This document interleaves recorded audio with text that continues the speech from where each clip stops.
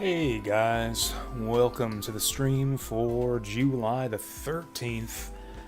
We are Thursday today. I got game night later this evening. We're playing some vampire for the first time in weeks. I made a new deck. I'm really excited. But before that, we've got the excitement of playing some Lunar Eternal Blue right here. I've been having a good time with this game so far. I'm glad that we went with the Sega CD version, even though I don't think I like it quite as much as the PlayStation remake. It's different. It's different enough to be really interesting, and I like that the dungeons are a huge pain in the ass to fight through. Okay, so where we last left off, we made our way to Meribia. We're actually seeing some familiar ground from Lunar 1. I think the first that we've seen, I actually commented on that on the previous stream, how like the entire world map of Lunar is completely different from how it looked in the first game. Like, we haven't seen any towns or territory that's remotely familiar to us from the first game. But that's all changed right here. We've made our way to Meribia. And actually, I think this ain't the last one we're going to see. I think we're going to make our way to the magic city of Vane later today as well. Probably, assuming I don't waste all my time here in Meribia. It's funny, the world map looks totally different. Like, the entire geography and topography of Lunar has completely changed in the last few hundred years since the first game, apparently. But Meribia is pretty much exactly the same. Like, the houses are laid out in exactly the same way. This shop... Oh, this was Ramus's old shop, wasn't it? Or was that down south a little bit further? Looks like the magic... Magic Lane is gone. Royce's old fortune-telling shop. That whole district is out of here. But yeah, this is kind of cool. We get to see some familiar turf finally. This kid here looks like Adel from Ys.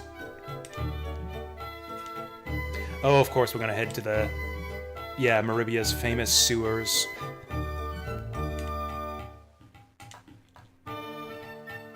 Because, like, what else is there to do in a big city in a JRPG than to go rummaging around in the sewers, fighting slimes and rats and shit?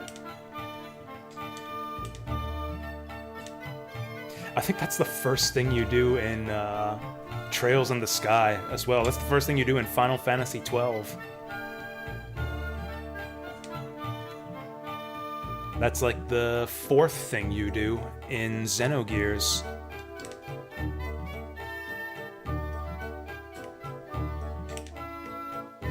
Grandia, I think, is sewer-free. I don't think you end up... Oh, no, that's right. Once you get to New Parm. Yeah, there's a sewer level there where you gotta sneak through the sewers to get under the church to stop a wedding. The sewer in Trails is a free heal. I don't know what that means, but like you can drink the sewer water for free healing? That sounds disgusting. Yet another thing to go on the list of reasons for me to never play Trails. I think Xenogears has, like, the only good sewer dungeon in RPG history, and it's not even anything to do with the actual layout of the dungeon or what you do there or anything. It's still a pain in the ass to navigate, but, like, the setup for it is really cool, where you're, like, hunting down this monster, following its trail, going all CSI on, like, the corpses of victims along the way, from what I remember. You track the beast down, and then he's, like, you get scenes where he's, like, spying on you in first-person view. That was such a cool scene. The whole sewer dungeon in Xenogears. They actually managed to make a sewer exciting, which I don't think that any other RPG in history has managed to do. At least not that I'm aware of. Actually, Dark Souls has some good sewers. It's the rats that make the sewers in Dark Souls. There's some really big, scary rats in Dark Souls. Hey there, Saturn Meteor. Look to La Lunar? I have no idea what you're talking about. Is that some French garbage? Is that the title of a video game? I've never heard of Look to La Lunar.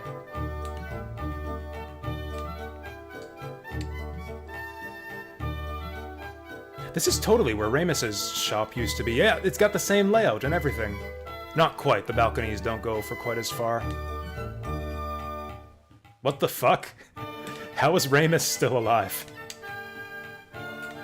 How is Ramus still alive? Or I guess this must be, like, Ramus the 30th or something. Is he still fat?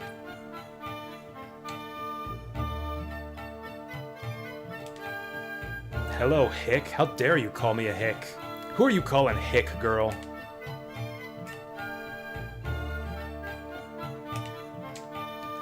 Lamina seems popular around town here. I guess she lives just nearby. I guess Vane is just nearby the city of Meribia.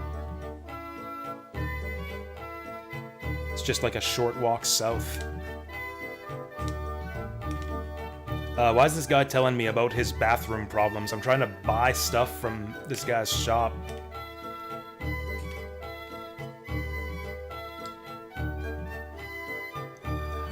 Yeah, but the traditional way to spell that kind of hiccup is H-I-C, not H-I-C-K. H-I-C-K is, like a slur against rustic folk. H-I-C is short for hiccup.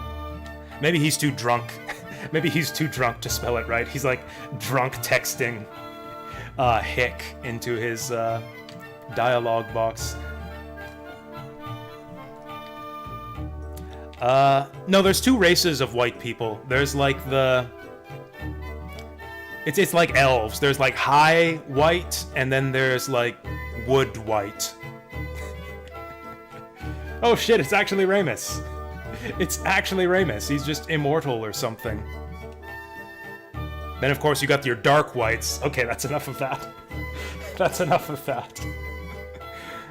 The legendary Ramus's store. I guess he became I guess that's what happens when you become legendary. Become immortal. That's funny. Ramus has a very similar personality to Lamina, I think. Or I guess not really. Just similar motivations. He's like a money-grubbing, shrewd businessman.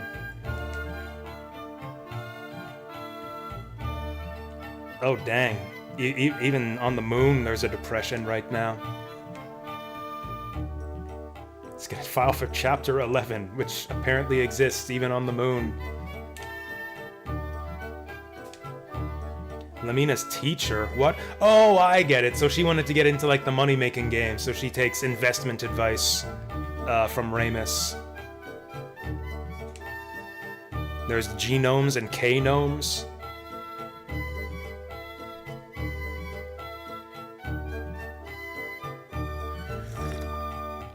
The good old P-gnomes, too.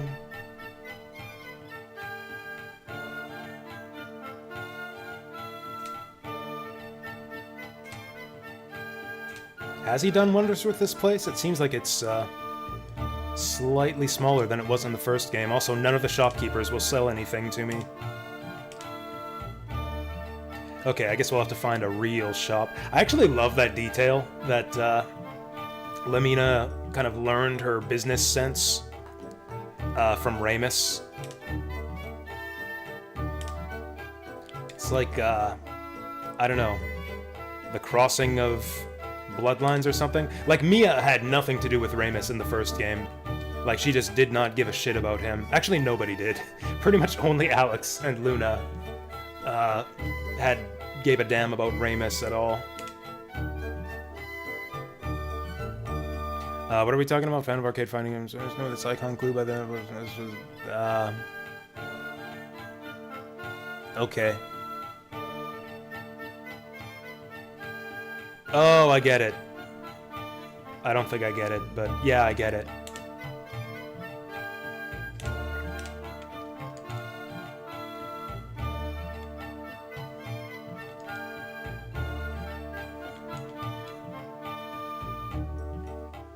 Whoa. Oh, dang, the warehouses are locked up. Have we fought any big monsters? You know, this game is a little bit slow-paced, like more so than I remembered even. You guys look like you fought a lot of big monsters. We fought like 3 big monsters. We're like 8 hours into the game. I think we've cleared pretty much 3 dungeons. We fought the giant mace, serpent man. We fought Lamina's magic tester. We fought the Yeti, and I think that's it. Oh yeah, and we also fought that random bounty hunter or whatever in the mountains, the one with the gun who paralyzed everyone.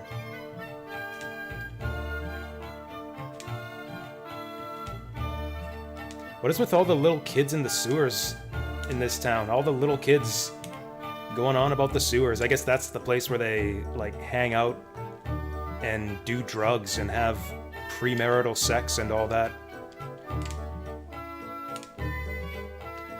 It's like the equivalent of, like, the ravine in a small town. Instead of going out to the ravine to smoke reefers and make out, you go to the sewers. If you're in a city, you go into the sewers.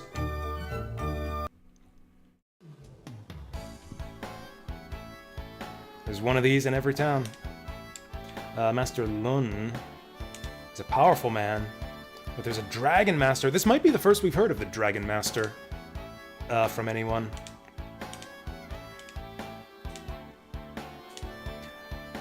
Yeah, there's like, you get like little hints of things that like sound kind of reminiscent of the first game. It's like, oh cool, the Church of Althena is still around. The Dragon Master is still around. There's 4 new heroes. And you'd think all those things would be good things. It's like, oh cool, we can go meet the 4 heroes. And they can help us out to become a Dragon Master. Oh, there is a Dragon Master. I guess the world is safe.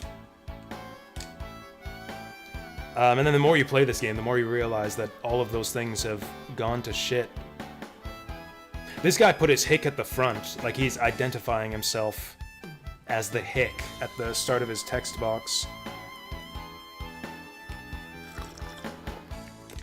Ooh, a mysterious masked man. Oh dang, Jean really wants to know about the masked man.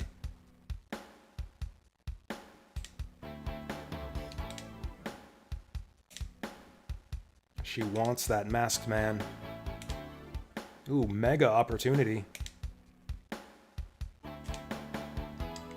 I feel like Ronfar has very little to say ever since he joined. He's been suspiciously quiet.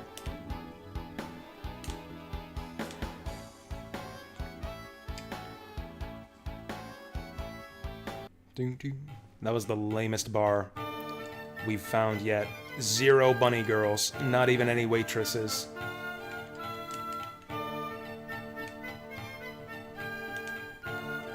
Oh, that's cute. He wants to be trained by Master Lun. That's actually kind of funny, because as we'll find out later, Master Lun is all about training children in the art of karate. He likes to take them young.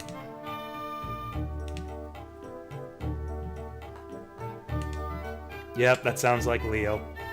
Always going on about flailing rank bottoms. Yep, that sounds like Red Priest Maori. Always calling people loathsome dung eaters.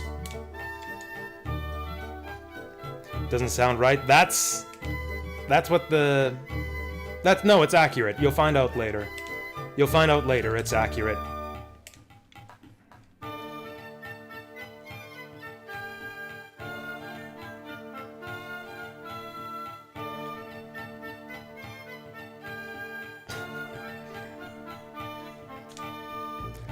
What are we doing in here? Oh! This is that famous JRPG hospitality. As long as you're not a door-to-door salesman, they're totally content to have you just barge through their door and rummage through their stuff. Hey there, Vassal. How's it going? Oh dang, she's still having none of it. At first I thought she was going to apologize for kicking us out. Get the fuck out of my house! Oh, I'm sorry, I thought you were a door-to-door salesman. Your name is Hero, you have a scarf? Please, rummage through my drawers. Holy shit, we got a bunch of new items now. Cover lots of HP. Are we gonna get, like, 8 times more HP? These herbs already give us, like, 50, which is enough most of the time. Starlight, normal status. Heal freeze, heal stone. We haven't seen stone yet. I think I'm good with all of this stuff.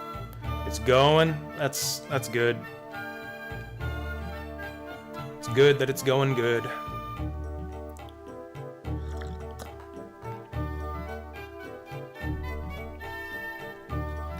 You seem excited today, Saturn Meteor. I'm having more difficulty than usual understanding what you're trying to tell me. Maybe that's just me. I might be slightly hungover. I downed the last of the whiskey from the bottle yesterday, as usual. I lifted it up and it's like, oh, it doesn't look like there's much yet left. I'll just dump the rest of it into a glass, and it turned out there was more left than I thought.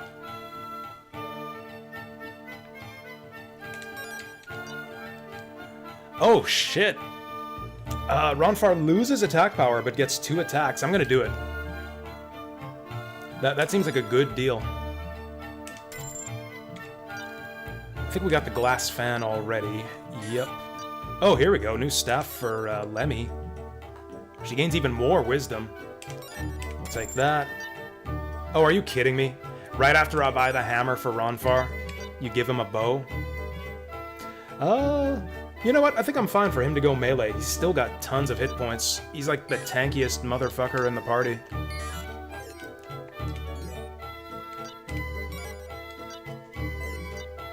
Someone's on the jujubes.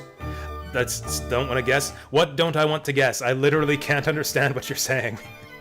I am cuckoo, not simply cuckoo, nuts, mad, sick out of my mind, demented, lunatic, synonyms I forget. Guess what I did. Okay, guess what I did before the Steam. Okay, you bought a video game. I'm guessing that you bought a video game. Oh, you bought Ryza 3. Congratulations. Have you even played Ryza 1 and 2? Did you really, really like Ryza 1 and 2? Right, so we can sell the rest of this old shit now. You played 2, but not 1. That's a very Jasu-esque thing to do. To play the sequels before the first game. I should have done that with the Lunar games. We should have done Eternal Blue first. Just to be contrarian. Honestly, I don't think you need to play Lunar 1 to appreciate Eternal Blue, but it helps a little bit. It's one of those things where it's like... There's kind of an arc. Both in, like, kind of the overarching story of, like, the return and departure of Althena.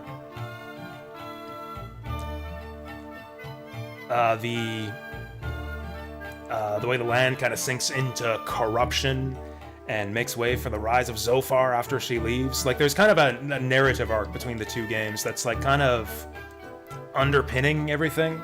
Like, there's, like, the standalone stories of each game, and then there's, like, a kind of narrative thread underneath it all that ties them to, the two of them together. Which you won't really appreciate, I think, unless you've played them in order.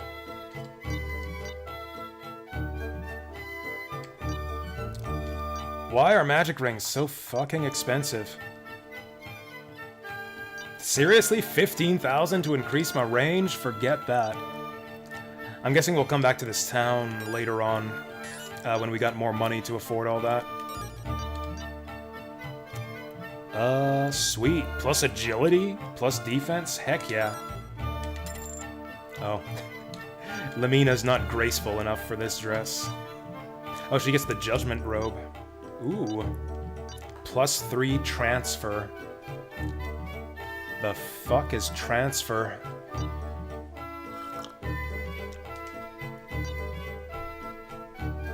She gains a bunch of wisdom, so we'll definitely give that to Lamina. Probably want Ronfar to wear the armor. He does gain wisdom, but I don't think I care. Oh, he can't wear the armor. Ronfar can't wear the armor. I guess he gets this after all. Plus range for Hero, that's awesome. He can probably just run across the entire screen now. Man, Hero's looking pretty heroic right now. Check out this spread. Oh, we're not even done yet. She had helmets and shit for sale.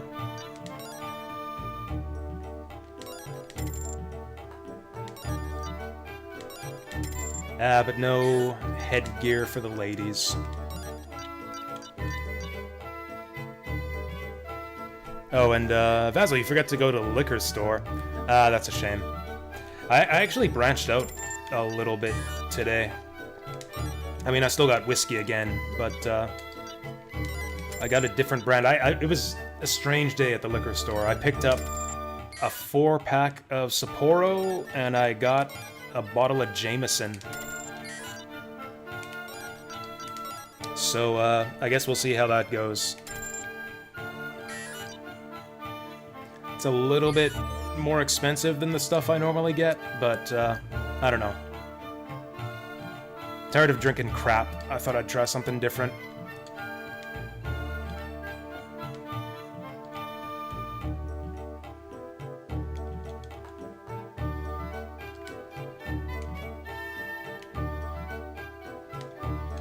Oh, cool. We can get go have a talk with Master Lun.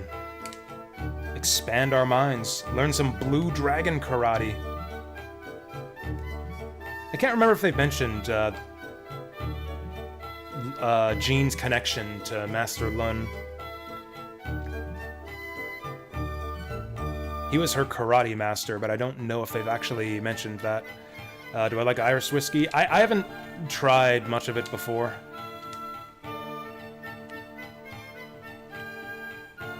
I know I've tried Irish whiskey like once before, but I can't remember what brand or whether I liked it or not. Oh, this place looks busy. What are you doing, slacking on the sidelines? Blue Dragon Karate is best karate. I don't know about that. Have you heard of the Karate of Death? Holy shit. Okay, Blue Dragon Karate is the Karate of Death, apparently. That was hardcore. I love how Jean just drops stuff like that. It's like Blue Dragon Karate. It's the most deadly art. You cannot let your opponents live. It's like, no, boy. You are not ready to learn the Karate of Death. She's just dropping these hard lines all of a sudden. In between dance numbers. Susie's sleeping. We put Susie to bed. What was that about rebellion? Oh, the Bandits of Tabin's Peak! That's, Kyle's old crew, isn't it? I don't remember, actually. Did we go... Was Tabin's Peak where Kyle and his gang hung out in Lunar 1? Ooh, karate tournament. You know, that would be awesome if Jean would have participated in that dance competition they talked about back at the fairground. She could be like she could be crowned the world's best dancer, then she could go on to win the karate competition and be the world's best karate master as well.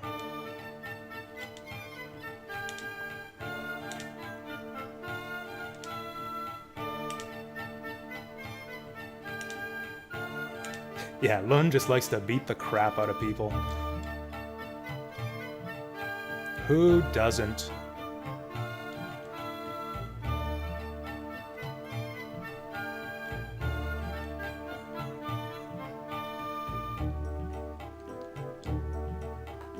So this building here is Mel's old mansion from Lunar 1.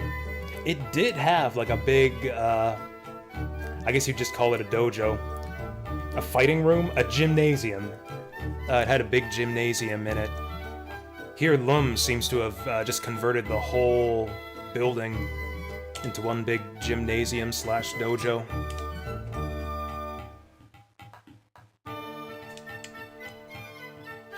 Yeah, dojo, or however you pronounce it.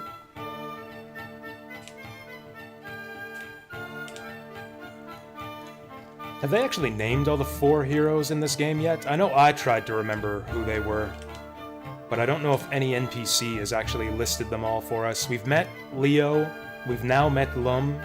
I don't think that anyone has mentioned Borgen yet.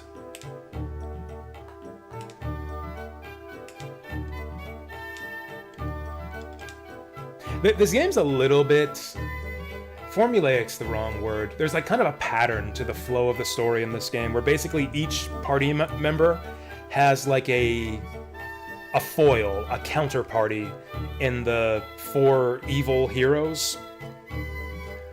So it's like Jean and Lum, Ronfar and Mari, Lamina and Borgen. They like all make like kind of... every party member has a dark mirror in the 4 heroes, and that's actually one of the things I like about the game, is the way that they, each party member's relationship with those different characters, kind of helps them go through their personal arc. I don't know, the character stories in this game are really good. I really like the way each character's, personal development plays out.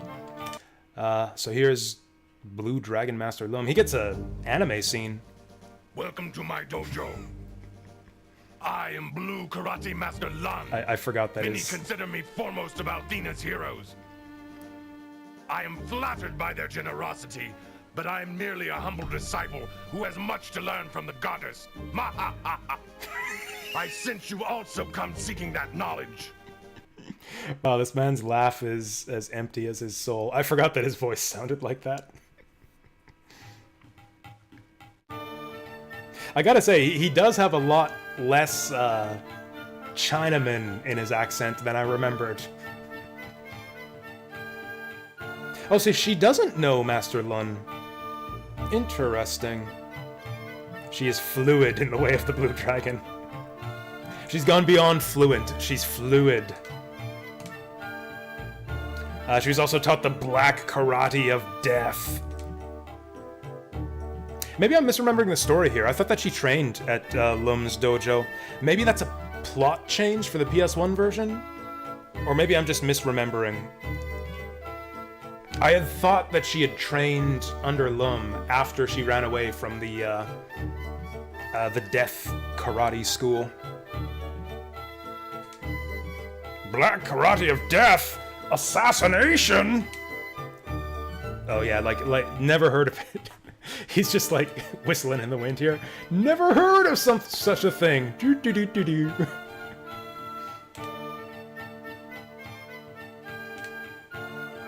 So the man who created death karate is a coward that hides behind a mask, so that no one may learn his true identity. A long time ago, I was enslaved to his wicked group, but I escaped. This is a big moment here. This is where we actually find out all the details of Jean's backstory. He calls his devilish sect the Blue Dragon Cult. A lot of cults in this game. Can you whisper while speaking Lunarese? You know what? That's Lum's accent. He's speaking Lunarese with like a very thick accent. That's why it sounds like he's shouting constantly. I wonder if that was like if the voice actor got the script in all caps as well, so he thought that was the way it was supposed to be read. He got the script in all caps like this, so he just read his lines like, "Jane, thank you for bringing this matter to my attention!"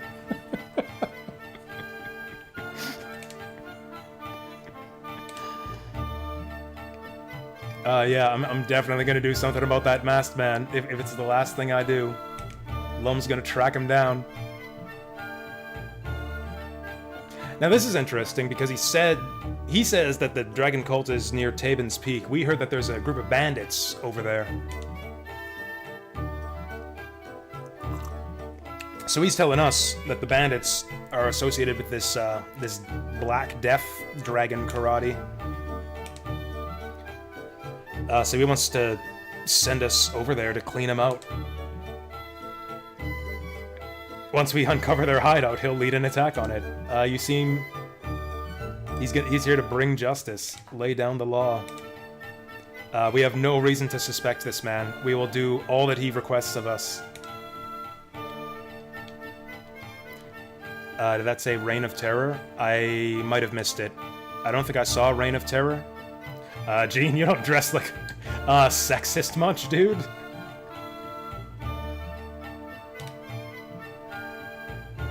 Oh, there we go. She's hung up her karate.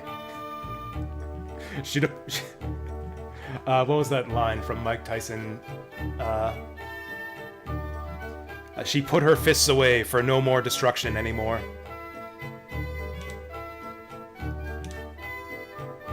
He might have been talking about the Reign of Terror of the bandits of Tabin's Peak. Yeah, that's right. Evil karate is for weaklings. You must use karate correctly.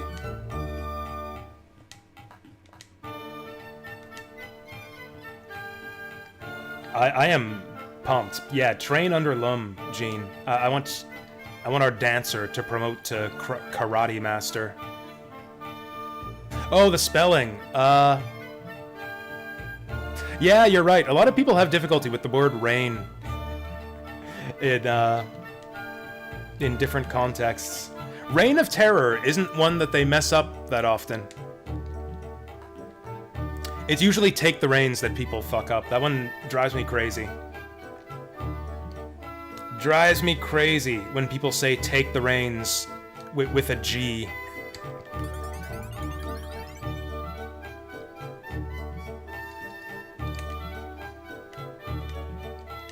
And like they all do it. Almost like anytime I see that phrase in an article, they all write take the regnas.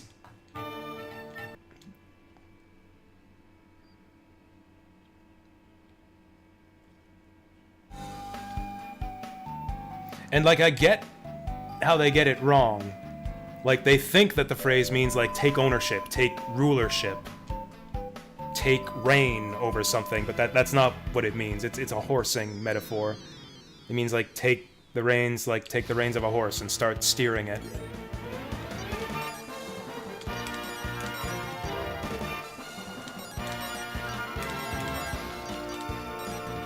Yeah, take the wheel, exactly. Only you're taking the wheel of a horse. The reins are a wheel to a horse, and you spell it without the G, if you're using it that way. But since modern writers don't know how to write, they all spell it with the G. They do it specifically just to piss me off. Yo! Oh, seriously? I thought that was the like target all enemies lightning spell. That was kind of lame, actually.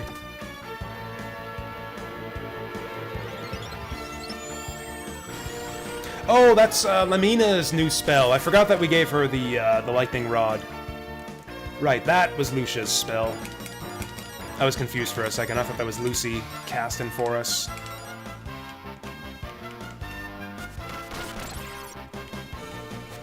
We'll get steering wheels for horses once we start making the robot horses.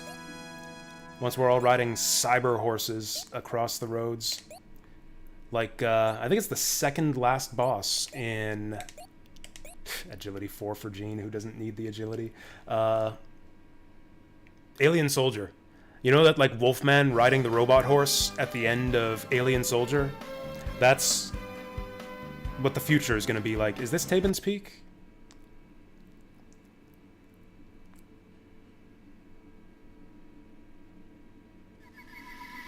I think it is. Is this a peak? It looks like a giant tree. Also, there's baskets hanging off that tree. It's like a giant tree house. Maybe we'll find some lost boys here. Uh-oh. Gotta be mega careful here. Okay, the drinking game. The Lunar drinking game has started up again.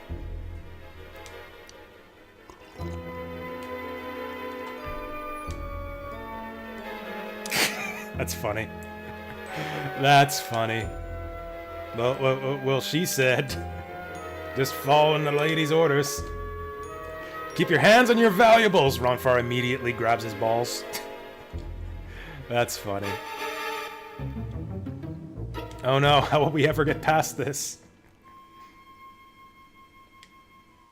Oh no.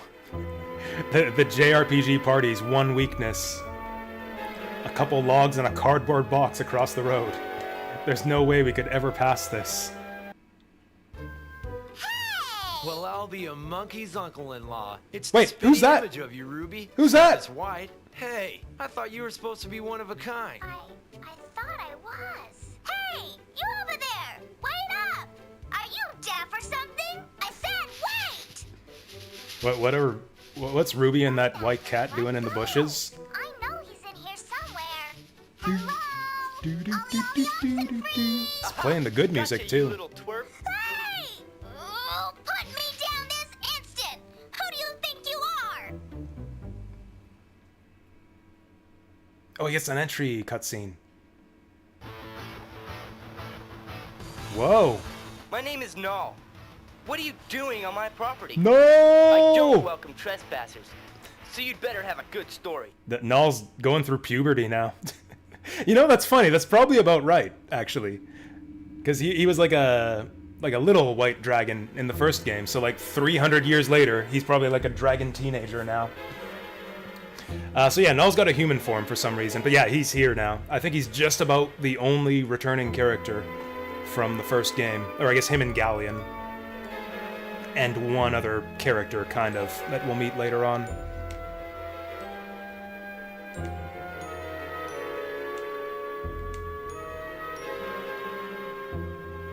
Property? He's a long way from the White Dragon Cave.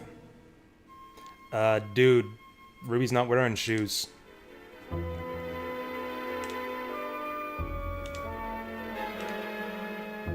Is nobody gonna comment on the fact that he transformed from a flying white cat? Oh, he's obviously the leader of the Blue Dragon cult. Oh, Lucia knows what's up. His aura is not something evil. He's like an ellipsis.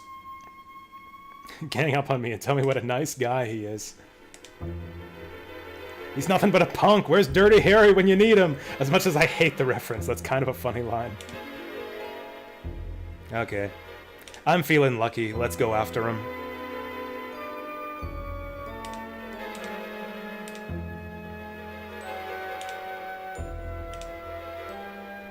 Alright.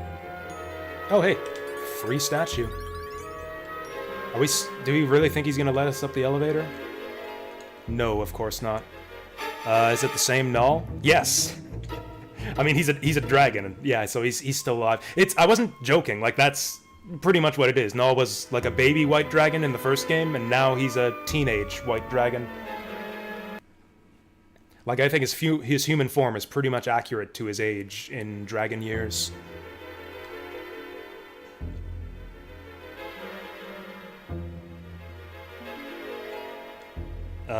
Why is Lamina... I think she's just born that way.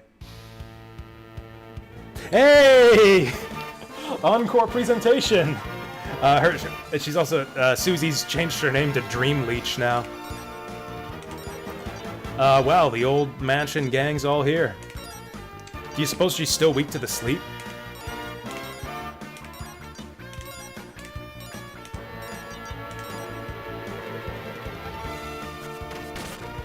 Bonk. Nice. Oh, that means that Hero's gonna go for Susie. Hopefully she's not immune to damage this time. Biffed it.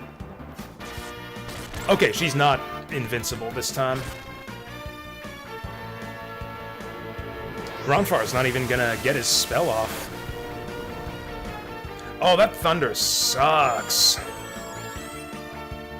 Yeah, she's just seems to be just a normal enemy now. And we can't put the toy unicycle guys to sleep.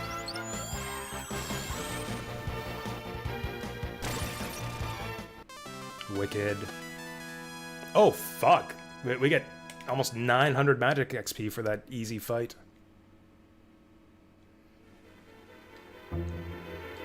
Actually, that reminds me, what are we looking at for magic XP? 4,000! Right. So we finished that one. Our next one was gonna be health. We're pretty close on that one. Yeah, ever since Lucia, got her new makeover, she's kind of got her groove back now. She's casting spells on pretty much every turn of combat. It's like we have a full party now. Like, instead of 4.5 party members, we got a full 5. I actually looked up a little bit the way that Lucia works. She actually pretty much just levels up with the rest of your party. Or specifically, she levels up with Hero. Every time that Hero's level goes up, she gains a few hit points, and at certain level thresholds, she'll gain new spells. And then at certain points in the story, her AI changes. So, like, yeah, the further you go on through the story, the less likely she is to defend and run away and slap people. Oh no!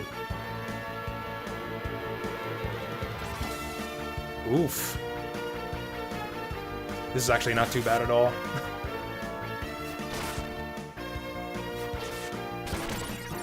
Critical!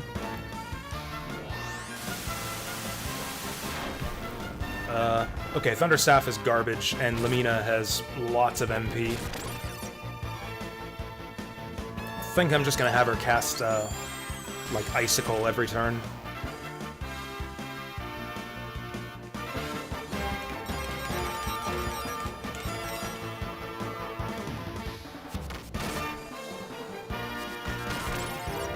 I really like Tabin's Peak, or at least I remember liking it from the 1,000 magic XP. Holy shit, we're gonna level up so much magic here. It's mega magic time. It's like this giant treehouse with all the platforms and stuff. It's essentially like a village of Lost Boys, as we'll see. Once we actually reach Null's bandit camp. So-called bandit camp.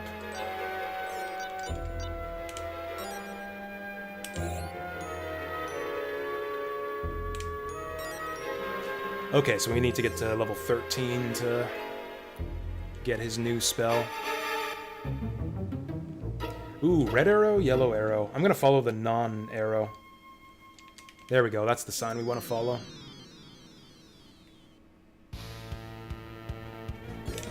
This actually seems like a pretty easy area. It's only a few enemies, so I think we can get away with Thunderstaff. Oh, fuck. Okay, maybe they're not, like, regular enemies. Oh, you know what it is? Because Hero's got the Fire Sword. So his elemental damage can... Oh. Or maybe we just got lucky. Did he crit them or something? This is a bit messed up. The first time we attacked him, they just died in one attack. Okay, that was a terrible first round.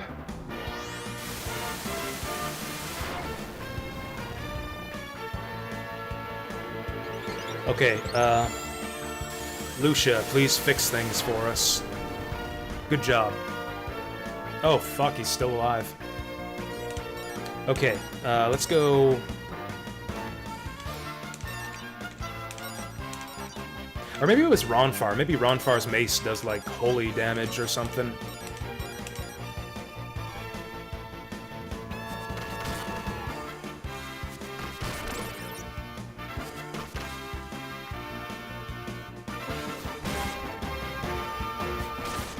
Jeez. I figured since they had such high physical defense, they'd have low, hit points. Kill him! Oh, there we go. Susie Death living up to her name. I have no idea how we did so much damage to them in that first fight.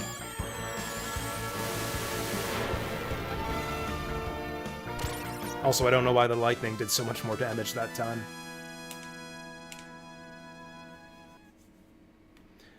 Okay, so after like 6 battles, we'll have enough to level up Ronfar's magic. I think we can get away with just healing him.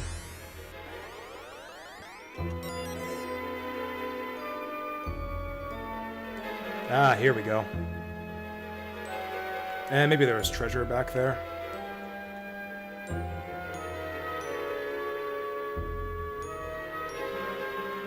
Nope.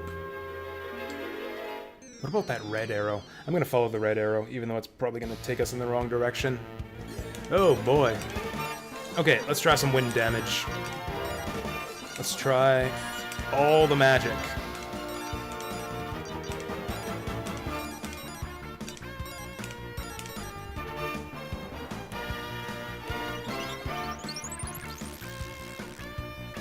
Play with the butterflies. Ooh, she likes the butterflies. Is it hero next? There we go. Wicked.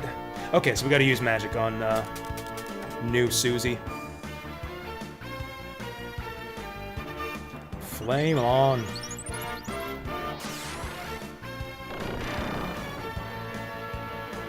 Wow, she's got more than 100 hit points.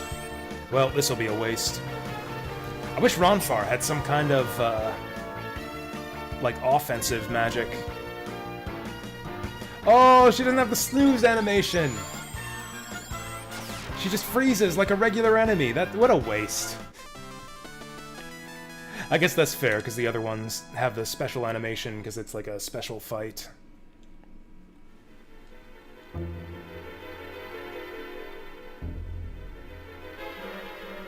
I've been duped. These arrows go nowhere. Okay, I'm not going to follow the arrows anymore. It's like someone put those there to mislead us or something. Okay, we'll just have him attack.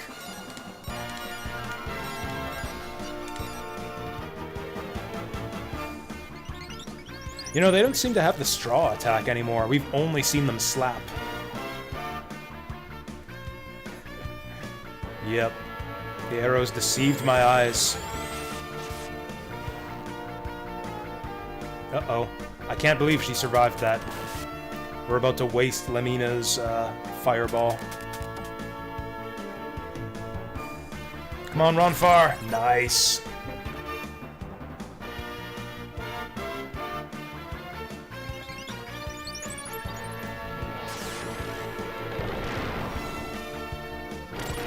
Wicked. Okay, so she's got just over 100 HP. So far, this is like just about the easiest dungeon we've seen so far. And we get so much magic XP. Hey, Zap. Yep, we're mega magicking up a storm here. Yeah, she's got a mega magic Zap now, too. I don't know what to do here. I guess we just physical attack him.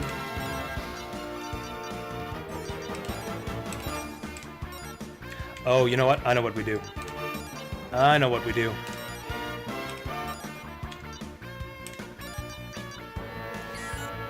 Actually, if they're about to confused, I don't really want to damage them. Although I think that magic doesn't dispel confuse in this game. We'll try it like this. Come on. Charm those puppets. Okay, not bad, not bad. Ha! Oh no! Oh shit, Hero's going down. Oh god! Oh! Shit, we got comboed. Not Hero, not Hero, thank you. Okay, Ronfar's got to heal next turn. Uh-oh. Oh, okay, he's a confused one. He's going for the other guy. Damn it, Hero! Stop fucking around. Okay, this should hit all of them. This fire ring should get every single one of these fuckers. Maybe not the one on the top. Ah. Ah. Oh, here we go. Lucy cleaning up. The one guy, at least. 92 damage. Good show. Okay, let's go for the one that's not confused. Oops. Yeah, she got, Lamina got the Thunder Staff now. She's zapping up a storm. Okay, we gotta be getting close on this one. Okay. That's gonna be worth like 2,000 magic XP. Pretty close, actually.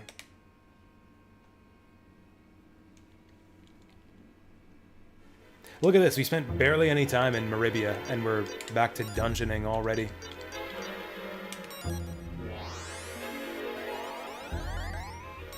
This game feels very dungeon-heavy to me, right from the start.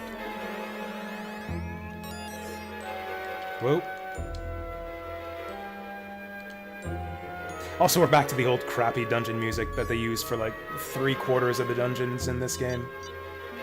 Ooh, we're pretty close on Ronfar's next spell.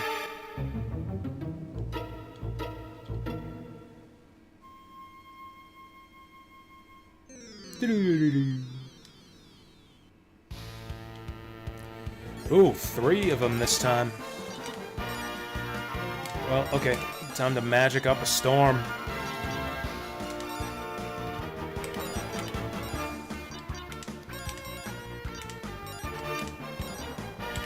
If we had any scenes of the Children of the Corn?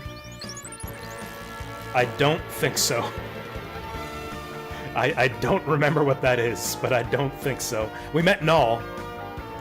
We met Null out in front of this dungeon. He had like an introductory anime scene. Oh god, we're being sucked with a straw. Oh, I think that's coming up. I think that's coming up at the end of this dungeon, probably. Yeah, so far Null just showed up and harassed Ruby and told the rest of us to fuck off.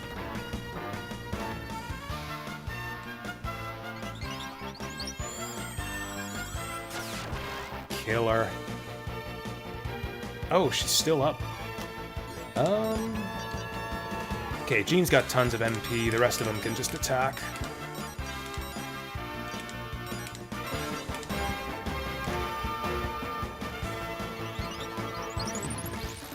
I never noticed this, but Susie looks even more derp-faced when she's got that straw out. Nice. Jean, level up. She gains tons of wisdom on every level up. That's kind of weird. I wonder if that empowers her dances. Oh, do we have Ronfar magic? Ooh, I think we do.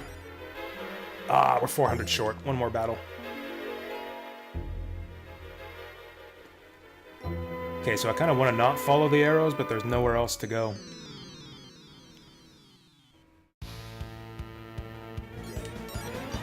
Okay, 2 of these guys, we can handle this.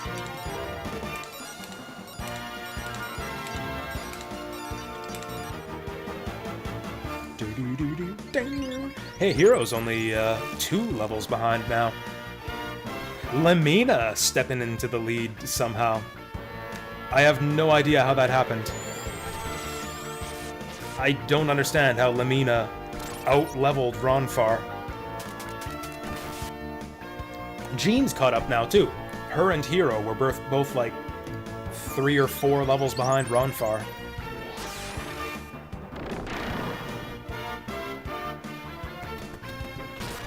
Bonk.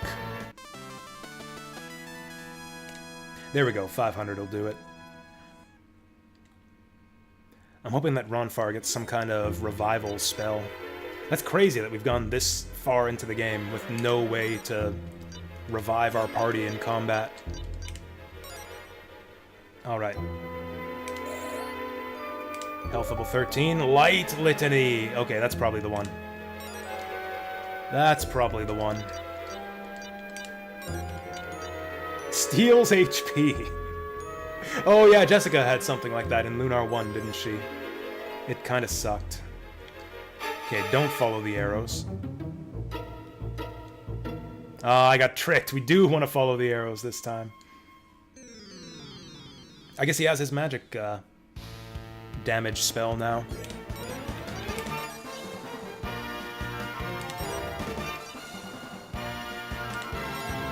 Actually, how much does that cost? 10.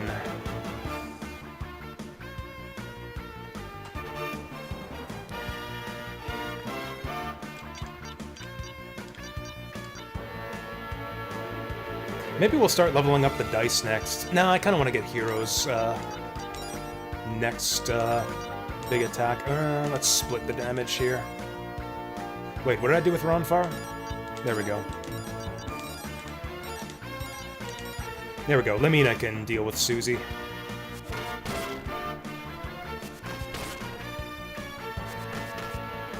Oh great, she gets the crit on the third hit. No! That's Jean, she's good for it. Ooh, can Ronfar reach that? Can you level up Hero's sword magic? No, actually. So each party member has one category of magic that they learn through leveling up, not through magic XP. Hero's got his swords, Ronfar's got his... what was it?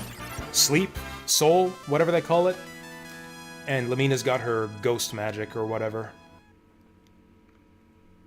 Those ones you learn by leveling up and can't invest magic XP. That's why I never saw... that's why I never noticed these... yeah, actually, it even has a category. Yeah, health... yeah, this is health magic, chance magic, and soul magic.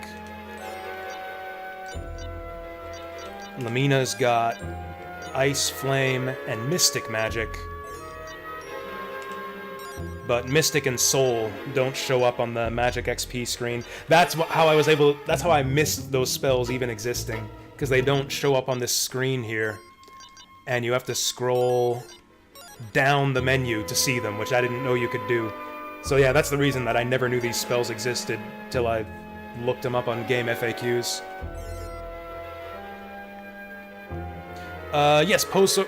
I mean, the problem with Poe Sword is, like, it kills one target.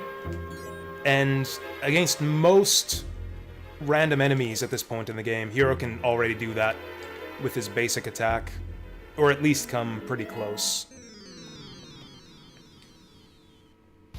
There are enemies that have magic immunities sometimes in this game, though. So his boomerang is good for that. He doesn't quite kill these guys with a... you know, I think you're right, though. I think Poe Sword is good against these guys, especially since I don't want those dudes getting their spin dashes off. I'm gonna try this new spell.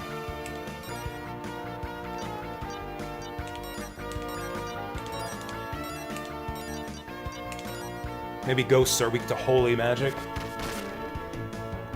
I haven't used any of Lamina's soul magic yet. Actually, I think these enemies outspeed Hero anyways, since he hasn't gained agility at all in his last, like, 4 level ups. It's just Lucy. She can tank it.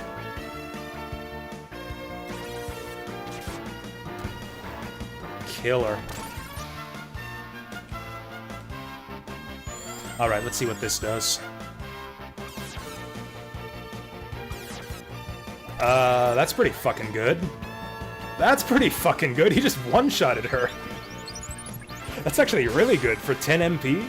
That's like 1 more than Calm Litany. And it heals for more. Oh, Lucy missed out. Lucia didn't get healed by that for some reason.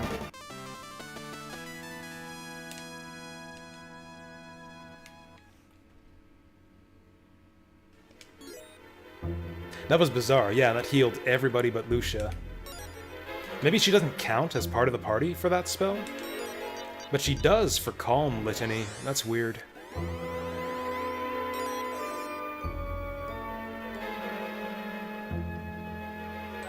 Going up.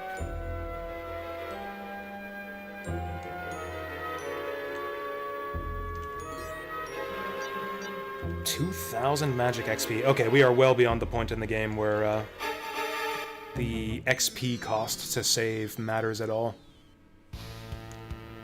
1 save is like 1/5 of a battle. worth of magic XP. This is kind of bad. Okay, we just want to kill targets here.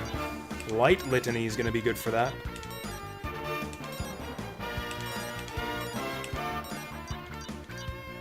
There we go, that's as many as we can get.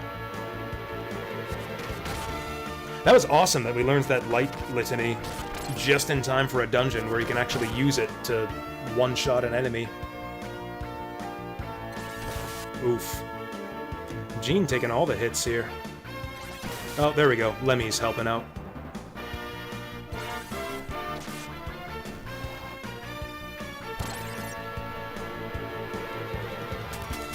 Boo! Oh shit, Jean could go down here. It's fine, we'll heal her back with the Light Litany. Come on, get her out of here. I don't get it. I guess that's a joke attack? That's like her taunt.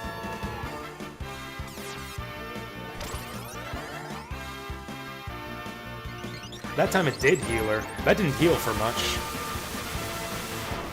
Ballin'. Okay, can you do that every round, Lucia? Please? That was awesome.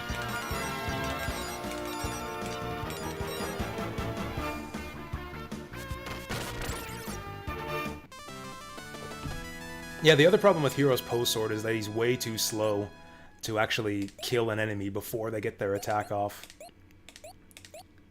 Okay, Ronfar's got some agility, that's good. Oh yeah, maybe that's the idea.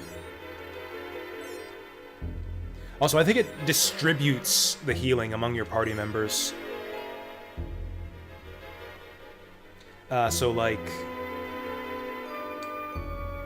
Actually, I don't know, I wonder how that works. So like, if everyone in my party is at full health except for one person, like, does extra healing go to the one person who's damaged? Oh yeah, for sure. Anytime our party doesn't need tons of healing from Calm Litany, yeah, we'll use that new spell. In fact, I might use it right now to see how it works. I might just use that right now.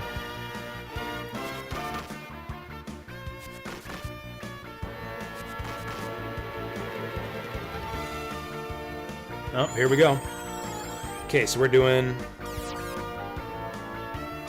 101. Okay, you know what? Yeah, I think it distributes the healing evenly, regardless of who in the party is damaged. So, like, we sapped 100 and then healed 20 to all 5 members of my party. Like, 100 divided by 5 is 20, even though, like, 3 of my party members didn't need the healing. So it's probably only worthwhile if your whole party is damaged. Come on, agility. Hey, there we go. That makes up for the last few misses in agility.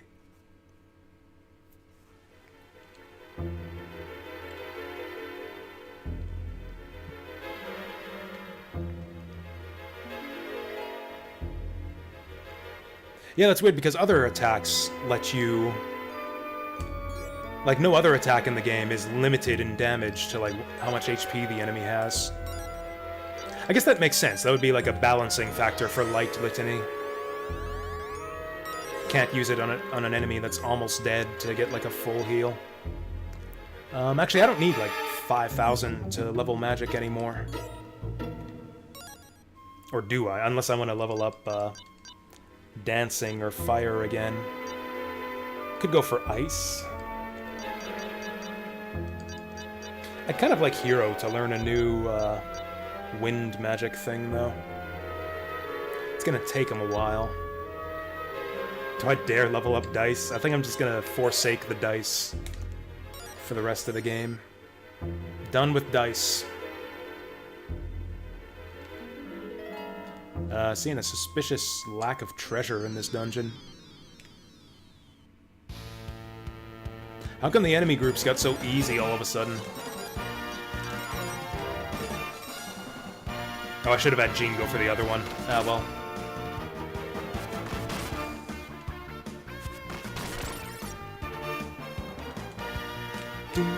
Damn it, I should have had her go for the other one. Okay, it's just Lucy.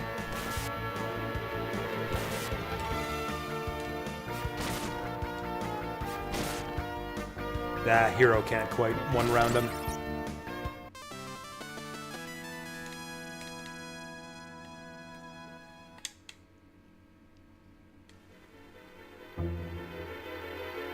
Also, the fact that Null is apparently the leader of these bandits gives you kind of an obvious clue that he's not gonna be affiliated with Death Dragon Karate, which kind of gives you a hint that Lum's not exactly a good guy here. I think it's actually a waste doing Light Litany here.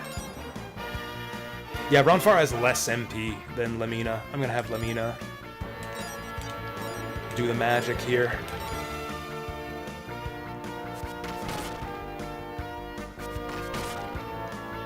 I know, Susie's back and she brought her straw again. Not only do you not need to sleep her to damage her, you don't even, she doesn't even do the proper sleep animation. She just freezes in place, the same as a regular enemy. They don't use the custom Susie sleeping animation if you put her to sleep. That was like a special thing for the Magic Mansion only.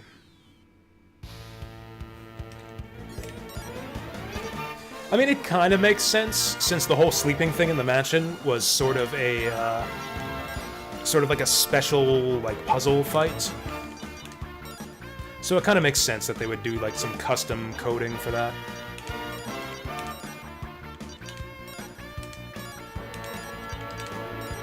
Actually, I wonder if Ice Pick... Flame is leveled up more, it'll probably do more. Actually, this will be a good test. Let's see if Ice does less damage for being 3 levels lower. I'm not entirely positive that leveling your magic actually increases its damage. Leveling magic might only be useful for learning new spells.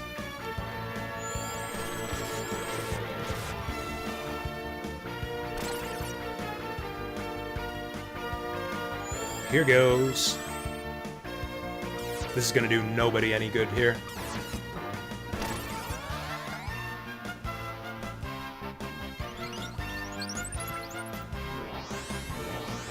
Okay, so the fire one does about 100 damage. So if leveling does boost damage, it boosts it very little. Like, fire is 3 levels higher for Lamina, and does, like, maybe 10 points more of damage.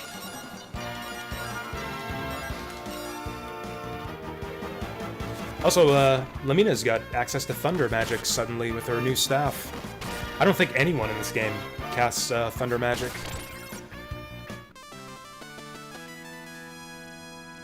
Which is ironic, given her lineage. It's like Nash didn't just give up his last name when he married Mia. He apparently gave up his, like, thunder magic, too. It's like, nah, she can... Our daughter can have your last name, Mia. She can have all your magic, too. My magic kind of sucked in Lunar 1. We need more Mias in the world, not more Nashes. No, we haven't met Null again since the start of the dungeon. Whee! I hope that's not taking us back to the bottom. I didn't actually think that would do anything. Oh, hey! Pink bow. I feel like that should go on Ruby.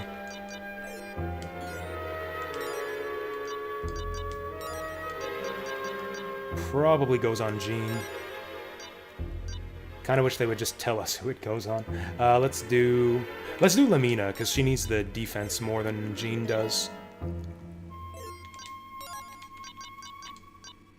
Okay, yeah. 2 def. I'm nervous. Is this taking us back to the start?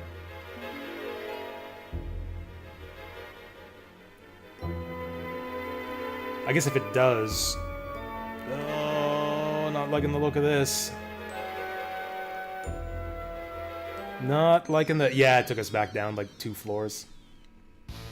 Boo.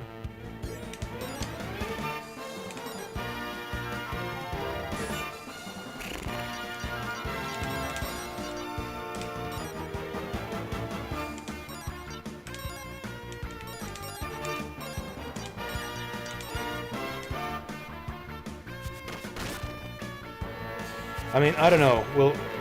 We'll see if that was worth it. I kind of wish that we hadn't grabbed that and had just gone up one floor instead.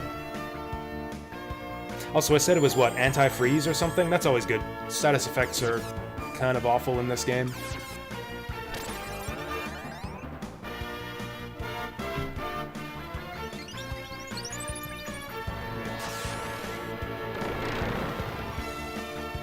So close! If she could just do 2 more damage, Ruby could finish her off.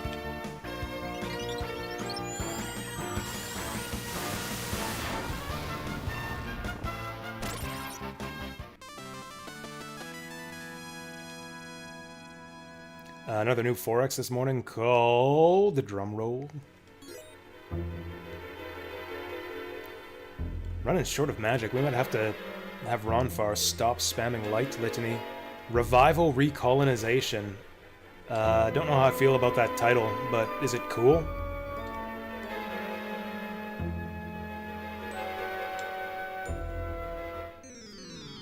Is it a sci-fi type thing? I don't know why. Recolonization makes me think sci-fi for some reason. I kind of want to run from this. I'm so sick of using up my MP on these ghosties. Okay, so we don't have to worry about the straw. I think I'm just going to have Ronfar attack. And then hopefully Lucia will clean up for us. Sci-fi about recolonizing Earth. There you go.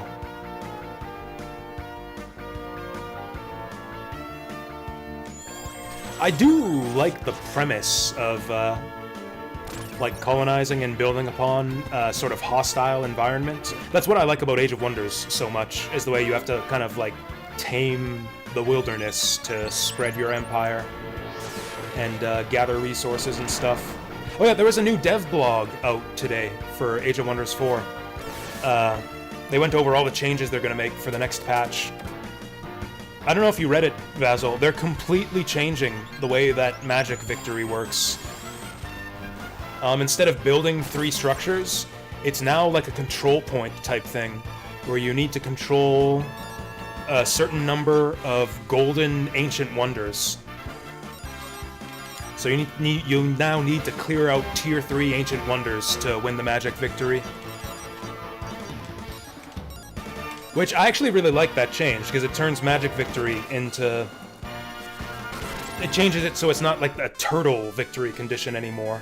Like, you can't win by just turtling with your 3 cities and just build, research until you just win automatically.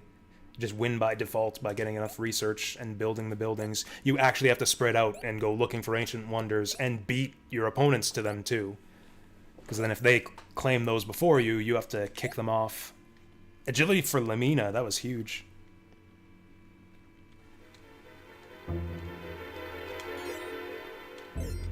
Apart from that, they also slowed down the research speed. Apparently there was like kind of an exploitative strategy that was really powerful in multiplayer, where at a certain point you could research like all of the tier 1 books very quickly and stack all of the enchantments from them to get super buff units. So they're increasing the research cost for new spells every time you research a tome. So if you just do nothing but pick tier 1 tomes now, they're going to start getting a bit more expensive and you can't research them super fast anymore. Kind of encourages you to build up the tech tree or the tome tree instead of just slumming it down in the lower books. Also prevents you from just like researching everything in the end game. Because that was the other thing, is like even if you don't stack tier 1 tomes in the mid game, there was still an issue where, like, in the late game, after you get your tier 5 tome, you could just research like crazy, and you'd get, like, a new tier 1 tome unlocked, like, every turn by the time you get to turn 80. It was actually kind of annoying. It's like, I don't even care about these spells, I'm just doing the research for Pantheon points, basically. So yeah, I like that change, I like the Wonder change. I like the Magic Victory change. I forget what else they were changing. It seemed promising.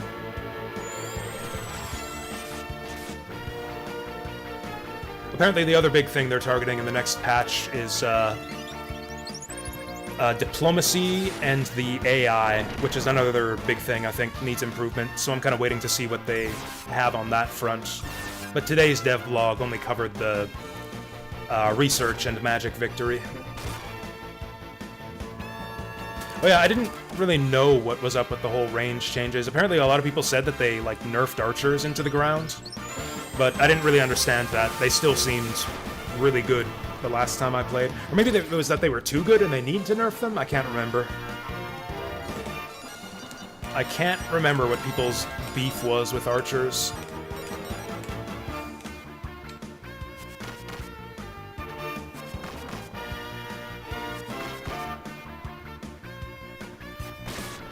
Come on, hero! There we go. These are actually the easiest enemy groups in any dungeon we've seen. Oh right, because that was kind of an overpowered build you could do. Was just stack like your archer enchantments for tons of damage. That's actually that same thing I was talking about with like the tier 1 tomes, because there's lots of tier 1 tomes that give you elemental damage buffs to your archers. So what you could do is you could just research all the tier 1 tomes, get all of the archery enchantments, and then your archers do like double elemental damage. It was kind of nuts.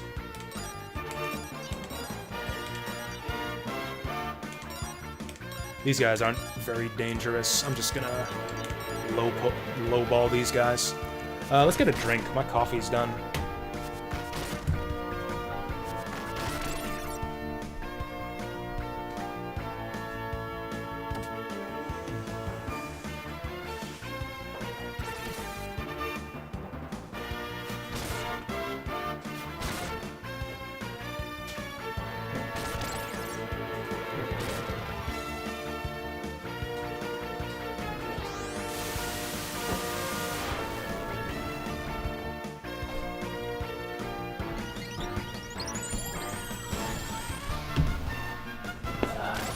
Like I said, I had too much whiskey yesterday, so we'll save the Jameson for tomorrow and bust out the Sapporo.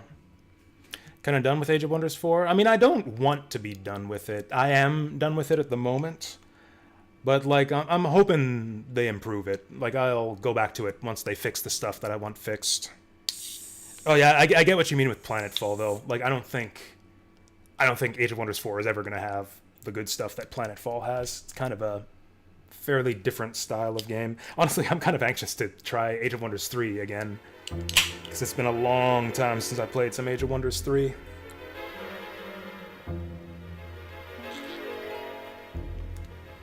Oh, that's refreshing. I haven't had a good beer in a long time. Actually, that's kind of a lie. That's kind of a lie. I had a can of Sapporo when I went for Hot Pot with my parents a few weeks ago. It's kind of why I had the idea to buy this. It's crazy how stupid expensive the drinks are at Asian restaurants. I saw that you could get a bottle of Gekekon for like $40. Which is completely stupid. That's like the cheapest sake there is. You can get them at the liquor store for like $12. They're selling them for $40 at the restaurant. And the fucking can of Sapporo I had was $10. $10 for a Sapporo at that frickin' place. This can did not cost me $10. It cost me like $14 for a pack of 4.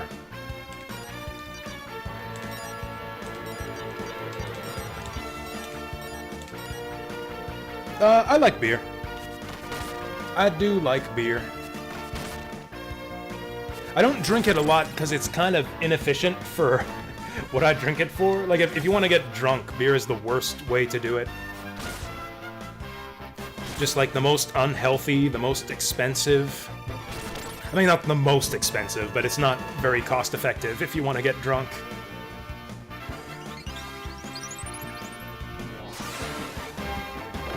Oh, like, I'd understand if you're, like, down on beer. I was down on beer for the longest time. A lot of my friends are down on beer. I was down on beer for a long time, till I got down with it. I was down on the beer before I got down with the beer.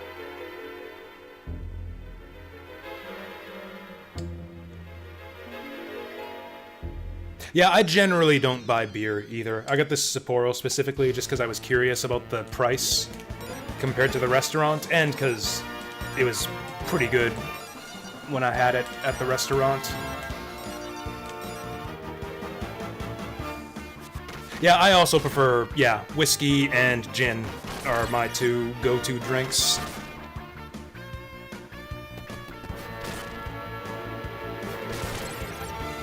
Beer.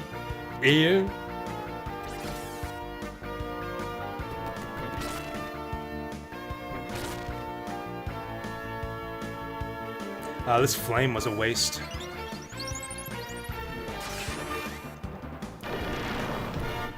So is that scene with the Bay Air in that Australian episode of The Simpsons? Are Australians like really big on the beers? Is there a good Australian beer I could try, or is that just like The Simpsons being nonsensical as usual? Oops. Yeah, I kind of want to check out and see if there's treasure down here. Hey, put password. Daiginjo sake. They had Daiginjo. Yeah, they actually had Daiginjo sake on the menu. At the restaurant. I saw the word Daiginjo on the menu, and I was proud of myself for knowing what that word meant. I know that word from the game Battlemania Daiginjo, which I was curious, so I looked it up. Is the Japanese term for high-grade sake. Just like Battlemania is like a premium grade shmup. Daiginjo. Asahi over Sapporo? I didn't see Asahi there, but I might look out for it next time at the liquor store. Lucy's about to die. Goodbye, Lucy's. Lucy gone now.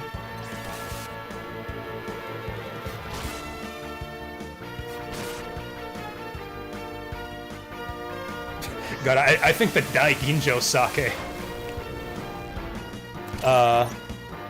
So yeah, I don't know if you guys have been to like some of these like smaller Asian restaurants before. The menus are all messed up. Like it's kind of difficult to tell like what the prices are. They don't have dollar signs next to the prices, just numbers. It'll be like sake 45, which is like $45 sake.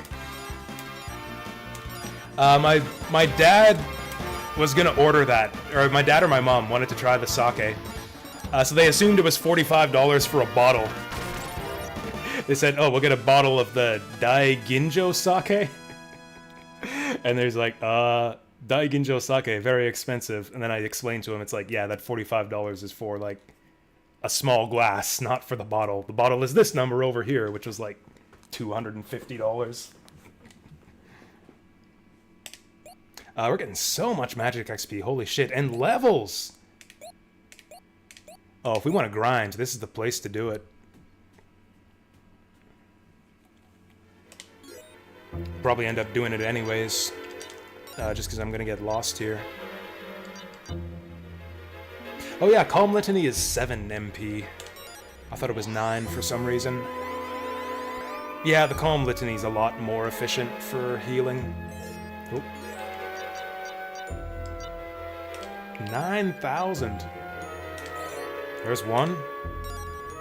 There's two. Okay, then we need 5,000. Let's save right now too. It's been a while.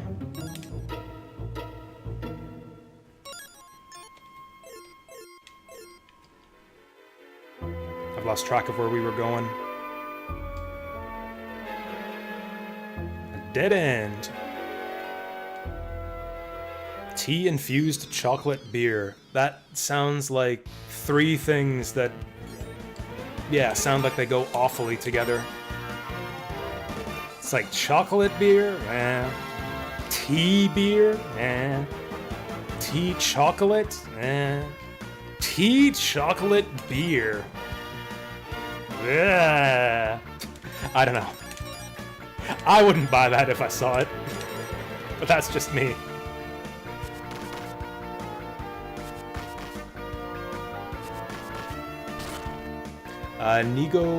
Nigorizake. The cloudy shit. Is like the actual beverage cloudy, or is it like one of those bottles that's like kind of frosted? You know, like how they have often the expensive sakes come in like the little, tiny little frosted bottle.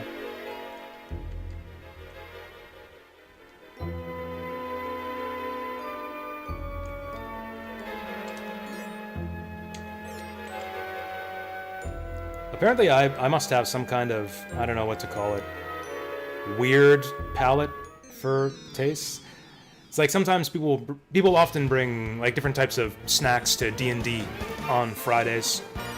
Some good, some bad, some interesting. And then often I'll just be like the only person who likes a particular snack. Well, my one friend bought some Asian like durian pastries, Asian like little durian jelly snacks.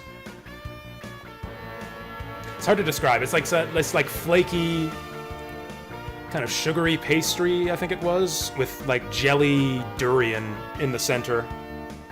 And like everybody at the table thought it was the most disgusting thing they had ever tasted in their lives. My DM was like, "Get it the fuck out of my house, it's stinking up the apartment." I thought they were okay. I took the rest of the box home with me, because I thought they were alright, and nobody else liked them. And then my DM said that durian is banned from his apartment from that day forward. I thought they were okay. It's got like a very strong initial taste, and then like kind of a sweet aftertaste that I rather liked. No, it was one of my friends brought durian. I always bring boring stuff. I don't get the exotic snacks. Like I don't go shopping for snacks. I don't like go grocery shopping. Like, whenever I go to the grocery store, I don't go looking for interesting stuff. I go to the meat aisle and I buy steaks. I go to the vegetable aisle, I buy broccoli. I get milk if I need it. I get beans if I need it. I don't go browsing for food, ever.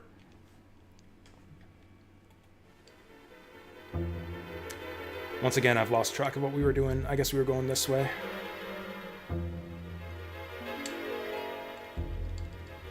Cookies and cream beer. That actually sounds alright. I'm a big fan of the Hershey cookies and cream bars.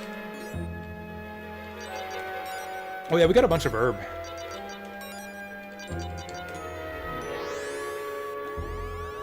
This herb is kind of becoming slowly obsolete. We might as well use it up. Oh, Nigori sake. Oh yeah, cloudy beverage. That's a nice cup. I like that cup. Ooh, I like those chopsticks. Is that like a generic picture? Yeah, there's got to be a picture from online or something.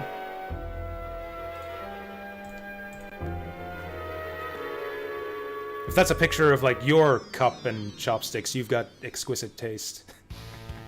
I'm assuming that's a picture just from somewhere online.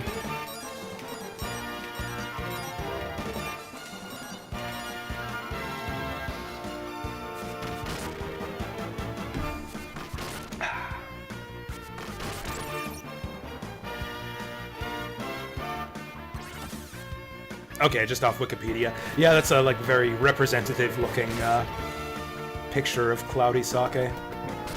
Finish him, Ron Farr. Nice.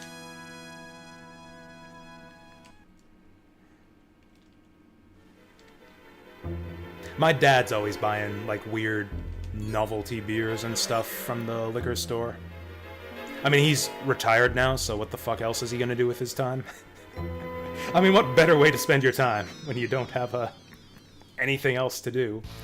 But yeah, browse the liquor store for novelty beers. It's the life I hope to live someday. I can't imagine being retired and not playing video games. Like, how the fuck do old people ever do it? Imagine being retired in a time before video games. I can't even imagine.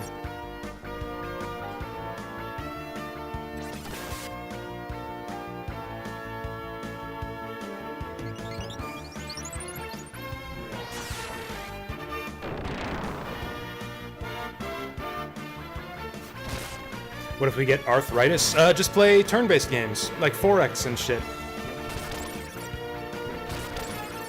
I've actually thought about this. It's like not even like, what about being retired? What about arthritis? What if I went fucking blind? What if like my hands got cut off and like because I think about dumb shit like this. I think about like what video games could I play if I suffered this, and this disability? And like there's always something. There's always something. Play 4X games with just like the mouse and my chin.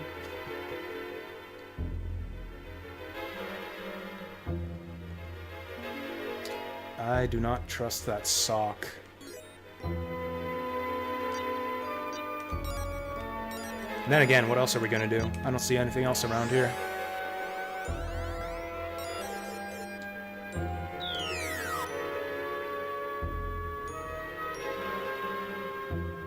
Yeah, this seemed like a bad idea. Okay, at least it wasn't too far to get back here.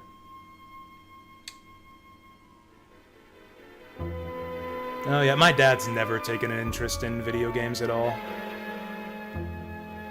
He tried GTA once and didn't really take to it. He couldn't steer the car at all. He was like just veering all over the road, crashing into things.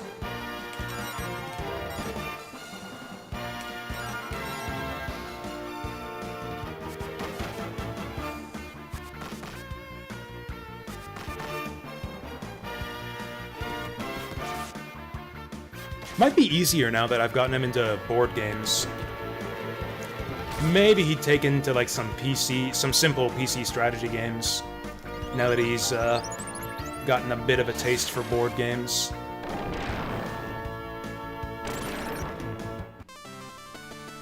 Ooh, Lemina's in the red now. Hey, hero level up. How about some agility? 2 attack. Ah.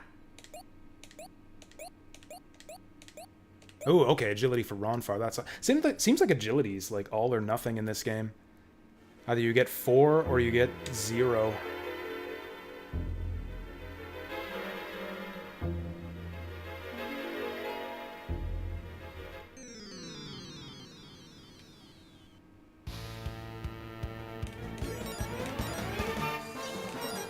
Actually, I'm trying to think. I can't remember now. What was my gaming solution for blindness?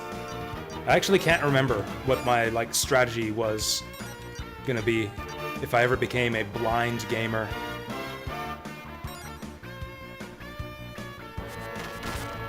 I guess board games at that point? I guess maybe solitaire board games.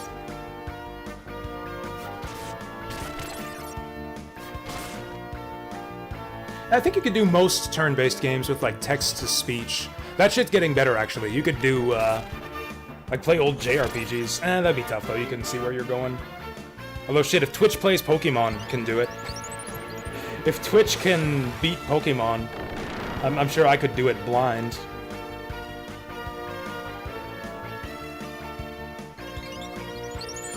Oh, hey, Lucy finally gets to do something.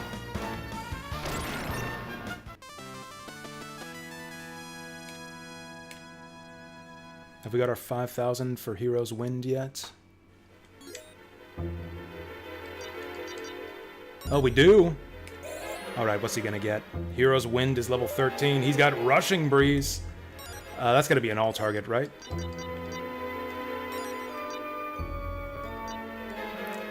Can't tell. Zone. Well, maybe it's a big zone. 9 MP, that's actually not bad. I think that's actually the cheapest AoE attack we have.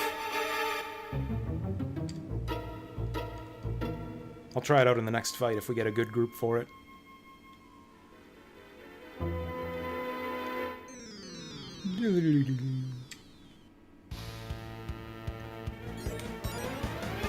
Oh, this is the perfect group for it. Okay.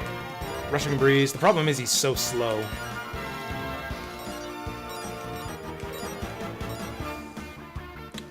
I guess we'll get Lamina to AoE as well, just in case he fucks it up. He got a 4 agility level up, so he maybe has a chance to outspeed these guys? Nope. Well, if they all dogpile Gene, they should stay together at least. Oh dear. She's fine. She's good for it.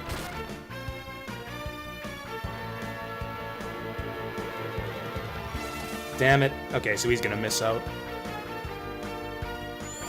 Alright, here we go. Ooh, that was incredibly lame. I am never casting that again. Yeah, Hero's magic power is garbage. I think we only use that on enemies with a magic weakness. There we go. Show him how it's done, Lemmy.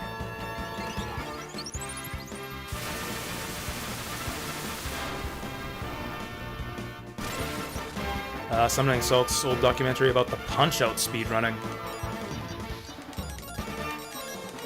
I think Punch-Out would be a boring game to speedrun. Maybe I just don't know that game that well. Like, if it's so simple and, like, memorization heavy that you can do it blindfolded, like, isn't it just, like, perfect input timings? Maybe I need to watch that documentary to learn the real truth behind Punch-Out speedrunning.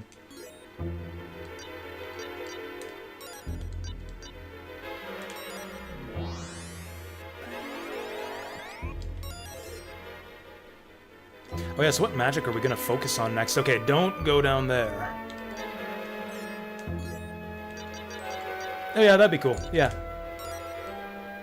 Discord link to check that out. Do we do dice or ice?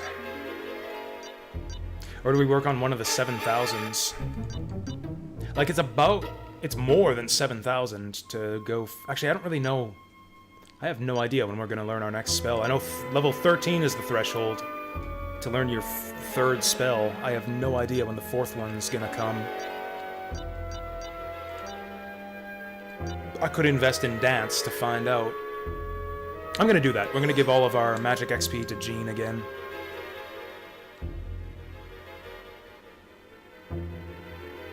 Maybe I am supposed to go down that net to the lower level and just don't jump down the next one. Oh.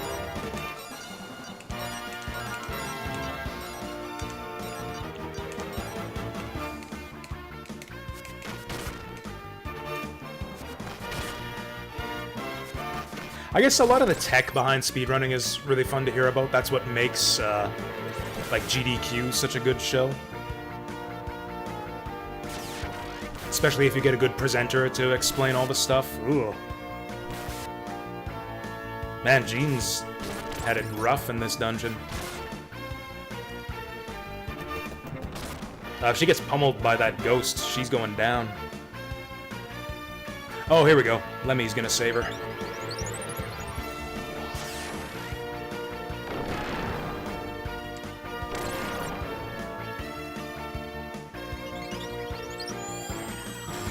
My favorite video game documentary guy on YouTube is some guy whose name I'm blanking on. Strafe Fox. I think that's the guy. It's likely that if you guys are into video game documentaries, you've heard of him too. Incredibly well-produced, well-researched documentaries on mostly old console games. They did a really good one on the Genesis Sonic games. A really good one on like the old console Castlevania games.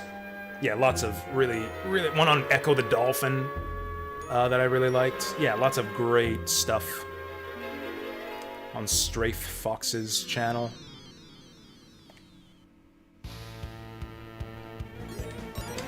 Oh, you've never heard of Strafe Fox? You should watch some Strafe Fox. I don't want to oversell it, I guess, but it might blow your mind.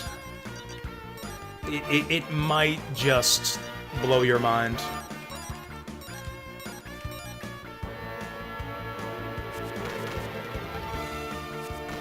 And I thought our level ups might help us do a bit more damage to these, but they got some serious physical resist. How about some crits? Ah. Let me see if I can find Strafe Fox.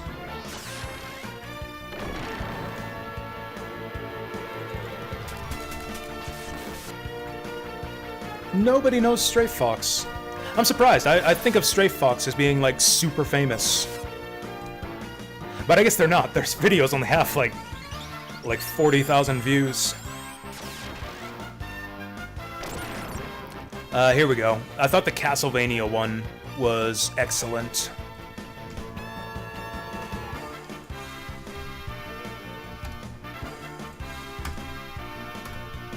Why isn't this link working? There we go. There we go.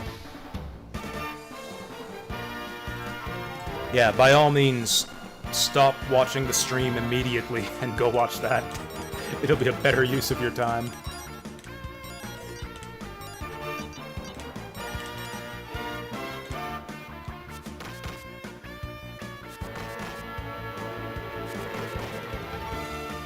I was gonna point out some dumb speedrun stuff for Luigi's Mansion. Oh, yeah, that's right, like when I played it. Anything that would have helped us skip, like, huge parts of the game. Oh, silly minuscule differences in time by... Yeah, if you could do something to save time opening doors, that would actually be a huge time save over the course of the run. I guess it's the same with Resident Evil, because, like, so much of your time is spent in those games just watching the door animations.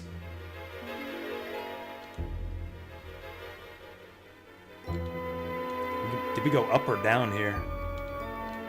Or all around? Oh, I think we went backwards, actually. I think we actually went backwards. Yeesh. We might have to go out and refill our MP. Jean's still pretty fresh. Oh yeah, Lamina's got that, spell sucker. Oh no, magic swiper. I'm actually gonna use that. Let's see what we can get out of that.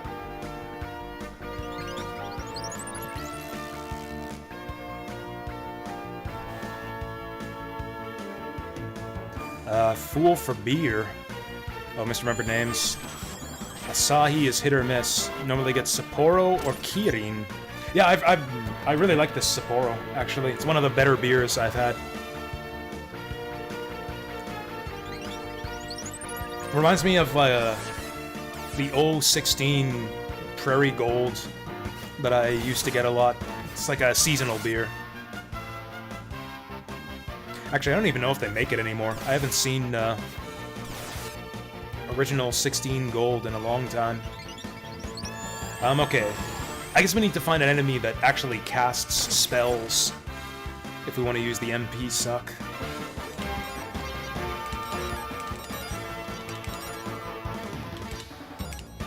We'll just let Lucia finish this for us. Echo the Dolphin Defender of the Future is a good game. That's the Dreamcast one, right? I want to play that. I think the 3D Echo the Dolphin game looks really cool. Oh! You can skip the door opening scene by pressing A. That's funny that it never even occurred to me to try that. Time save is for double doors. Okay. Yeah, now that I think of it, I guess on the PS1, like the Resident Evil door opening thing was to like mask loading times. Whereas like on the GameCube, you don't really have that problem as much. They pretty much just do that in Luigi's Mansion for like aesthetic reasons. And basically to rip off Resident Evil.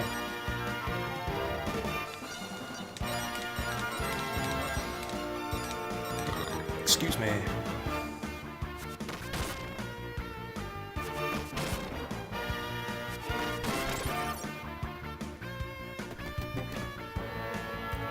Creeping up on level 20 already. I seem to recall that, at least in the PS1 version, I think you're ready to fight the final boss at level 40.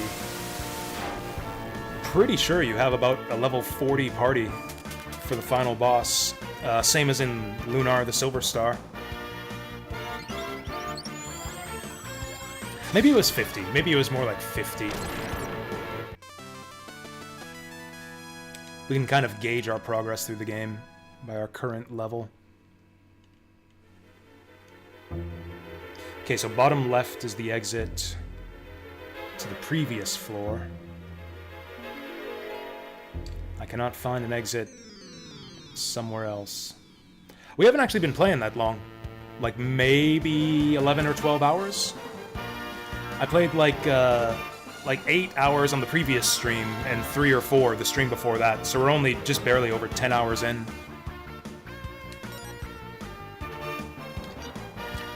That's a lot of dudes.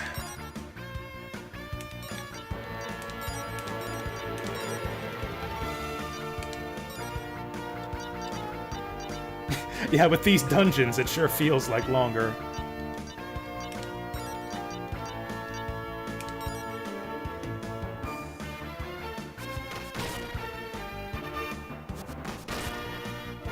It could be...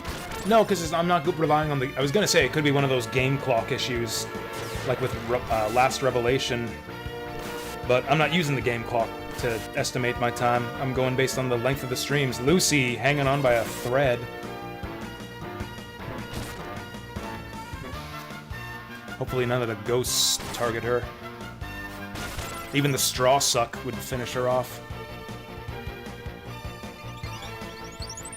If she survives, she actually gets to kill something.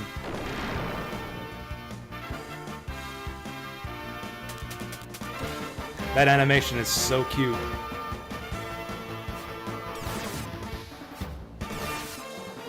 Delicious. She's like sucking out his brain through a straw. Lightning bomb!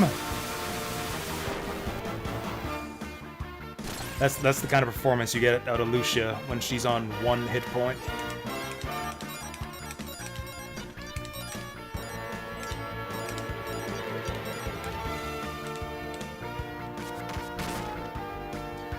Did I get the IS... Oh, you know what? I totally forgot about that. I guess I gotta do that in August? Or I don't know if I have to do it before August? I'm gonna have to look that up. I don't know if August is my last month of service, or my last month on the contract, or if, like, August is when it ends. Like, I don't know if I need to set up with my new ISP before the end of the month, or next month. I'm gonna have to check that out. I totally forgot about it since the internet's been working again. Since the internet's been working fine the last few weeks, I completely forgot about it.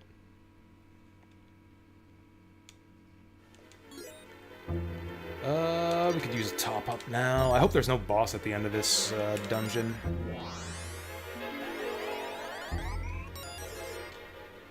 Like, I still definitely want to switch, even though it does seem to be fixed. Just because it'll be cheaper. It'll be like 40 to 50 bucks cheaper.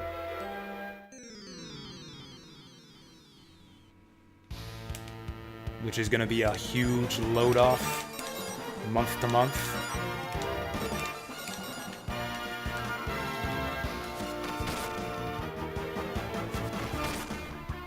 I've been buying stuff lately. I've been buying stuff that I probably shouldn't. Actually, through kind of budgeting and saving, I've managed to kind of build up a bit of my savings again. For a while, I was kind of bleeding, for like the last year or so, I've been kind of bleeding money to the point where I kind of started to get worried a little bit. So I started cutting back and saving a bit, and built that up back up again fairly quickly. I guess like my tax return helped a lot with that.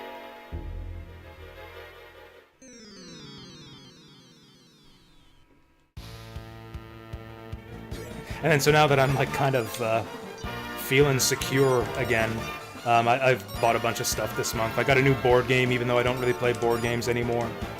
The War of the Ring card game. I got a new RPG book for Pathfinder, since it looks like we're likely to play that at some point again in the near future. Haven't been buying video games. I have not bought a video game in a long time. Not since Age of Wonders 4, actually. Age of Wonders 4 was the last game that I bought, and I pre-ordered that, like, 6 months in advance. I pre-ordered Age of Wonders 4, like, back in December. I don't think I've bought another video game since then.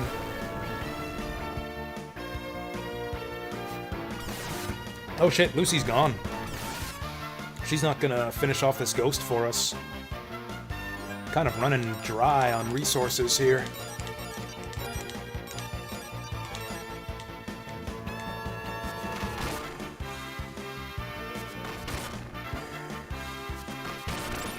One down. Bonk! I think all my party together still can't take this ghost down. Not unless we're willing to spend some MP. That attack looks so epic, but does so little damage. Okay, there we go. We can get her down. It's a lot of magic XP. We should check our magic again. Oh yeah, we're giving it all to Jean. That means we need like 7,000. Oh, we have 7,000. Whoa! Butterfly Dance became Swallow Dance. MP costs 10. MP costs 10. That's fucking great. Wait, so we upgrade our spells to new spells. Is that right? Is that right? Is that what just happened? Yeah, Butterfly Dance is now Swallow Dance and costs twice as much MP.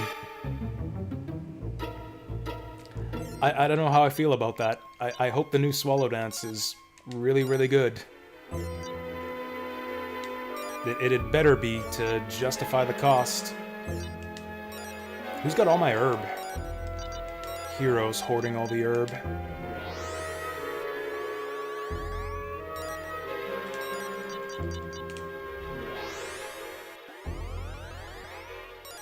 Oh, get your mind out of the gutter, guys.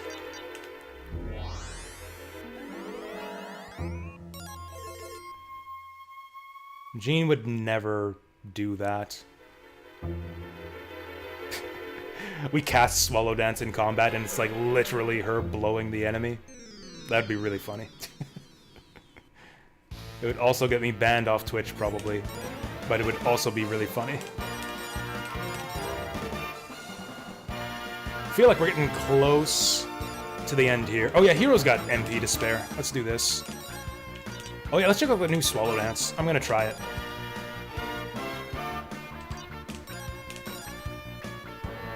I'm gonna swallow this ghost. Does it even change the animation? Oh, we got big butterflies now! Okay, it does like double the damage. Double the cost, double the damage. If that increases the AoE as well, that's actually amazing. If we also get a bigger AoE, that's gonna be really, really good. Oh wait, I say that, but the Butterfly Dance is the Poison Dance. Poison is not very good in this game, not at all. In fact, leveling that up took away our only source of cheap, non-physical damage for Jean. Now she has to spend 10 MP instead of 5 if we need non-physical damage.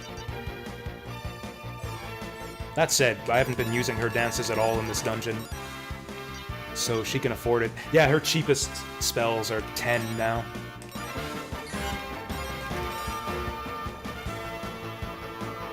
Yeah, I really... so we're playing Pathfinder 2e, by the way. I don't know if we made that clear, but it's Pathfinder 2nd edition that we tried out last time. I really liked it, actually. Just pretty much everything in Pathfinder 2e that's different from 5th edition D&D. Like, they're all changes that I like. Everything I saw in Pathfinder compared to D&D was really, really good. Why are... Or like in the... Oh, you know what? This is the wreckage of the grindery, isn't it? I thought the shape of this, like, big tree thing looked kind of weird. There's, like, this kind of machinery-looking stuff all over the place. This might be the ruins of the grindery. Ha! Got you! Oh, shit. Dragon Kids at the ready! Oh, boy. Dragon Kids, we're over here. Okay, the Dragon Kids are gonna destroy us now. Wait, I thought you guys were agents of the Blue Dragon cult.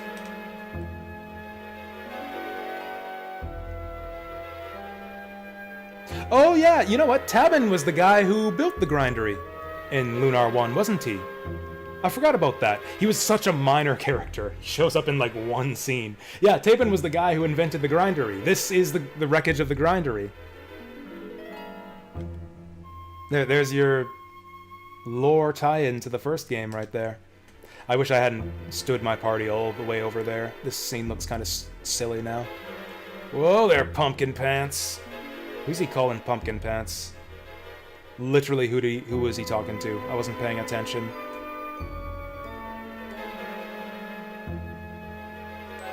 Are you saying that in this world, children are forbidden to be bandits? That's very interesting. Who enforces this rule? I have never heard of it. I'm surprised Lucia even knows what a bandit is. Does Lucia even understand the concept of, like, private property? I feel like you would need to understand property before you can understand what a bandit is.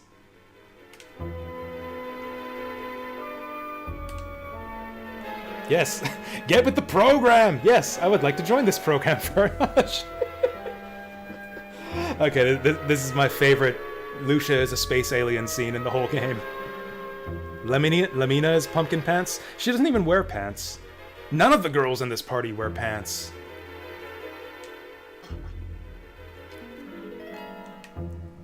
Oh, please. Okay, we're forgetting it. I guess we have to beat up these kids now.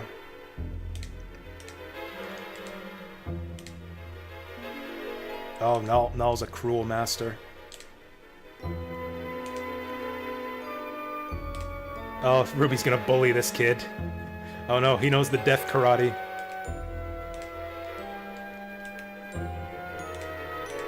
Oh, we're bad mothers. This kid's a bad mother. What's a bad mother?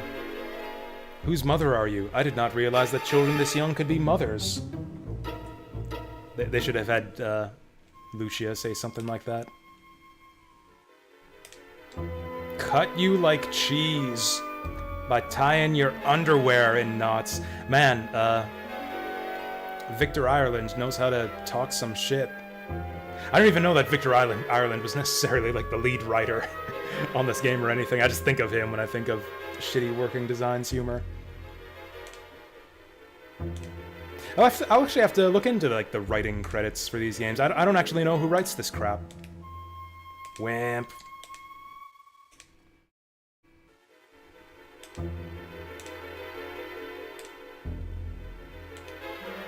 Oh man, Gondal is going nowhere. I guess we'll just go harass Null then.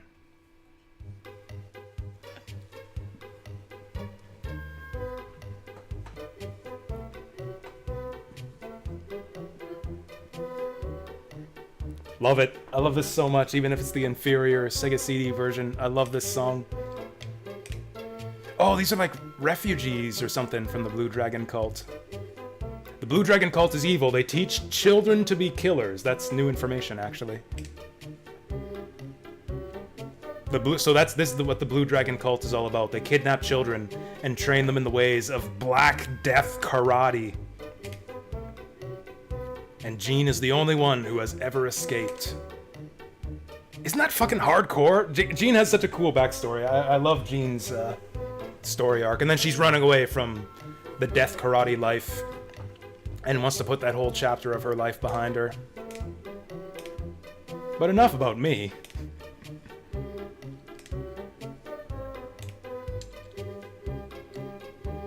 I guess this is like the kids' swing set. They couldn't afford to install proper swings, so they just Tarzan swing on the chains.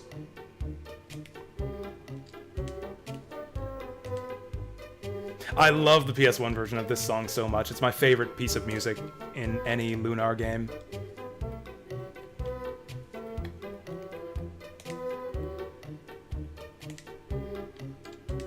You know, it's funny that these kids suspect us of being affiliated with the Blue Dragon cult, since Jean is actually the only person we've met so far who has any direct connection to the Blue Dragon cult.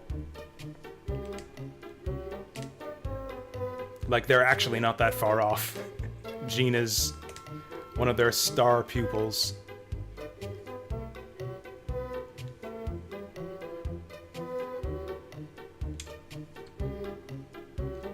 I mean, they still have the chorus in this version, too. It's just a different sounding one. It's actually kind of weird. I think it's the same sound font they use for Zophar's theme. It's not as prominent as in the PS1 version, but you can kind of hear that little hum. I'll turn it up.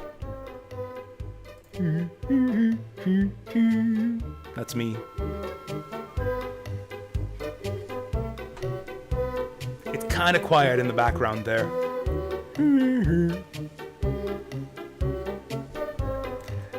Yeah, it's more in the background. I think that might be the same, like, chorus sound font that they use for Zophar's theme. Which we haven't actually heard much of. Zophar has awesome theme music. He's actually one of my favorite villain themes in any RPG. I don't know if we've even heard it yet, outside of Zophar's first, like, introductory scene, where you could barely hear the music over his, just ridiculous, modulated voice.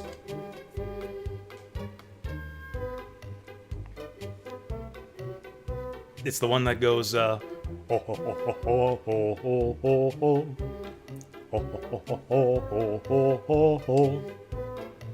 I love that theme. Do you guys like to sing? Obvious. This kid's watching the stream. Gee, Jasu, you must like to sing. Oh, just a minute, just like 2 towns ago, Lucia was all like, this music? I don't understand it. Why do you do it? What is the point? And now she loves music. It touches her. What's the word? She's got like this whole aerial thing where she's like totally ignorant of the human world. I love it. Soul. She's becoming a soul sister now.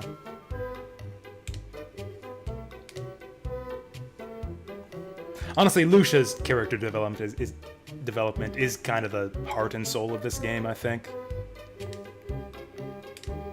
It's actually kind of funny. You get like the 3 romances in the first game. It's like every party member has like a romantic pairing. Nash, Mia, Kyle, Jessica, and then of course Alex, Luna, who are the main characters, but like everybody in the main party is a couple. By contrast, there's no romance in this game. Or actually, that's not true. There's no inter-party romance. Like, Ronfar has a girlfriend, but she's playing for the other team right now.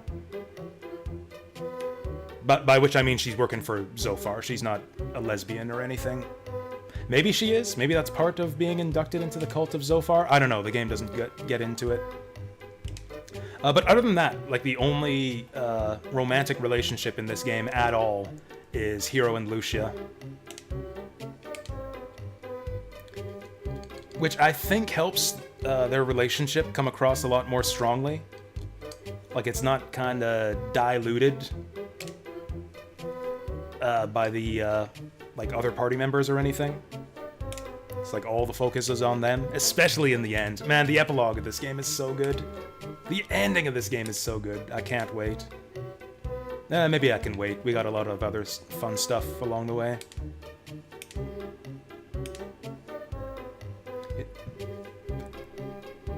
Interesting. Jean getting philosophical here. It's easy to train children to hate, but hard to teach them how to get along. That's like some Black Death Dragon karate talking right there. That's kind of a cynical thought. It's like, yeah, children are born to hate. You have to teach them to love. Isn't that like the opposite of why the cult would want them young, though? Like, if you want to teach people to hate, you have to get them young?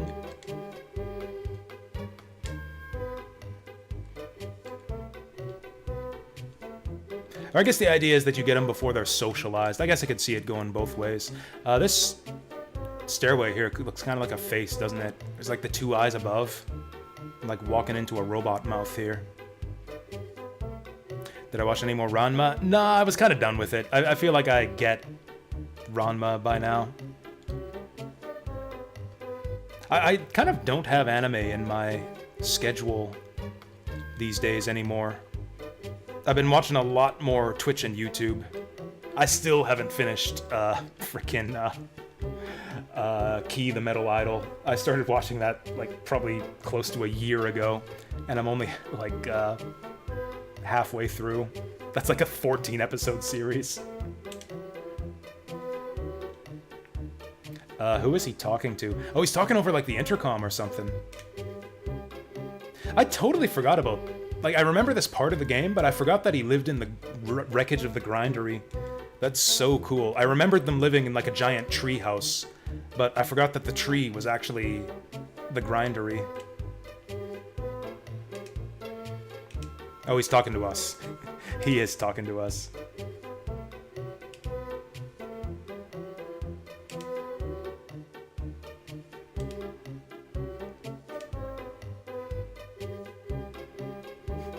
Okay, so I suppose if you've only played the first game, you don't... Or, sorry, if you haven't played the first game, you don't necessarily know that Null's not talking shit here.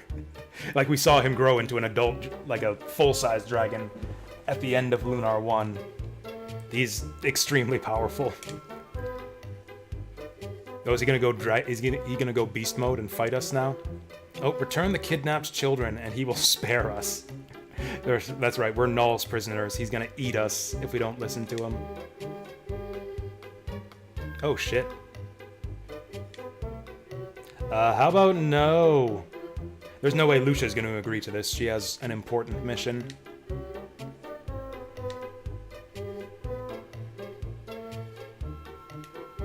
Now, Null might actually have a plan here. Since he's a dragon, like, he is kind of possessed of some, like, magical sense and ancient wisdom and such. He might actually sense that something is up with Lucia and want to talk to her privately here. Like, this isn't just, like, an arbitrary thing he's doing to limit our party size. There are potentially, like, good plot reasons for him to want to get her alone and talk to her and find out what she's doing here. Are we just going along with this? Oh, we get to play the hostage game! None of us have anything to say about this? Oh no.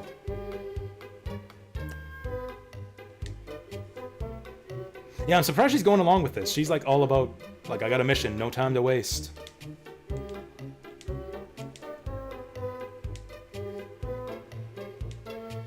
Holy shit, they actually know how to play the hostage game pretty well. Give me the money! Give me back my waifu! To find the blue dragon cult, you must go to Meribia. They're somewhere in the sewers. He's too fat to fit in the sewers in his dragon form. That's actually probably the reason, actually. The reason Null hasn't smoked him out himself is because if he tried to fight them in the sewers, his, like, giant dragon body would be too big to fit in there.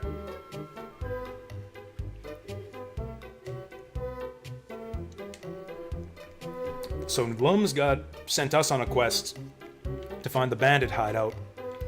And then Null sent us on a quest to find the blue dragon hideout.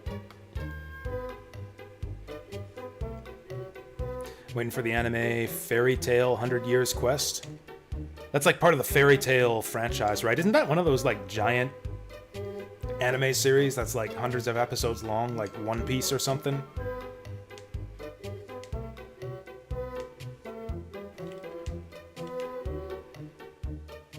Oh dang, we actually have updated dialogue for everyone now.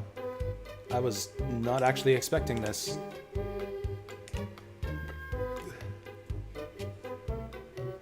I haven't watched Vinland's Saga. I've seen clips. It looks pretty cool, but it's on my list.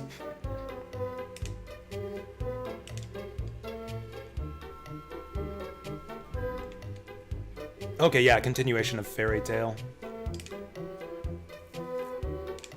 Oh, he's gonna teach Lucia to sing. Oh, let's teach her to sing some metal. I'd love that. I want an animated scene of Lucia singing metal when we come back here.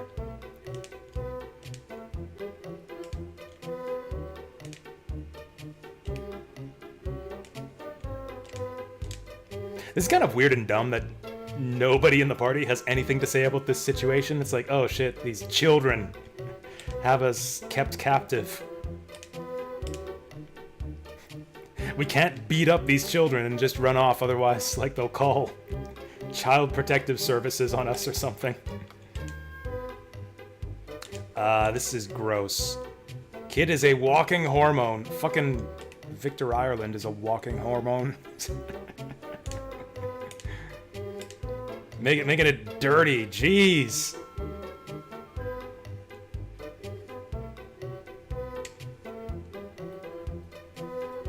Bad mothers. Oh, this is Galleon's old garden. Oh wow, yeah, this is Galleon's old fairy garden at the heart of the grindery, I think. It's been flooded. Sad. I guess that's why he had to make a new one in that other tower.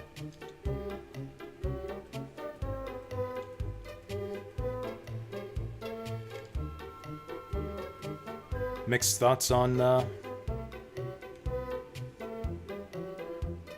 Fairy Tale, yeah.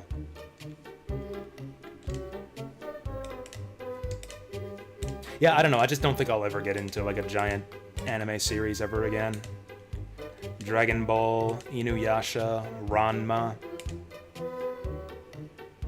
I mean, I guess I might do like I did with Ranma, just watch it till I feel like I've had enough of it. That's like the inevitable fate of all of those types of series for me. Like, it just doesn't hold my interest to the end. I will never watch any of them right to the end. No Probalo. I got like 40 episodes into Ranma. Watched like 3 seasons of Inuyasha back in the day. Actually, I probably would have watched all of Inuyasha if they just aired it all. The episodes were so slow coming over. Like, I used to watch that show every week.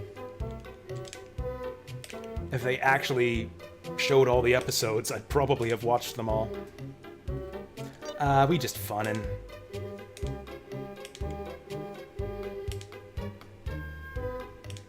I'm shocked that Ruby is not willing to just like beat the shit out of these kids to get Lucia out of here.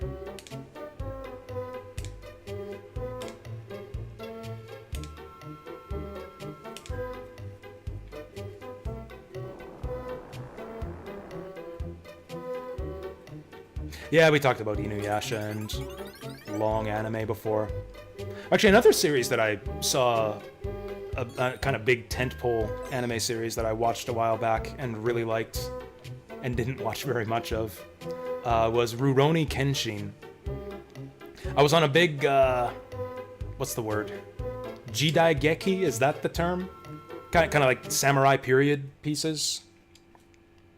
I was on a big Jidaigeki kick for a while, so I watched lots of Rurouni Kenshin during that time. I really liked it, but like it was the same thing as always. It's just like status quo reigns supreme and nothing ever advances. It's like every 12 episodes, something interesting will happen and then return to status quo. I think I got close to 30 episodes into that one. Cool series. Actually, I love the blend of serious action and comedy in that show. It reminded me a little bit of Slayers. Just in that, like, you got your comedy and you got your, like, serious shonen action. I guess that's like all shonen series. Might as well go all out here. We'll get our MP back in Meribia.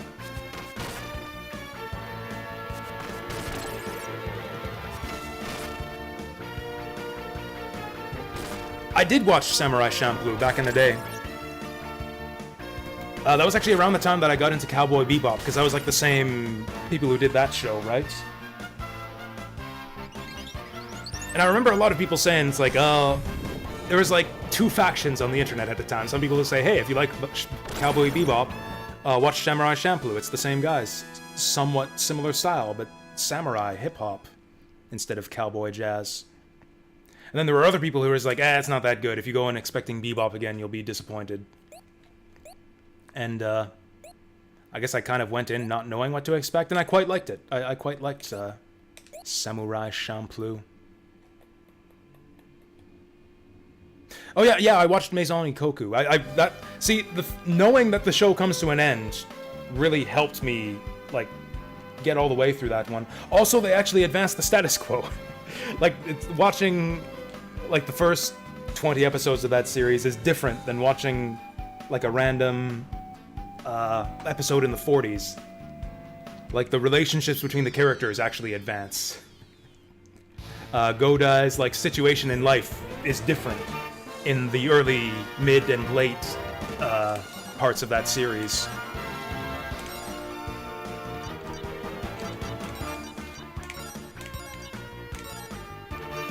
That like made that series not just like watchable as a long series, but it made it really good. I loved Maison Ikoku.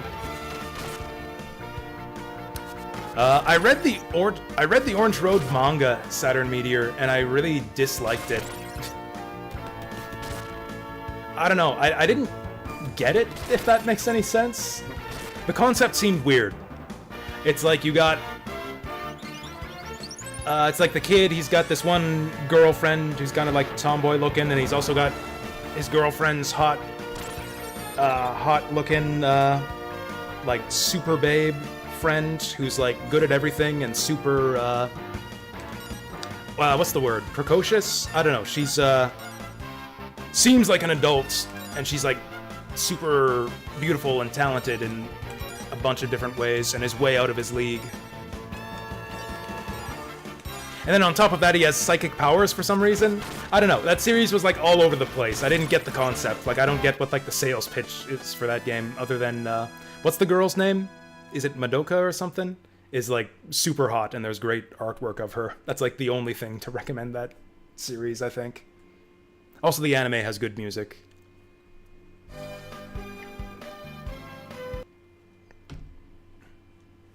I don't know. Every single chapter, every single like episode of that manga seemed pointless to me.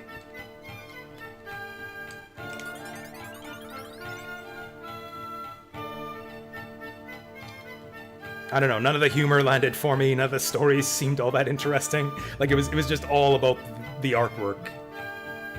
And, seeing the girls dressed up in sexy outfits, like, that was kind of it. And you can get that just by seeing artwork for the series online, watching anime music videos for it. I get that with a lot of 80s anime, actually, where it's like, they've got amazing aesthetics. You can see some great, like, AMVs online, watching... like clip compilations, or even just like the opening and ending videos. A lot of those like 80s series just look amazing, and then you actually sit down to watch them and they're like super boring with just completely dull, uninteresting plot lines. Bubblegum Crisis was that for me. Love the look, love the music, love the way the characters look. The series, I found Bubblegum Crisis, the OVA, to be really boring to watch.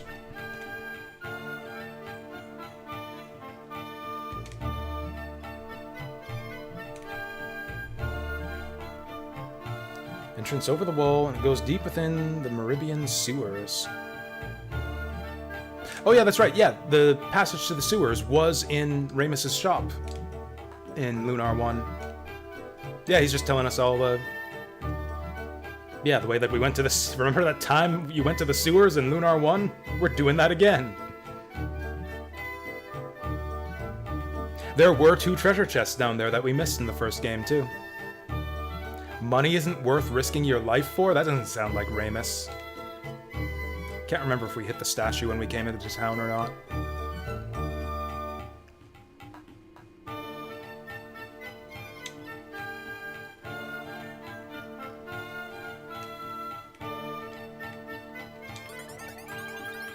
Anyways, as far as Samurai Champloo, I didn't get, like, amazingness vibes from it, but I was very young when I watched it. Like, I got into Cowboy Bebop when I was, like, 14, and I don't think I was much older than that when I watched Samurai Champloo, and I only watched it the one time. I liked it, it was cool, but, like, it didn't stick with me the same way that Bebop did.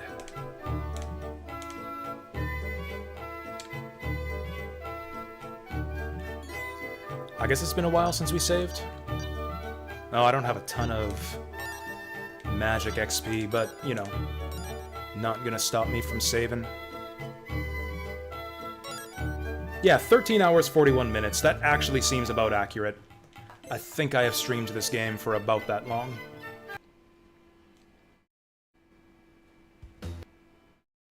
The fuck? Oh, I accidentally walked back through the door.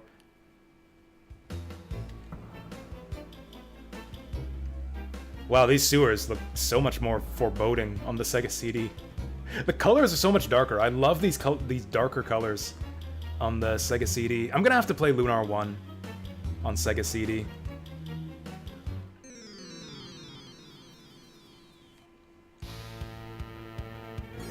Oh boy, more fish. Let's see if we can get away with basic attacks on these guys. Jean's got Leminia's got tons of MP. She can flame on.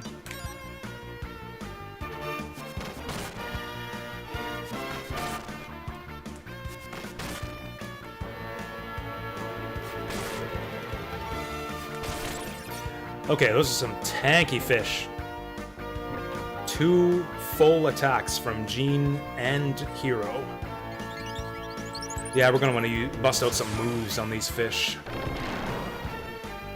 Ugh. That's not good. Oh, they get double attacks too. Yeah, double attacks for 50. That's horrible. Hero's gonna fucking die. Oh, never mind, we're good. Maybe they're weak to ice? Maybe they resist fire. I thought since they're like water monsters, they might be weak to fire, but maybe they resist fire. Oh, Ronfar's got a heal.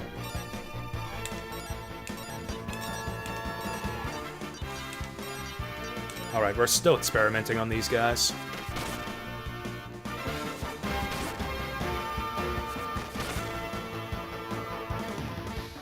All my favorite anime is, like, really slow-paced, like, military-oriented sci-fi. Like, Legend of Galactic Heroes and Banner of the Stars are my 2 favorite anime.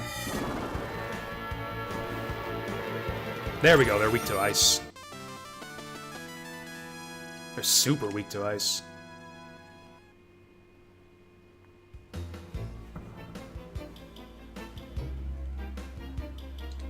Oh boy, I forgot how much I loved the sewers here. Oh boy, turtles too. Mutant turtles. There's 4 of them. Okay. Settle down there, Donatello. How are we gonna do this? Probably not wind. These guys are gonna zap us or something. I don't know how to handle this. Let's see if we can charm them. And if we can't, we'll do the ice thing. Look at what now? Get him, get him, get him! Damn it, not enough AoE. I don't recognize that at all. That's Orange Road? That's Kimagure Orange Road? That doesn't look like it at all.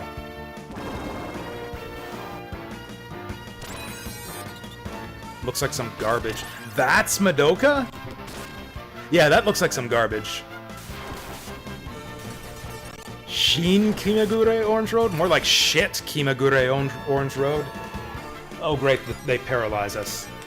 The turtles fucking paralyze us. They're water monsters, they should be weak to lightning, yeah?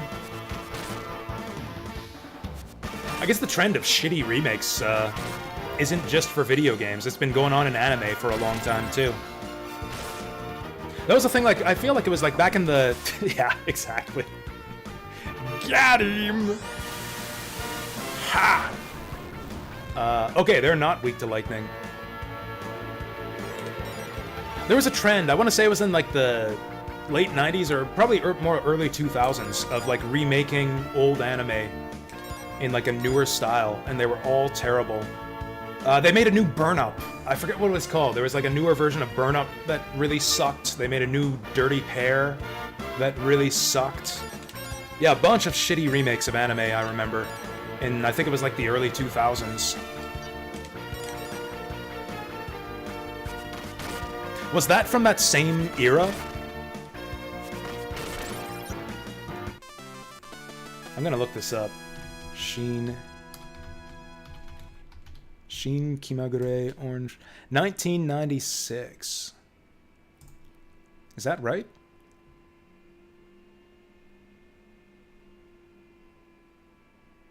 $1996. Yeah, I guess that must have been around that era. Yeah, late 90s, early 2000s. They started making a bunch of shitty remakes of old anime.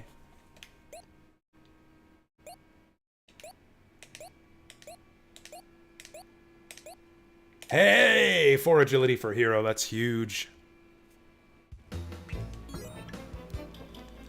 I guess we could use a bit of healing. It'd be better if we go without, though.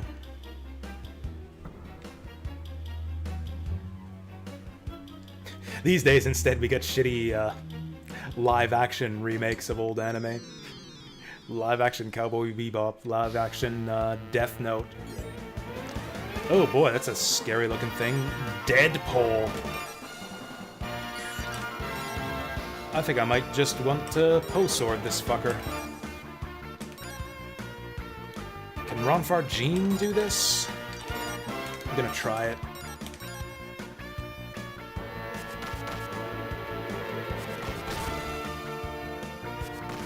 Ooh, Ronfar might not reach. Ooh, speedy tadpole there. Kill him! Oh, nice. Holy shit, he's still alive. 300 damage, he's still fucking alive. Oh, Jean and Ronfar can't do it. Well, okay, now everyone's damaged. We get a super efficient Calm Litany.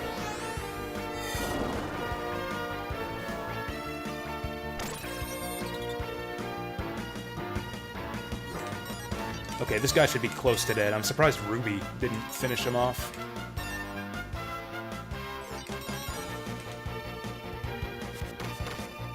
Oh my god, he's not even damaged. He's not even getting knocked back. Like, he's not critical. There we go. Dude has like 400 hit points. Ronfar level up. We're getting level ups like crazy here. 3 agility, nice. And the range. Solid. Okay, it's calming time.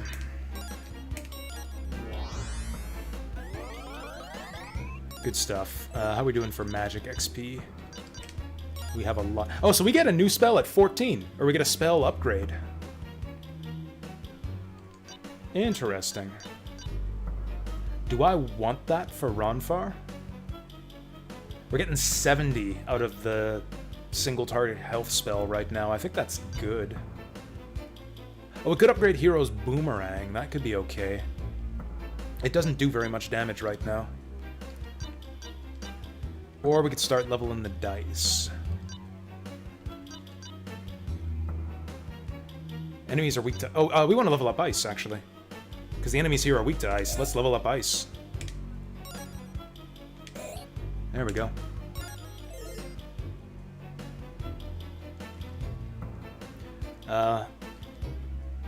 This sewer is just a giant shitty maze. Let's just go left-hand rule. Do I know the English names of the girls in Orange Road? I don't. Although I guess there was kind of a trend for 90s anime to give the characters, like, Americanized names for the English localizations.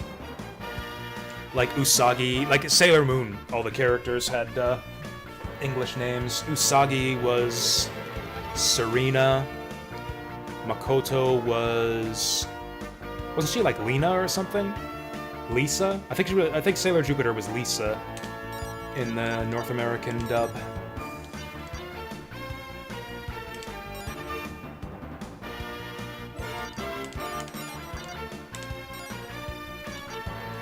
Okay, I wonder if the AoE on the Swallow Dance is improved at all.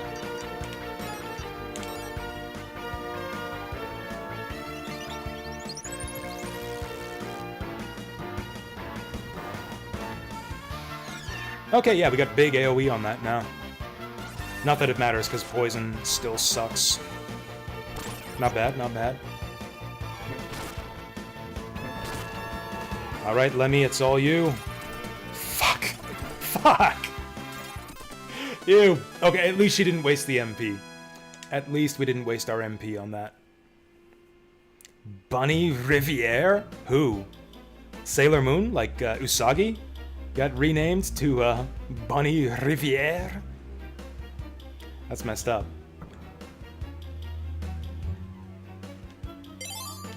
Mystic Bow. Probably put that on Ronfar. If it's an improvement for him. Oh, I think that's the same one they sell in the shop, actually. Garbaggio.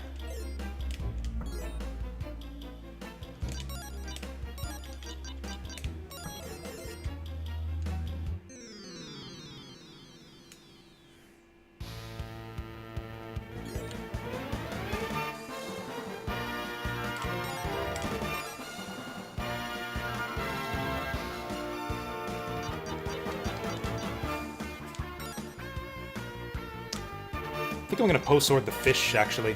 These fish have tons of HP. We'll use magic on the... Man, Jean doesn't really have anything good to do. Maybe we can needle step the fish. And the ice needle should do good damage on this guy.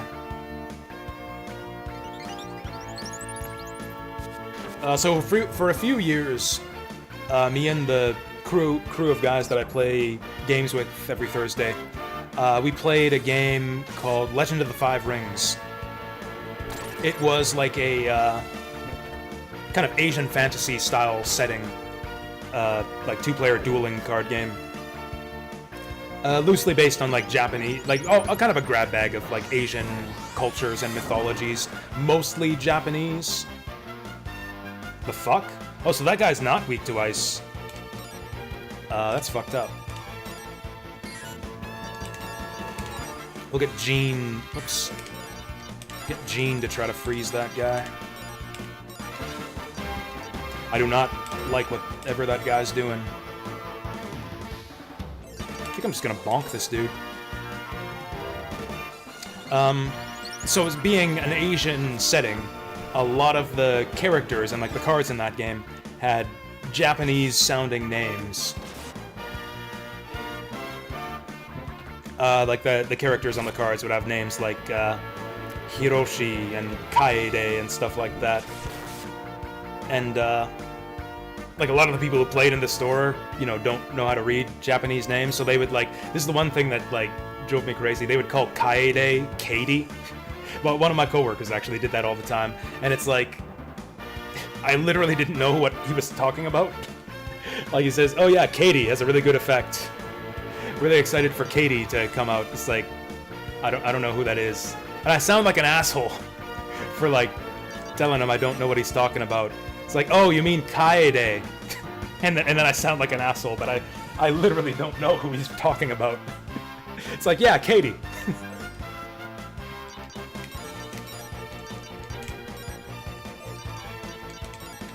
So like half the enemies are paralyzed now. This is awesome.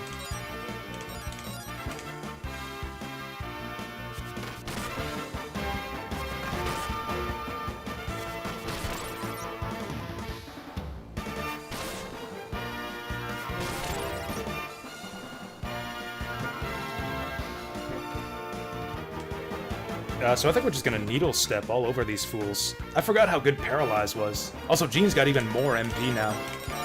We can just paralyze for days. Maybe what I'm saying doesn't make a lot of sense. Like, this is the actual spelling. This is the name. That's Katie. That's the Katie that my coworker was talking about. That's how you spell Katie. I thought of that because there's a character named Kaede. So Inuyasha, this was the point. Inuyasha was actually pretty on point with like keeping the names consistent with the Japanese. Like there was a character named Kaede in Inuyasha, and they call her Kaede, not Katie or anything like that. Actually, I think they call her Kaede. It might have a bit of an accent on it. I think they call her Kaede. We have the advantage, whatever that means. So this flashing guy is like running away, right? Actually, let's go for the other one.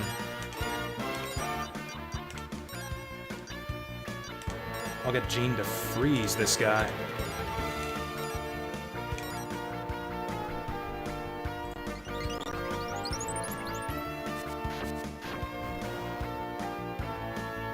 Oh, damn, that didn't land.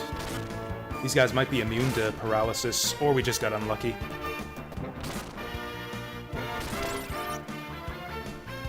Oh, for being turtles, these guys don't actually have that much HP. Okay, so these guys are weak to the ice. That was a weak group. I didn't need to waste MP on that. Nothing.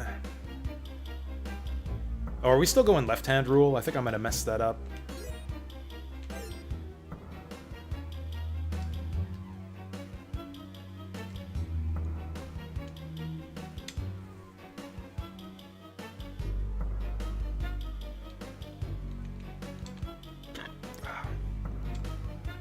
Oh yeah, they did gender swap some of the characters in Sailor Moon, didn't they?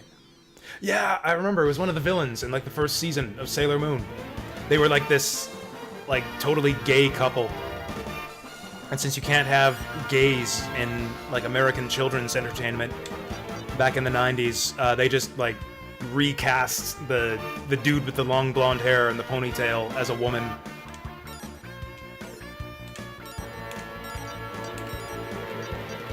I had no idea until, like, not that long ago.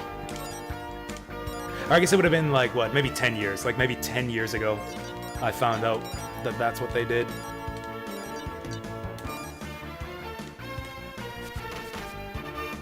Dang. These death poles are bad news. Oh, never mind. Never mind, they're actually a bunch of cowards. Oh!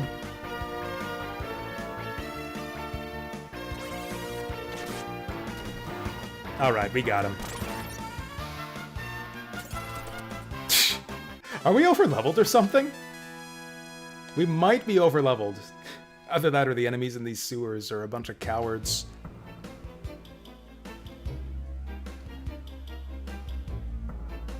Left hand. I guess the difficulty is that if the camera's not rotating, it's hard to know left from right. Okay, so I think it is worth... Whoops. I think it is worth using Poe Sword on these guys.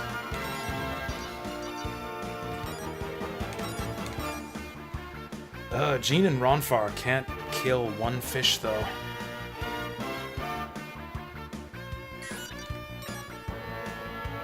Do I Needle Step? Let's try it. Save the Death Pole for last. Jean's kind of fallen off a bit. She's been getting low level ups on attack. Ha! He's boxed in there. Stuck in fish prison.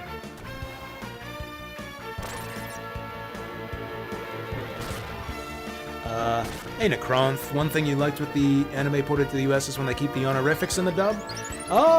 It kind of depends on the series. I don't mind if they do without them. I can go either way on that. I don't really miss them when they're absent, and I don't really mind them when they're present. So we pretty much have no good way to damage those death poles other than Poe Sword.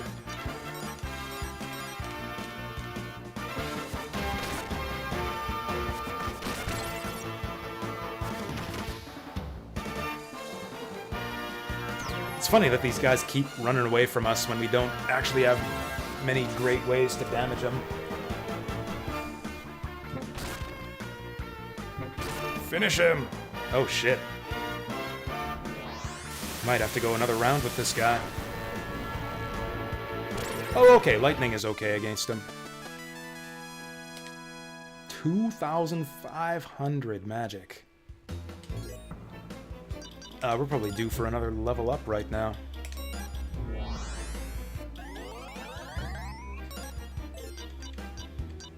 8,000. Okay, let's get some more of this. That should be our defense buff. Ice Shell. I guess that'll be good for bosses. Do I even bother with dice? I'm not gonna bother with dice. I'm gonna... Forget the dice, I'm going for ice. We'll level ice again. Okay, left side. Oh, come on, hero. You don't want to go swimming?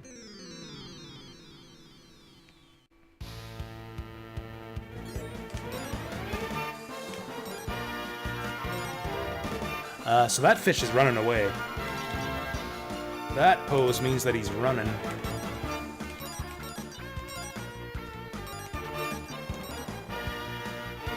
I'm actually trying to think. I've not often seen anime that keeps the honorifics. I feel like that's more common in video games that are set in Japanese high schools. Like Persona is probably the most famous one.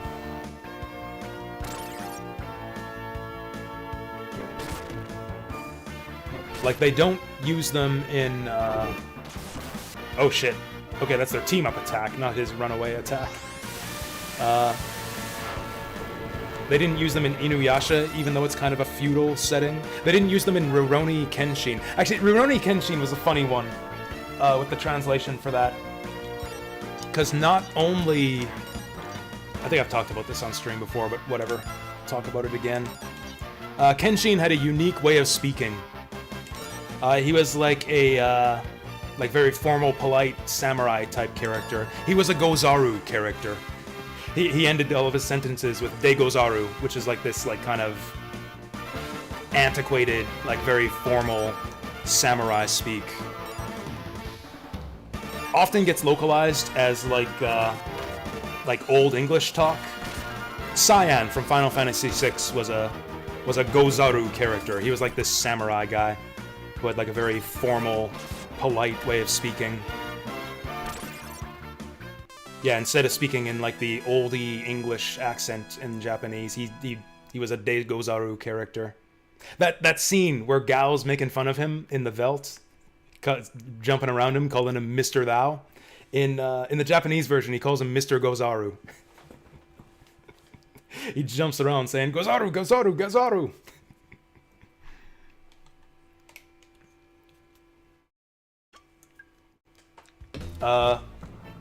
They kind of took a different approach to it in Rurouni Kenshin. In Kenshin, at least the translation that I saw, they kind of went back and forth with it.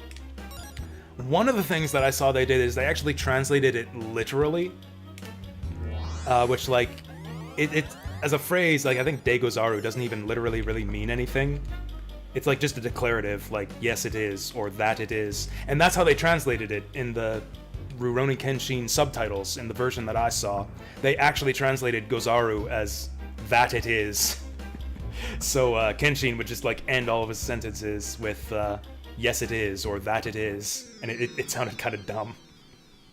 It's that subtitled version of Kenshin that I saw was an excellent example of the kind of crap you get if you go for an overly literal translation. Cool, so the enemies just waste a turn walking towards us. I think I'm gonna spread out the damage and have Lamina go for the kill with the AoE. Oh shit, we're gonna knock him back. That's not gonna work. Now, Mr. the... Okay, now it's definitely not gonna work. Are the enemies, intelligent or something? Do they know when I'm targeting them as the center point of an AoE, and then they just run away when I do that? No, there's a level up for Lamina, even though she didn't do anything. Hey, agility, there we go. Anyways, as I was saying before I was so rudely interrupted, I'm Mr. Thou. That's my name. That name again is Mr. Thou.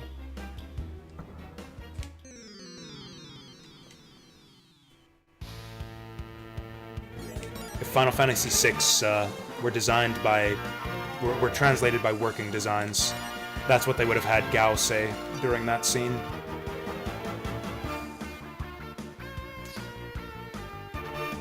We'll do it like this. I don't want this guy up in my shit with that team attack. So we're gonna freeze him. Gonna make some frozen fish here.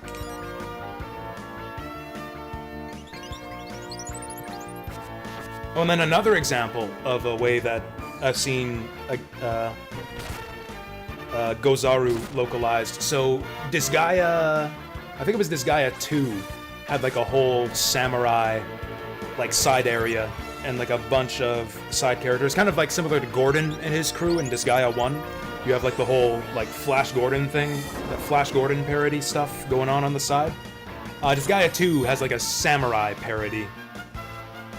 And there's a character in that game who's like always saying Gozaru, and they make fun of her for that. In the English localization, they just drop the Gozaru thing entirely. They don't translate it literally.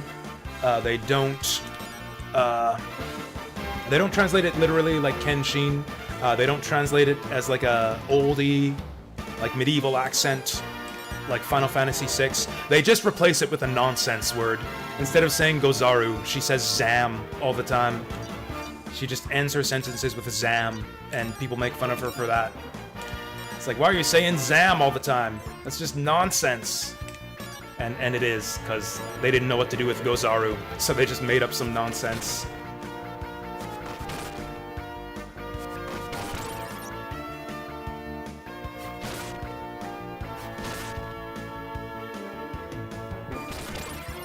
I kind of feel like Ronfar is basically Working Designs Setzer. Like, they're pretty much the same character, right down to the tragic backstory with, like, the lost love and everything. Although I guess at least Ronfar's story has a happy ending. Jasu! Getting some good level ups lately. I liked Rurouni Kenshin quite a bit, what little I saw of it. Like, it's one of those massive series that runs on for, like, hundreds of episodes. It didn't hold my interest for that long, but, like, the first, like, 20-ish episodes that I saw, I really liked.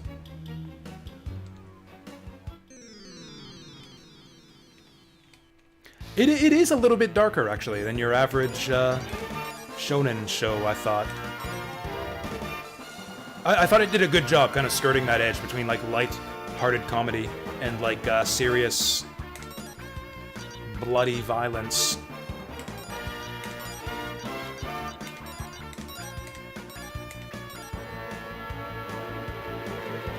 Actually, Kenshin's... Or I guess it's not that... similar to Jean, actually. Kenshin has, like, a... Not a super similar backstory, but it's, like, a similar premise, where, like, he's, like, this super badass samurai. Instead of being trained in the karate of death, he's trained in, like, the sword of death. And after the horrors of the war, the horrors that he enacted during some kind of revolution or something, it's actually a period piece. It's based on Japanese history, and I want to say the Meiji period, but I'm not sure about that. I don't know my Japanese history that well. It's in that period that's, like, kind of just after the time of the samurai, where, like, the samurai are kind of on the way out. Like, old-fashioned, outdated, and kind of being discriminated against in Japanese society. I think it's the same time period as the movie The Last Samurai is set in, or maybe a bit earlier than that. But yeah, the same kind of idea. But yeah, just like Jean, Kenshin has, like, hung up his sword of death for good.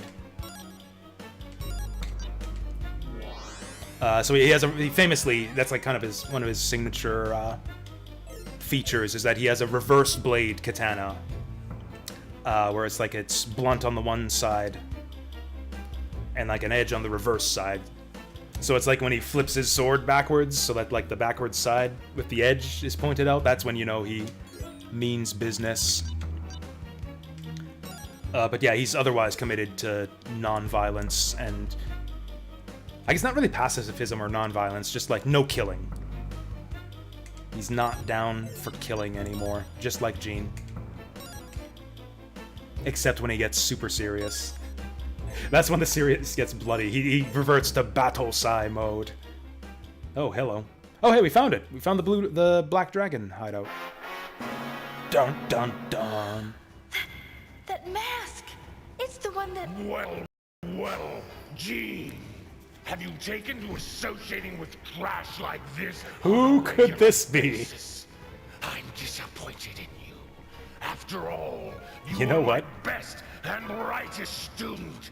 It's such a shame you left as you did. Now, you will pay the ultimate price. That's actually very funny. He's kind of trying to disguise his voice. Like it's obviously Lum. He's obviously got the same voice, but he talks a little bit differently. He's got like a little bit more of a rasp, a little bit more whispery than Lum. Do, do, do. This music sounds so familiar to me, but I can't quite place it. Do, do, do, do, do, do, do. Oh yeah, this is like that little melody there at least. I'm gonna hear it again. It's a little bit like the music when you fight Luca Blight in Suikoden 2.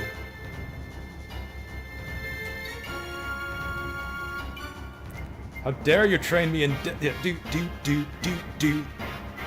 I don't know. I guess those few notes. Do do do do do. I don't know. Maybe it's just me. It sounds a little bit like the Luca Blight fight.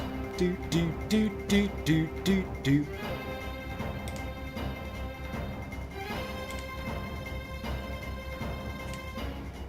I don't know, is it just me? I think this whole plotline is super badass. Like, Jean, like, escaping from her shadowy past as a trained assassin, trying to free the children from the masked man who's trying to indoctrinate them in the ways of death karate.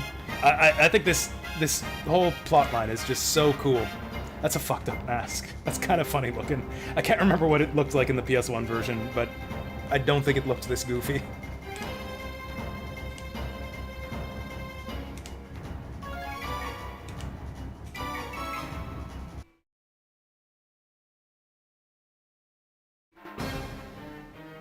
Oh, damn. Fighting 5 Death Karate Masters here. I guess we just Sword. Yeah, let's just go all out here. I'm gonna Light Litany as well. I doubt that we can charm them. Maybe we can needle them? This fight might go on long enough that we could swallow them. Let's... These guys are probably going to be using physical attacks. Let's... Oh, this is so inefficient, though. Like, we can only power people up one at a time. I'm going to put this on Hero. He's our best damage dealer. We'll see what they do.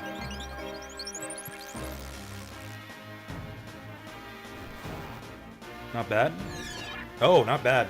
I mean, okay, it's poison, so who cares? Okay, they only get 1 attack. Those look a lot like back scratchers that they have equipped, actually.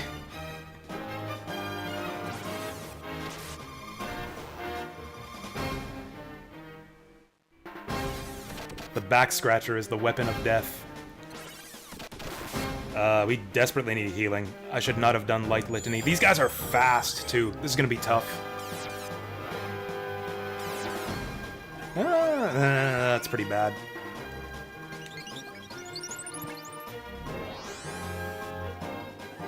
I think I need to try this series, so the first Lunar game has like 3 remakes. I recommend the PS1 version. I haven't really played the, I've only played the PS1 version. It's the one that I like. I have heard mostly bad things about the remakes. Actually, the PSP one I hear is good. Avoid the GBA remake. The PSP one might be okay. I love the PS1 version. That's the one I grew up with. I think there's nothing really wrong with it. I mean, other than the working designs bullshit. Ronfar is gonna fucking die.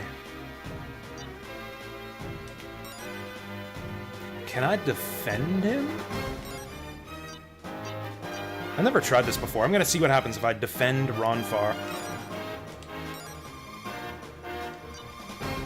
And I'll give him an ice shell as well, because he's pretty important. He's gonna die before we get to do anything. I have no idea what fucking defend does. Okay, good. Lamina taking some hits. Oh, that's just an MP siphoner. Okay, we don't have to worry about the guys. Oh, that's an HP siphoner. That's bad. No! Oh, she's defending him. Oh, okay, that was on Jean. That was on Jean. Okay. Okay, this heal should help us a little bit.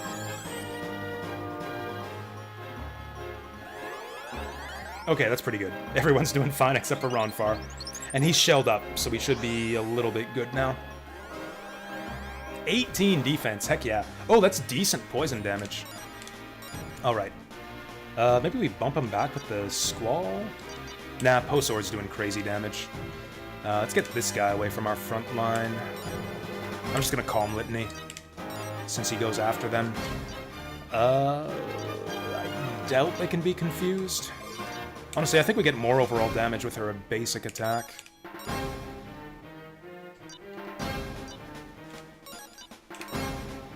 Vicicle Vol.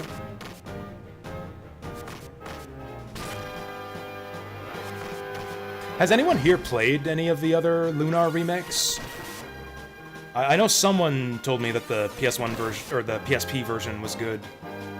Does it have the same animation? Like, are the anime scenes the same on the PSP as the PS1? Because the PS1 has great animation. The anime scenes on PS1 are great. Honestly, I think they're great on the Sega CD also. Okay, we're cleaning up, Fucking beating up Ronfar.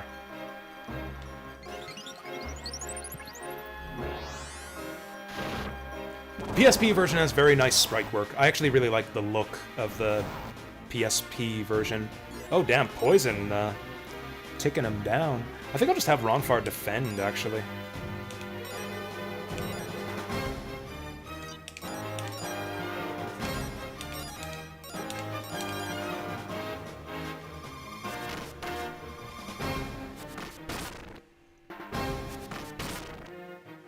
I was hoping he would be closer to dying. Okay, cool. Let Hero take the hits. That was probably a waste. Okay, 2 left. We can get a Calm Litany this round. Actually, these guys might just die now.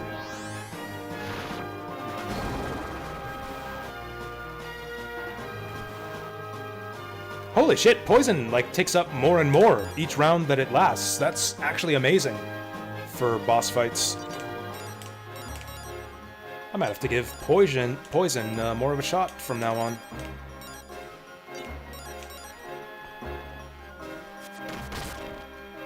The big difference really is, do you play the Sega CD versions or any of the later ones? Because they changed or rewrote the story a decent bit between the Sega CD version and the PS1 version of Lunar 1. The Sega CD changed... the PS1 remake of Lunar 1 changed a lot of the details of the story from the original Sega CD version. So, like, the biggest decision to make is, do you go original Sega CD? 112 poison damage, Jesus. I want this guy to die to poison. I'm gonna just have everyone defend, and this guy will die to poison.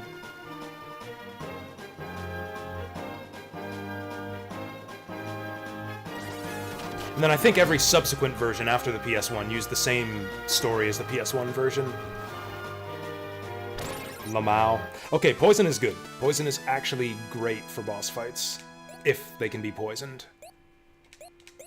Ronfar level up. And then Eternal Blue, you only have the option of Sega CD or PS1.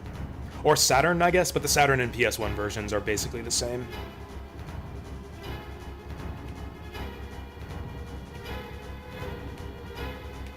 Oh, I think this is where we get the big reveal. My mask! Oh no, we don't get to see his face. Oh, she's taunting him. Come to a town called Horam and gain entrance to the Tournament of Death.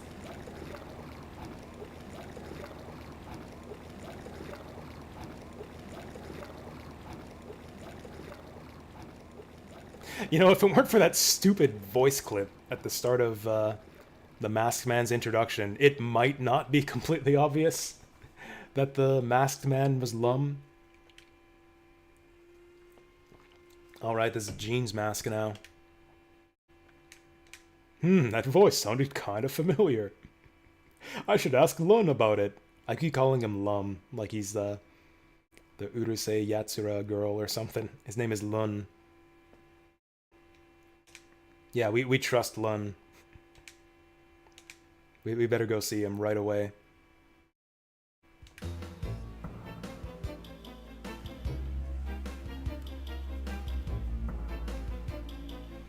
One thing I think I would recommend is whatever version of Silver Star you go with, play the same version of Eternal Blue. So like if you go Sega CD for Silver Star, play the Sega CD version of Eternal Blue. There are some small details, like the plot of Eternal Blue is not as different between the two versions as Silver Star is. Like the PS1 remake of Eternal Blue is very largely the same story-wise as the Sega CD version. Silver Star, they're completely different, or at least very different in a lot of details. But there's a few small details in this version of the game that make it a bit more congruent with the story of the Sega CD version of Silver Star. So like if you're going to play Sega CD Silver Star, play Sega CD Eternal Blue. If you're going to play PS1 Silver Star, play PS1 Eternal Blue. And then I guess play PS1 Eternal Blue if you play any of the later versions of Silver Star. That's the thing though, is that like there's maybe the PSP remake of Silver Star is good, but there's no PSP remake of Eternal Blue to play. Like you're still going back to the PS1 version of Eternal Blue afterwards.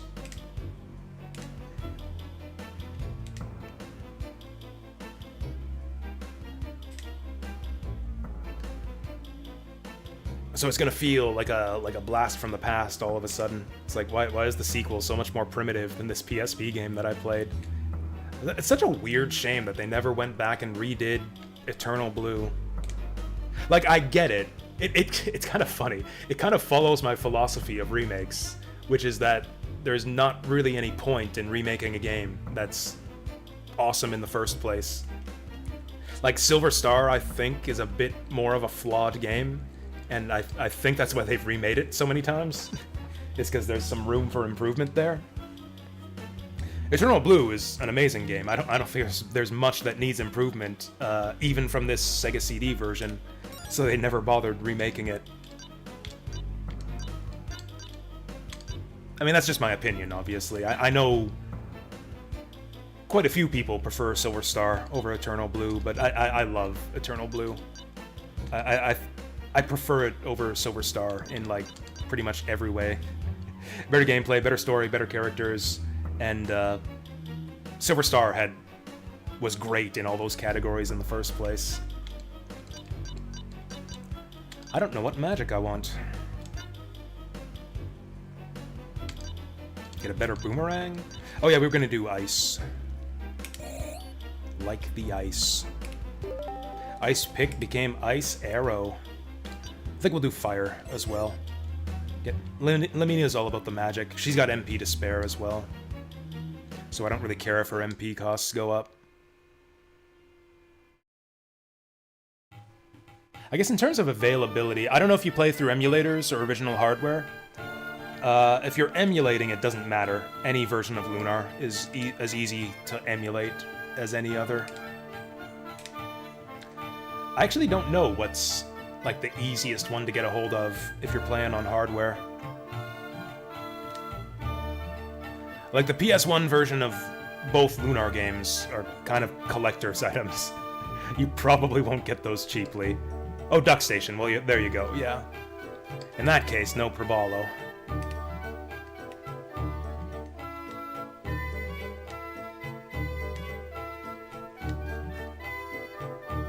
I wonder what happens to the Dragon Master. I agree with Zap. Yeah, PS1 was the golden era of RPGs. PS1 and SNES, but just about all my favorites are on the PS1.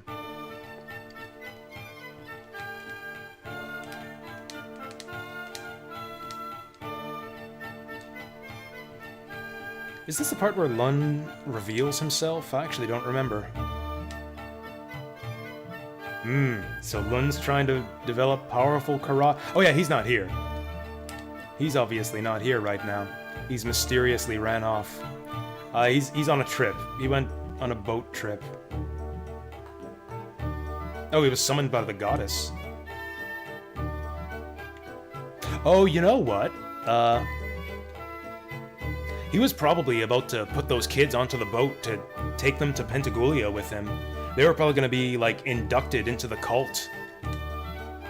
That's probably why he got summoned to Pentagoulia, was to, like, bring the children to the fake Althena. We rescued those children just in the nick of time. That's, convenient.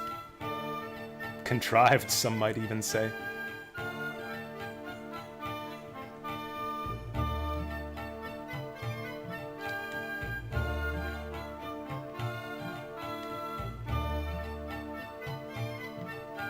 Oh yeah, that's the second time we've heard of Lun being associated with the city of Horam, which the evil Death Dragon Masked Man just invited us to. These guys aren't even fighting each other. They're just running around in circles. Yeah, I really think that the PS1 kind of perfected the SNES, or the 16-bit style. In fact, I think the best PS1 RPGs are the ones that kind of carried on the traditions and styles that the SNES RPGs did, rather than the ones that went in the whole like cinematic direction and tried to really take advantage of the 3D stuff. Maybe that's just me. Maybe I'm just like a boring old traditionalist or something. All my favorite PS1 RPGs are 2D, now that I think of it. Suikoden, Lunar, what's the other one? Valkyrie Profile. That one's not very traditional, actually. Valkyrie Profile is pretty experimental. Although I guess that's the thing, is I even like the experimental stuff. Square made tons of, like, just really strange, kind of experimental stuff within the JRPG format. Like Valkyrie Profile, Legend of Mana. Yeah, some really cool, creative games, I think. You have that and the more traditional stuff that kind of perfects the styles that got originally sort of formulated on the SNES. I think of games like Suikoden and Lunar as being like 16-bit style JRPGs done up pretty like on the PS1.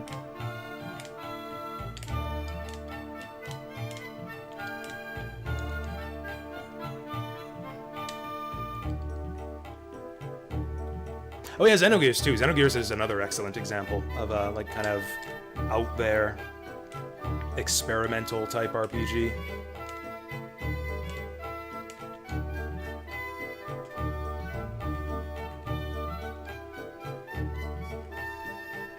The SNES has some super good stuff too, actually, especially latter-day SNES stuff. I say SNES, I really mean Super Famicom. I'm finding that out now. There's like a lot of Super Famicom RPGs that came out in like 1996 and 97 that are kind of in that same category as of being like super refined and or experimental. Stuff like Tales of Phantasia, the original Star Ocean, even though I don't really like it. What else? Treasure of the Rudras was really cool, even though I haven't actually played that game in full yet, but it had an amazingly cool, like, multiple scenario system. The magic system in that game was super cool. The graphics were amazing. Yeah, I really need to go back and play Treasure of the Rudras in full. I only tried it out for the first couple hours, and I was kind of in awe of it. And then Treasure Hunter G, like, one of the most creative SRPGs I think I've ever played. And I think all of those games came out in, like, 1996 or later. And that was the thing, none of them came out in the US, none of them have official English translations. Because the 16-bit consoles were kind of on the way out at that point. Nobody wanted to release a SNES game especially one with tons of text and takes a bunch of resources to translate in 1996. Like, yeah, nobody was ever gonna pick up those games and try to market them in North America. So we have like all these great Super Famicom RPGs that were kind of stuck in Japan until various different scholars and monks on the internet decided to translate them for us.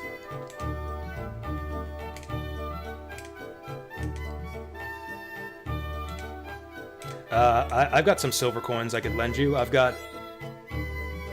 Where's my silver coins? I've got 72,000 silver coins I could lend you.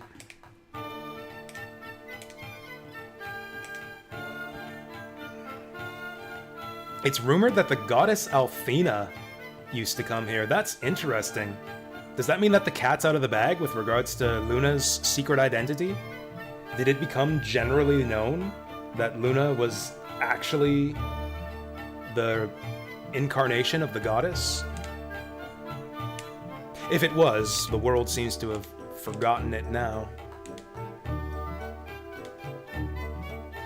Ramus the Sixth.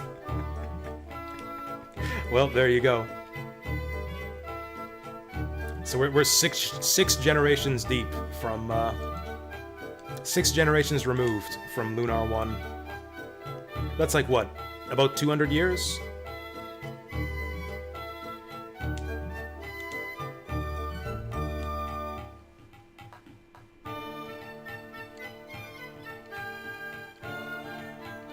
Or what? A new Ramus every...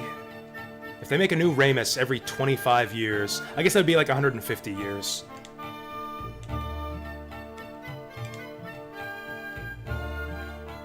I feel like that's a relatively short time for the entire world to, like, I guess it's a pretty long time, actually. Like, what was the world like 150 years ago from now? Like, shit, that shit's before World War I. Talking like, yeah, 19th century at this point.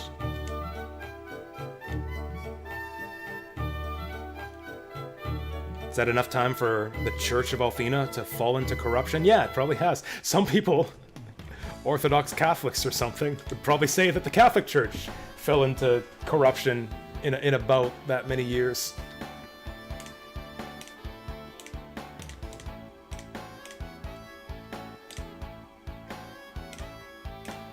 Oh shit, the masked man going to Tabin's Peak. Oh yeah, that's right, we gotta go pick up Lucia. I was thinking, it's like, oh, we gotta chase the masked man to Horam. We gotta get Lucia back first.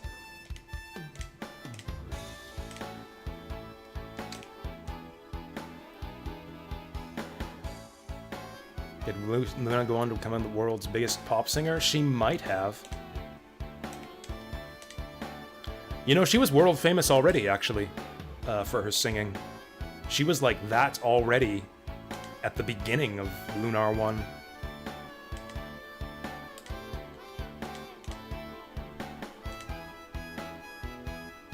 Ooh, there's a named Dragon Master. A named Dragon Master? Or she didn't mean like a person named Dragon Master?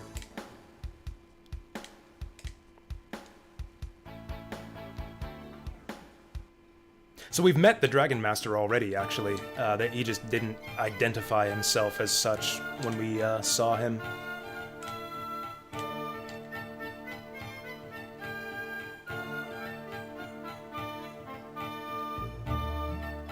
I think we got some stuff for sale.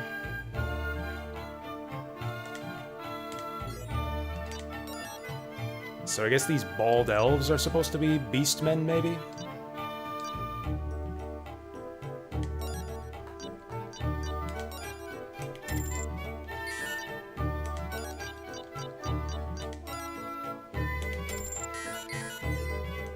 You know what, considering how shitty this lightning staff is doing for us, it probably would have been better for me to replace Lemina's staff with a bow.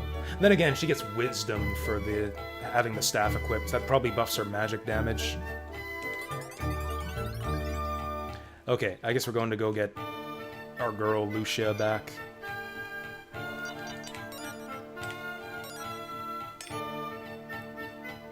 Before we do that, though, I'm gonna take a quick bathroom break.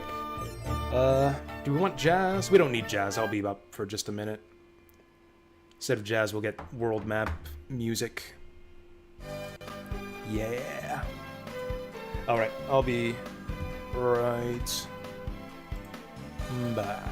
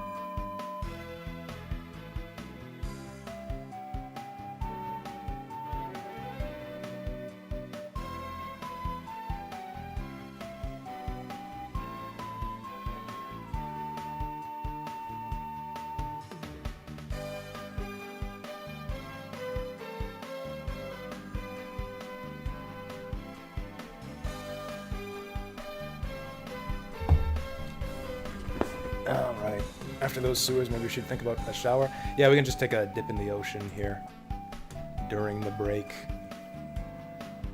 Which is over now. Oh yeah, take a trip to the beach? Yeah, it's time for a beach episode. You know, I don't think there are swimsuit bromides in Eternal Blue.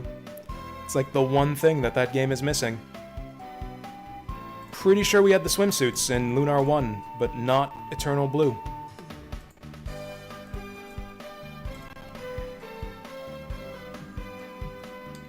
Wrong way. Okay, 4,000. So what are we working on next for magic, I wonder? Oh, we got bluefish now. These bluefish ain't nothing. After we just went through a whole sewer full of red fish.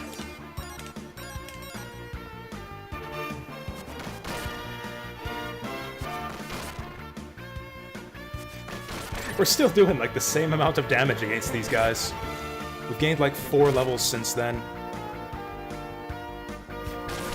I really think that level ups barely do shit for you in this game. Level ups are for like HP and agility. That's the only thing that's really good about level ups. And MP, I guess. It's like we're playing Fire Emblem or something. Like HP and speed are the only stats that matter. Depending on who you ask. There's a few, I guess Eternal Blue had a lot of bromides, I guess. I think like twice as many as Silver Star. More Christian and comical rather than lewd.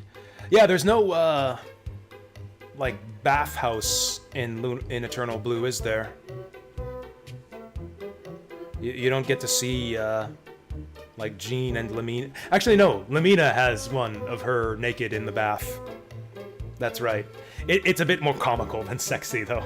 She's got, like, this kind of funny-looking shower cap on and a back scratcher. Yeah, that's a cinematic scene, and it's part of the story, the bathhouse with Lucia. But yeah, I get what you mean. That's the closest you get. And then, of course, that Lamina bath scene, and it's not like a bathhouse. She's like in a bathtub with her legs crossed, bubbles everywhere, and a shower cap and a back scratcher. And I feel like that's mostly there to set up the parody bromide, where it's pretty much the exact same thing, except with Borgin. Borgin has a bathtub bromide that's like the same as Lamina's. He's got like the same pose, back scratcher, shower cap, and everything.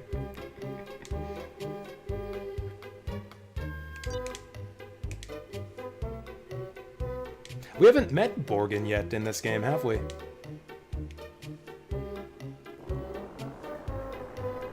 Again, we're kind of following through the patterns here. Like, at first, we're setting up Jean's backstory and her relationship with her villainous counterpart, and then I think we'll do the same thing with. I think Lamina's next. Actually, I think we'll do Lun, then Borgin, then Maori once we get to Pentagoulia.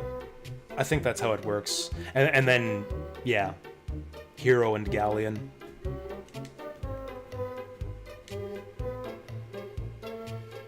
Hero is a master of strategy, and we got a great team. Ruby's talking about me like I'm a football coach or something.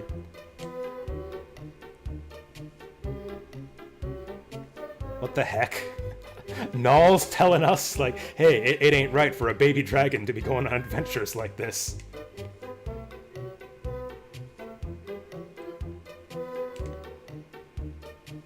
Oh, I know a dragon when I see one.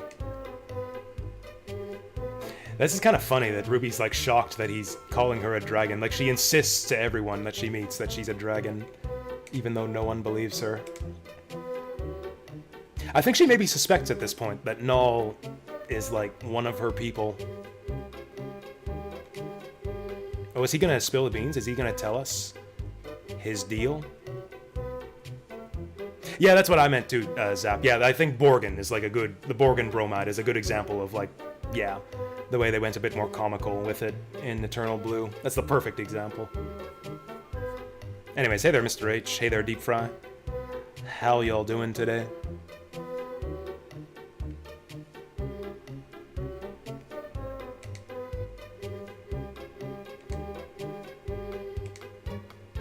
Did we defeat the Blue Dragon cult? Are they just gone for good now? How did we do it? Well, the masked man summoned ninjas. Then Jean beat up the ninjas, and then she punched the masked man in the face. That's pretty much what happened. Jean beat up the ninjas, and then she punched Lun in his stupid masked face. Actually, I think she did a flying karate kick. A flying death karate kick.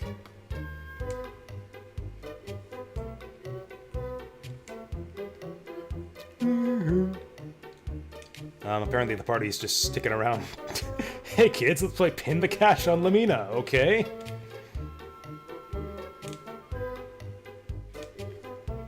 Are they gonna fall for it? What if they break out the pins, though?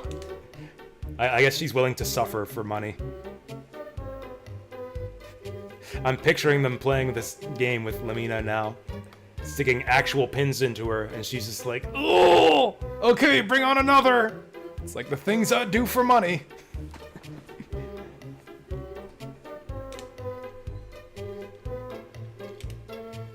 Yeah, I forgot about this. This is actually really cute. Oh, Ronfar's helping him take down the barricades. Also, apparently I'm chief. Not a clue, buckaroo.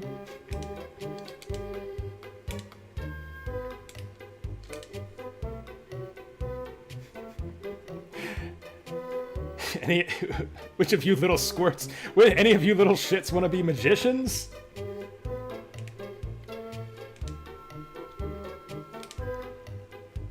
Yeah, at this point in the story, none of the characters have really said much about like what they're after or why they joined the party. You get little hints of it through the dialogue, like Lamina's talked about restoring the Magic Guild of Vane, but we don't actually know all the details of like what the situation is with Vane right now. We know that Ronfar has some history with this Maori chick who's affiliated with the cult of Althena, but we don't really know all the and also, she used to be sick and is somehow still alive, but we don't know all the details yet. Jean, we started out, she was on the run and like bloodied and beaten up after escaping from some cult, and was a former karate master, but then we didn't hear all the details about that until just here. I like that setup. I like how they start with like kind of the vague,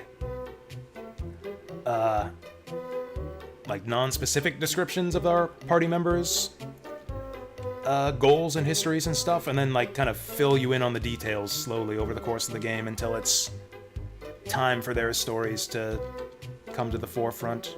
I don't know, I think the plot of this game is really well structured, I think. Oh, Null's her #1 favorite, that's cute. I like that Jean's playing with the girls.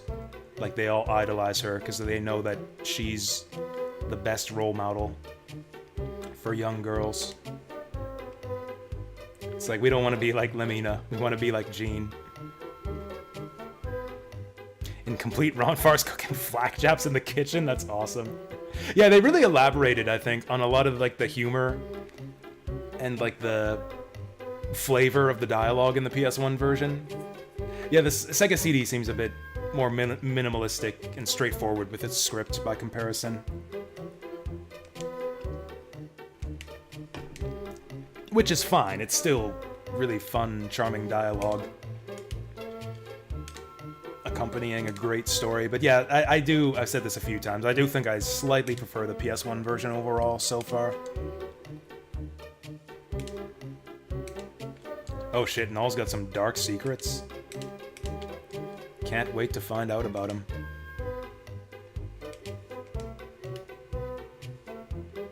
Oh, Jean's teaching him how to dance? Nice. Huh. All the other party members have 2 lines of dialogue. Jean only has 1.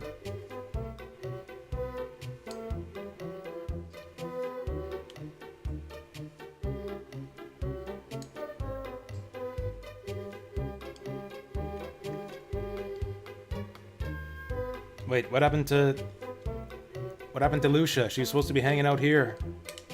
In the dungeon. You kids are terrible at playing hostage. Oh, she's learning to sing and dance.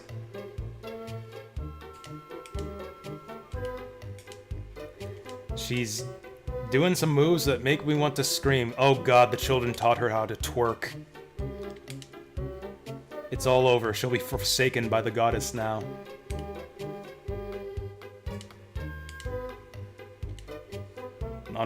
Honorary member of the Lostest Boys. They're even loster than the Lost Boys. They're the Lostest Boys. This song is stuck in my head all the time, ever since I started playing this again. It's on one of my playlists of my favorite video game music, so I actually listen to it. Not like all the time or anything, but it comes up on my iPod Shuffle from time to time.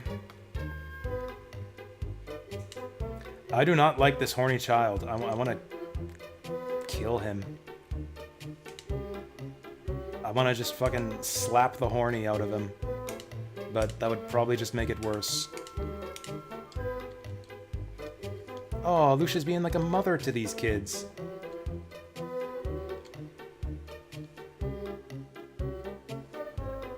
No, she's not in the playroom.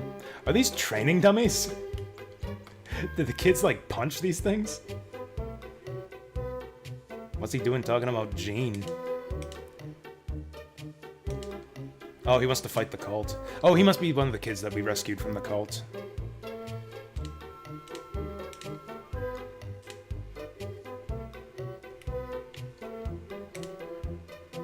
The only thing that's missing from this scene right here is we can't play with all the toys here. We can't ride the seesaw or the rocking horse or anything. Or slide down the slide. I always thought that was super lame in that one playground scene in Final Fantasy VII.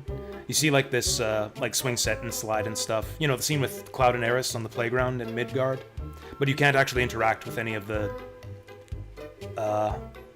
playground apparatus. Like, I want to ride the frickin' slide, but they don't let you. Oh, she must be out on that, in that ferry, the flooded ferry garden. I forget where that is.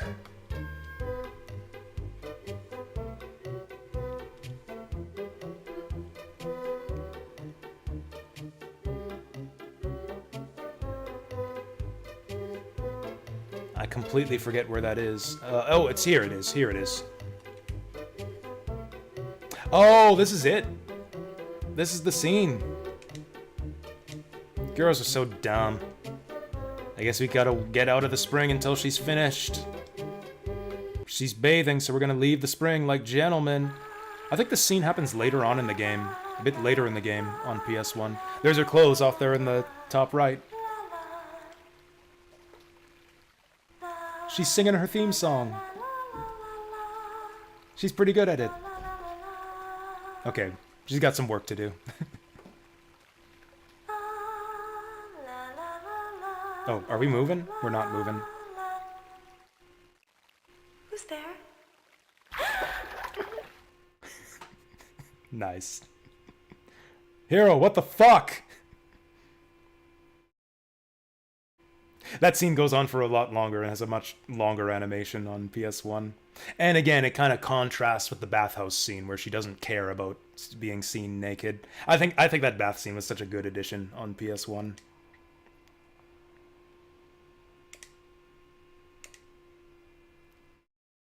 She's a lot more polite about it in this version too. Hero, please wait for...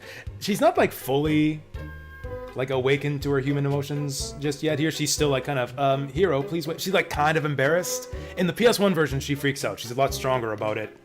I think she says something like, "What are you doing? Get away!"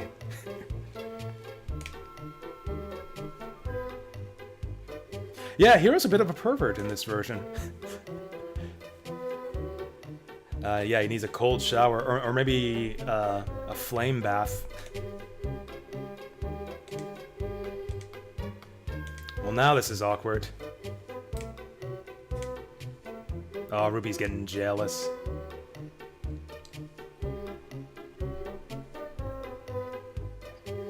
Oh, great, we're both blushing now.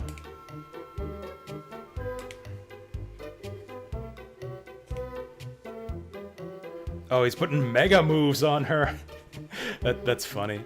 That's the only move that Hero has, is to just stand and gawk awkwardly for like 5 seconds. This blushing is quite uncomfortable. That's a great reaction. This keeps weirding me out how all the party members keep their positions during the dialogue scenes when it like reverts to control. They don't like move and line up single file once you're back in control. They just stand there in the same spots until you move.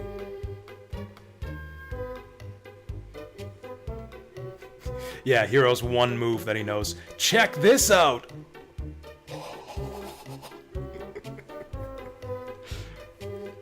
Oh man, the bath... Man, I kind of wish we were playing the PS1 version. That scene with Luna in the bath is so funny. The noises Hero makes when he's just staring at her.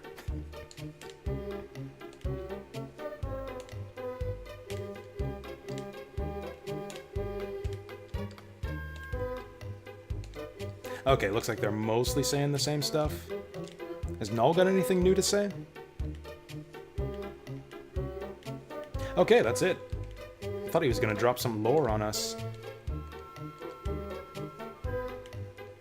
Oh, hey, the road is now clear. Cool, we can move on.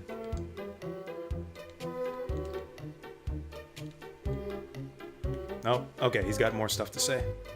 We're headed to Pentagoulia to find the goddess. Oh, he's gonna give me something. We got white dragon wings, yes. They are a real kick. He's been holding on to them for us this whole time. What a bro. Oh, he says they warp you out of the dungeon. Do they not warp you between towns now? I guess there's not really any reason to backtrack much in this game.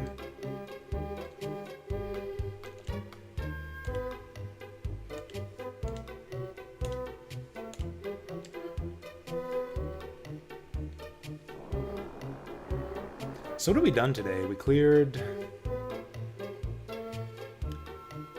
the treehouse, we cleared the sewer. I guess that's about it. I guess that's about what we average, is like one dungeon every 2 hours or so. I guess I'm still on here for like the next hour or so. We might do another dungeon. We're almost to Vane, aren't you excited? I've never been so excited. City looks a bit run down. But once we get the guild up and running, the town will be ship-shape in no time. All it takes is a bit of elbow grease and lots of cash.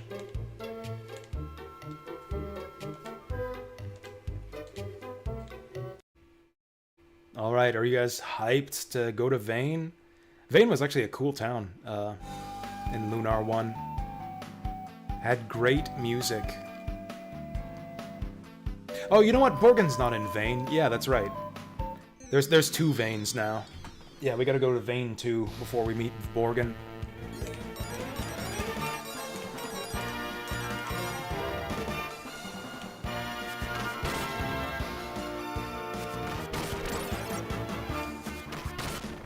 Seems like it's mostly the same monsters in the field all over the world. Don't know how I feel about that. I kind of prefer how there are just no monster encounters on the overworld on PS1. Makes walking around a bit more peaceful. The overworld theme in this game, I think, is called Promenade, and it feels more like a promenade when you got no random encounters.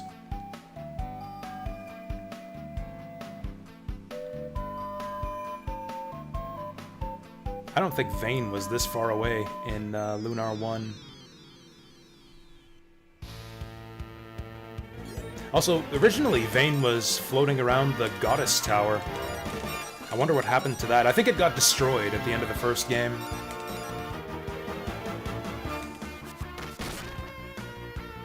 Blue Sky RPG. Yeah, any game that uses the word promenade anywhere automatically counts as a Blue Sky RPG. God damn it, girls.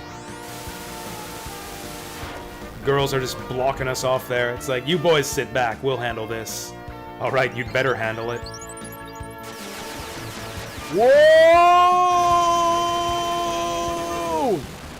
She has that spell in the PS1 version.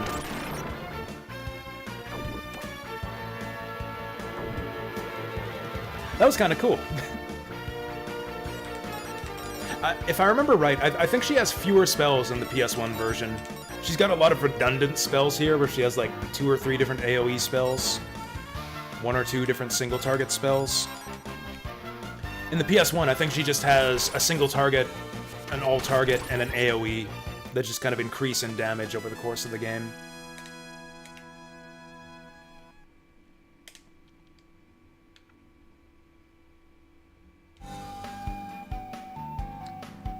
Where the heck is Vane? Like, we're having to walk a ways down south here. I feel like we missed it. I feel like it might have been further to the east.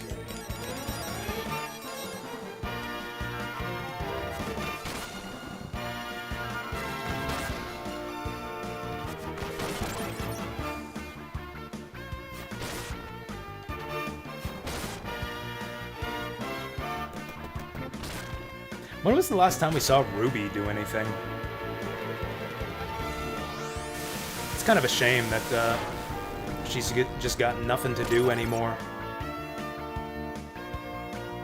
Instead, Lucia is pretty much getting all the kills for us. Okay, Lucia's getting kind of out of control now. I mean, she's still got weaker spells than Lamina, but she doesn't have to spend MP to use them. Yeah, this ain't working out. Where do we go? Uh-oh, where do we go?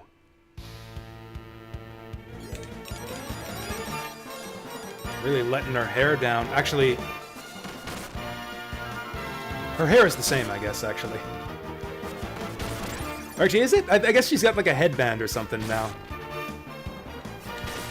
If anything, her hair is less loose than it used to be. But she's got that fancy shawl now. I love Lucia's alternate outfit in this game, actually. I like both of them, actually. It's kind of hard to decide. I like her M. Bison cosplay outfit that she's in at the start of the game, too.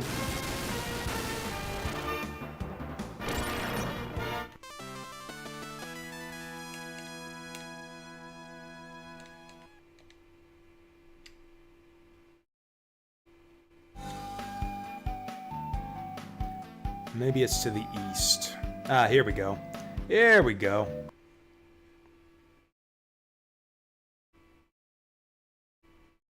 Actually, can we get a better look at that?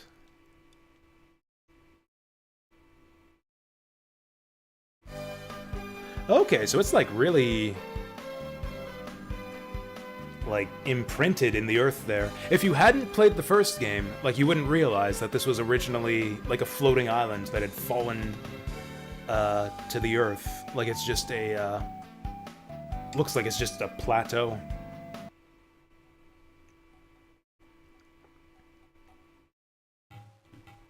Kind of blends into the scenery. We don't have that funky Vane town music anymore. Taihan! Borgin is... oh, Borgin is here!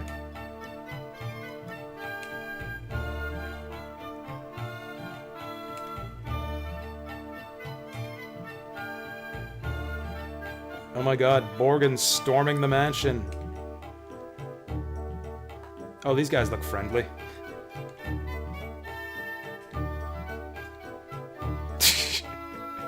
Gross.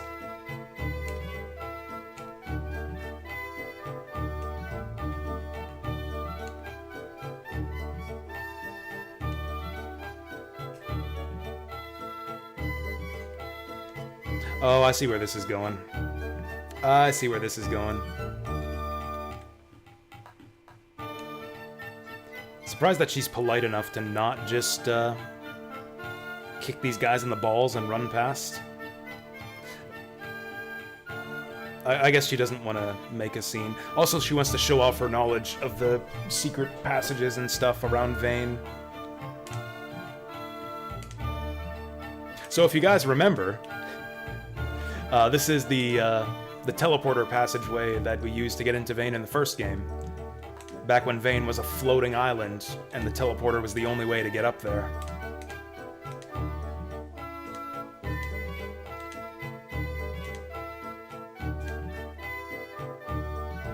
Borgin is a snowman and a liar! I misread that. I misread showman for a second there. Here's another one. Take a drink every time Lamina says mega, and every time she cracks a fat joke about Borgin. I'll gut him with a paper cutter and a spoon. That's a good line. I'm gonna use that.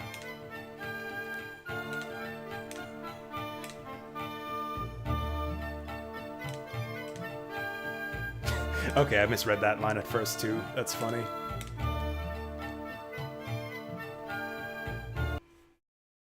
By order of Lamina, I command you to stand there and look like a dork. Ha! He's doing it. That's good. I'm coming to like Lamina a lot more now that she's kind of taken center stage. Girl's got the gift of gab. Fucking fish. I'm getting sick of these guys, but running away is so unreliable in this game.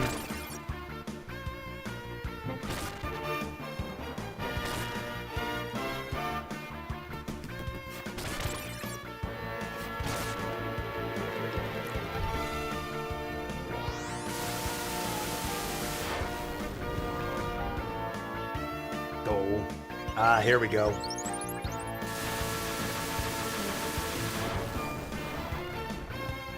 Lucia doesn't have the most damaging magic in the game, but she does have the coolest looking magic in the game.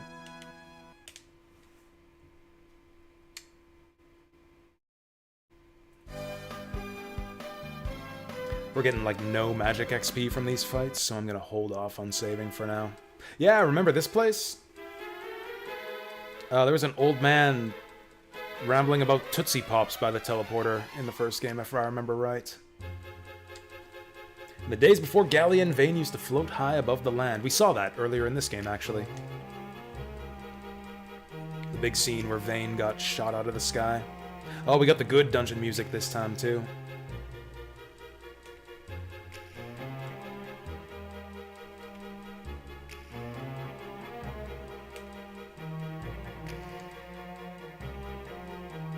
Mega magical. It actually worked.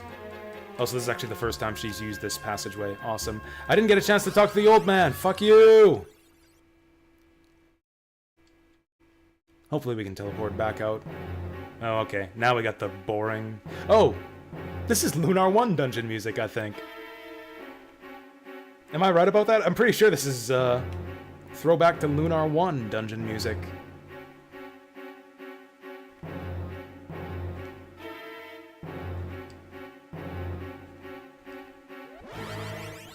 It's a cool teleportation effect. I don't know why they didn't do throwback dungeon music for the sewers under Meribia. We visited there in Lunar 1 too. Okay, so we gotta use magic to get through here. Maybe I do want to level up Hero's magic then. Boomerang's getting a bit weak.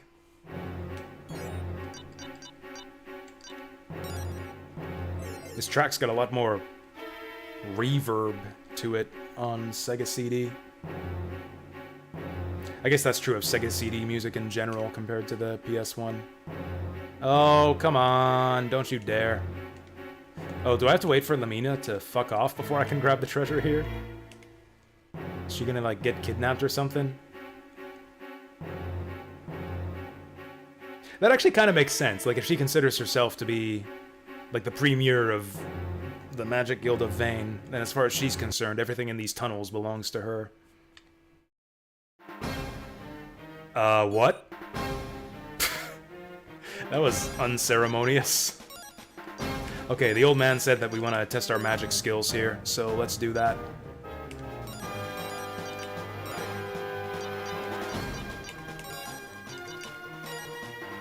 Oh, we get that new ice arrow. Let's try that out.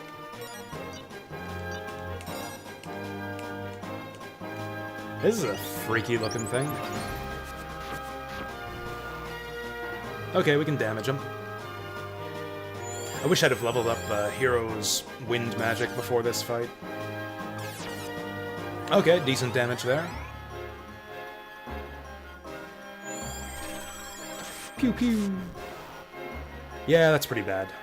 Although I guess it's not that expensive. Boomerang is like 3 MP. I think the icicles are a little bit bigger. Kind of hard to tell. Iron Tiger. Oh, there we go. Yeah, since Hero's Boomerang sucks, I guess we might as well try the sword.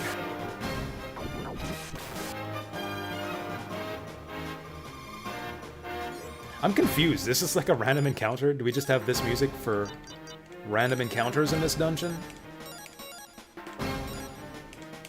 Or do we just trigger a boss on that one spot? We'll see if he has, like, fire elemental weakness. Actually, before we do that, we'll see if swords even work on this guy first. Then I'll throw the attack buff on Hero. Oh, maybe we can poison this guy. I should try the butterfly dance. Okay, swords work. Swords work just fine.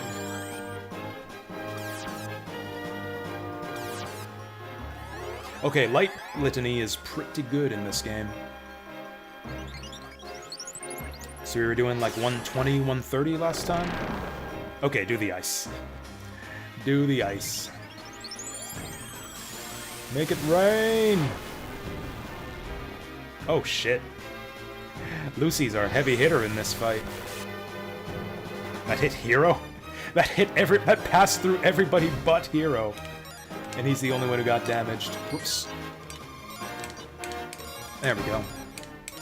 There we go. Okay, let's try Swallow Dance. Oh yeah, we can power up Hero also. Come on, stick him with the poison.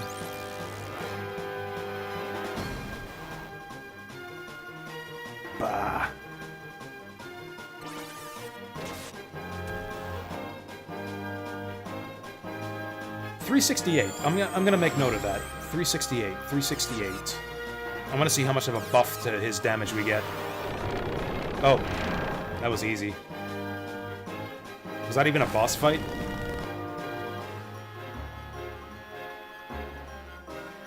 That was like a fake boss. Oh, we got boss XP for killing him. Level up for hero. Ooh, big attack up, big HP up. Decent agility up. Ronfar gets one.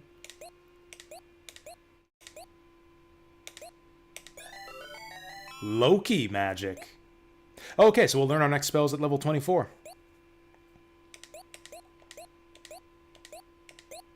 Everybody levels up. 8 MP for Lamina. Nice. Magic shields. I don't know what that does. Cool. Just a bunch of free XP there. We can level up heroes' wind magic now. Multi-boomerang. I like the sound of that. Okay, what do we work on next? Do we work on the dice? I don't like the dice. We'll do flame next. Yeah, so we got a couple new spells here. Barrier against attack. Okay, so it's like anti-magic shield, probably. Maybe, or maybe it's what it says. Oh, for 51 MP, I'm guessing that just makes you invincible for a round. Allied Zone, that's like an AoE barrier. That could be extremely good. And what did Ronfar get? Loki? Uncursed subject. One enemy, one ally. That is strange.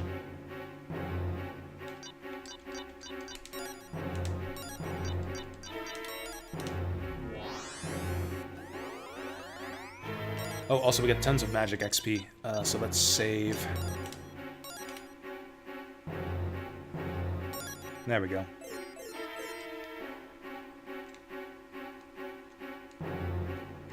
Man, shit's caved in all over the place here. Damn it, Lamina. You had better go through and open every one of these chests for us later on. Well, okay, we can't search for treasure here anyways. No point searching for treasure. I guess we'll just take the upstairs. Yeah, no more magic we can level up for that much. Although I do kind of want to try opening them to see her get pissed off at us. Maybe if I keep trying to open them, she'll relent eventually. Are there no random encounters here? Maybe it'll be like a boss rush. Or maybe we're just getting lucky. I think there's no encounters here. We definitely would have encountered one by now. Like, the encounter rate in this game is pretty high. To Kype?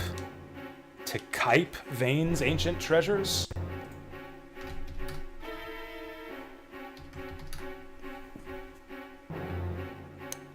A noun, a large basket, used usually for a measure. I don't think they used that correctly.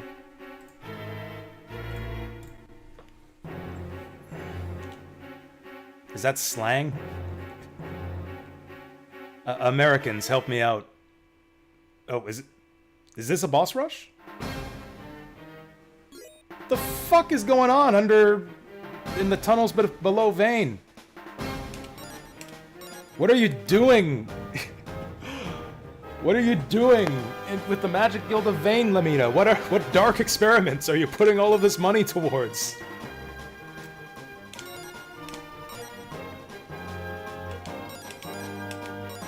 Let's try to poison him. He's all fleshy and exposed, so we should be able to poison him.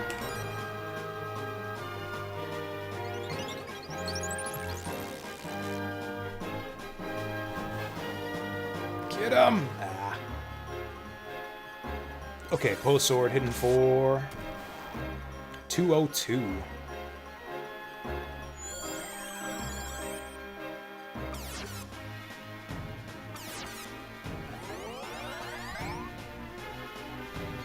Yeah, the bosses in this game are kind of metal looking. Between this, the naked plant girl. I was hoping that Lucia would hit Hero with the buff. So we got like just over 202. Let's see how much Lamina's buffed us up there. Yeah, poison doesn't seem to be working. I doubt that charm will either. What about basic attacks? Actually, I wonder if attack buffs stack in this game. Okay, do not do basic attacks. 202 up to 222. That's not even worth buffing. We're better off just having Lamina cast magic every turn.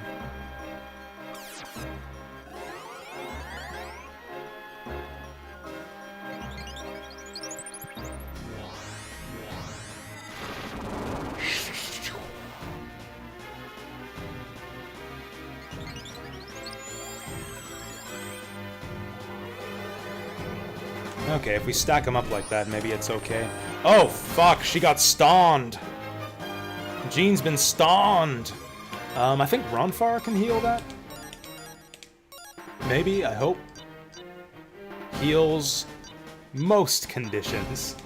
Well, hopefully stone is one of them.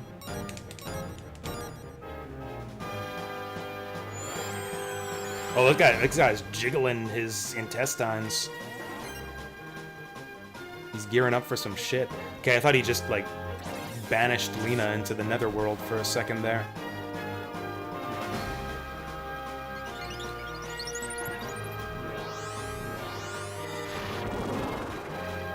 Did I say Lamina? Jean. He made Jean disappear for a second there. We need better from you, Lucia. Oh, he's thrashing corpses. That didn't do shit. Okay, these bosses are easy. What kind of boss rush is this? Maybe we need to go a little bit bigger than Light Litany right now.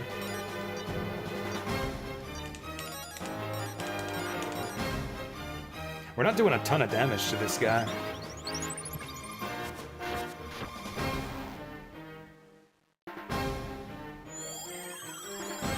Rather than buffs, I wish we had debuffs to the enemy's defense. I'd rather debuff the enemy's defense than just buff our party's attack, one person at a time.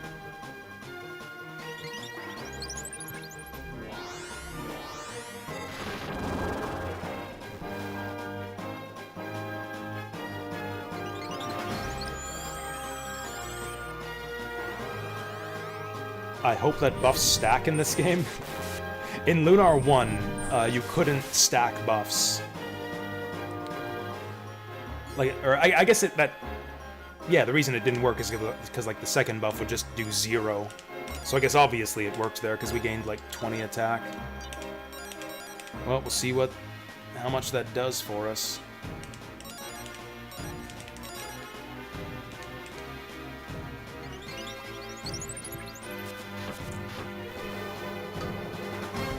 Also, I like that the Sapporos come in the tall cans. This is the perfect amount of beer for me. I mean, I guess you can just drink 2 cans. Normal can of beer is like half this size. You could just have 2 cans. Once again, Ronfar getting the kill with the... Oh, is he just going to phase 2? That was kind of strange. We, like, blew off his back end. Okay. Got pretty much the same amount of stuff for that one. 2 attack. No agility. Cool, we just get a bunch of easy boss fights and easy XP in this cave. I am down for that.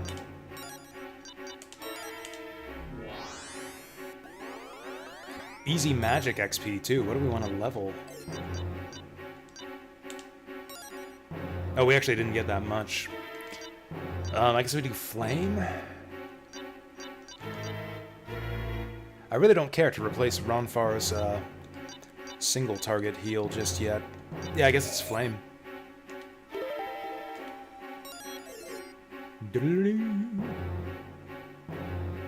Are we going for 3 now? 2 seems like just the wrong amount of bosses to have in a boss rush dungeon. We gotta have at least 3 in here. Oh, it seems like all like the debris everywhere isn't around as much on this floor. It looks like an exit over there.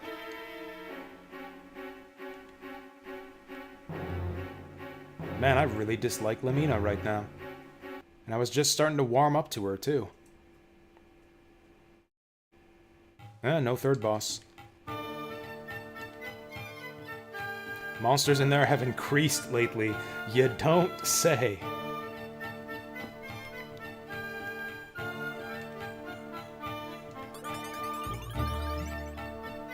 Oh, now the guards aren't even here.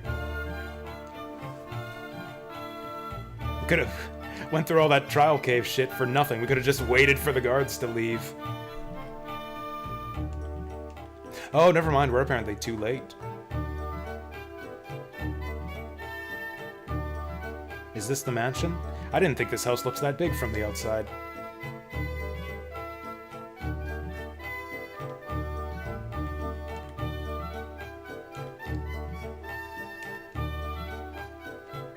This is actually different from how I remembered it in the PS1 version. I thought that Vane was like a ruin that nobody lived in. I thought that the Magic Guild was centered in Neo Vane. I could be misremembering. I don't know if that's a change from the PS1 version or something I just misremembered.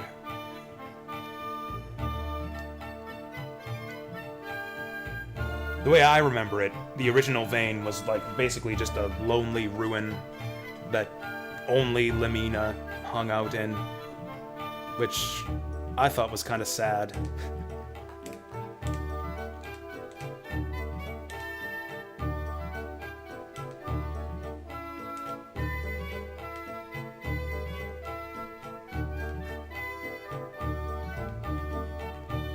What is he talking about? Did Leo get demoted?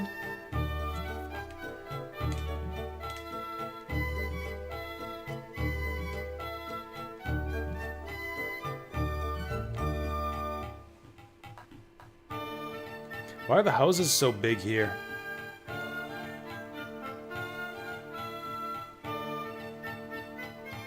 The original Vane had cozy little houses.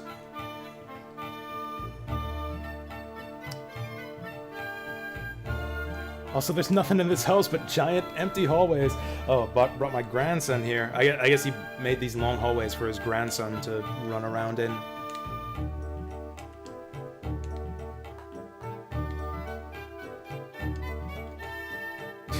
Lamina, an aspiring landlord. Moved here from Azado. I don't even know where that is.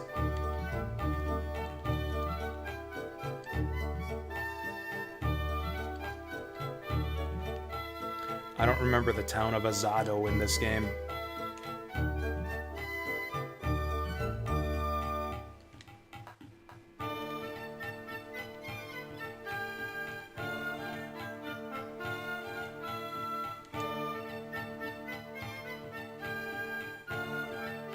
Alright, so yeah, now we're on Lamina's home turf. Everybody loves her here.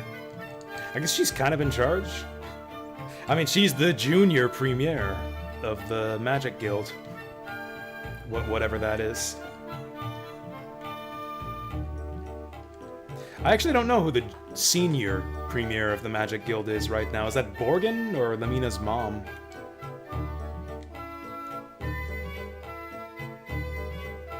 As I remember it, and there's a lot of stuff I don't remember about this game, I had thought that Lamina's mom, whose name I forget, was the premier of the guild, and Borgin was like a member of the council of Vane or something.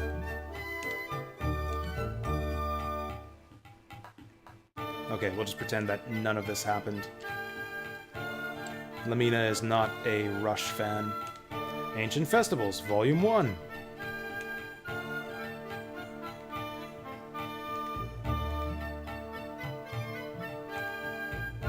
Oh, here we go, getting some Blue Star lore.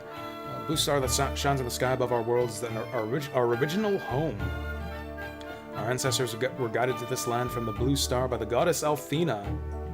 We knew that already. That's some, like, entry-level lore right there. Most popular Dragon Masters in history were Cyclone Xeon, Iron Fist Loka, Dyne, and the last Dragon Master, Alex. Yeah, Alex is my favorite too. I don't know. Cyclone Xeon was pretty cool too. Actually, I think my favorite Dragon Master is Cyclone Xeon. Magic Emperor Galleon.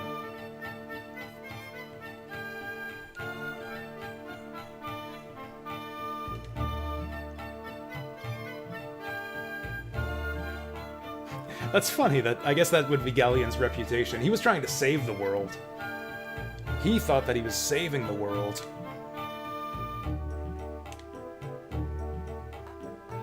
By sucking all the life energy from the land and turning it into moon craters. I love reading too. You guys can't stop me. You viewers at home can't stop me. I'll read every book in this fucking library, and there's nothing you can do about it. Understanding magic. Eat 2 boxes of how to magic. Eat 2 boxes of laxatives and concentrate on not using the bathroom. For 180 minutes. And that's how Lamina got to be the junior premier of the Magic Guild. Basic Magic Volume 2, things that go bop. Here we go, History of Vayne.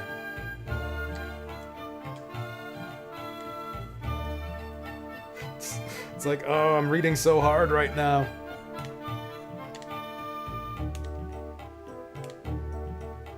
He married the... Oh, so it is known to history that Luna was the human form of Althena.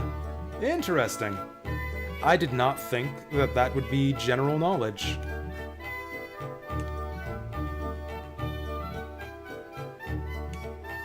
Man, yeah, they got, like, all the details right. Damn it, stop. Stop preventing me from collecting treasure. You are the worst party member ever.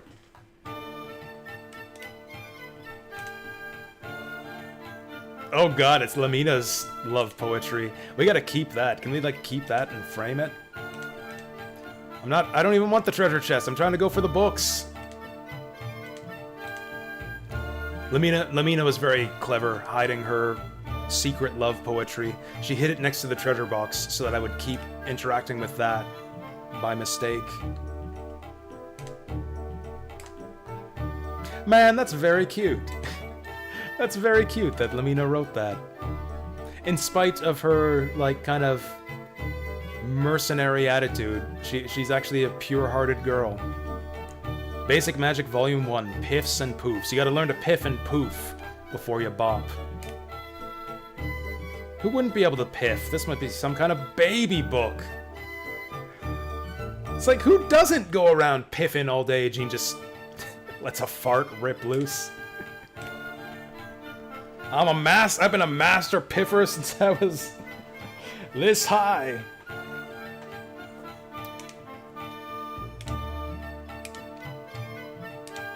Wait, what was that? Oh, yeah. So for anyone who missed it, that was like the big ending of Lunar was, yeah, the goddess Althena abandoned her tower and chose to live among the humans.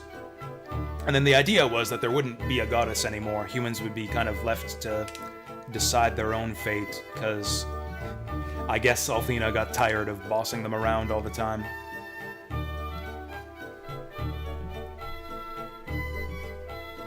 Yep, number 1, piff. Number 2, poof. Oh god, that is piss and poof, isn't it? Fuck, I didn't even make that connection.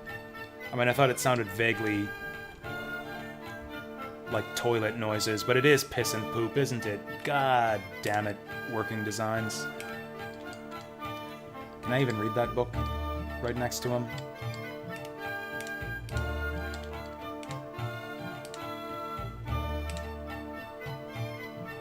by Meribia. A person's worth isn't determined by their wealth, but by the sum total of their hopes, their dreams, and their actions. I'm surprised Lumina doesn't have a comment on that.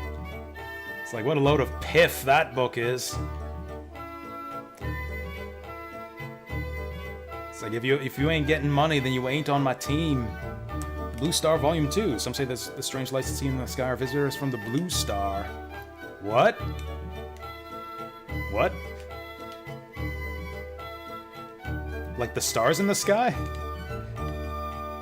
Understanding Magic 6. Training pets with shocks. Hey Chief, why not? Okay, Ronfar is down for some animal cruelty.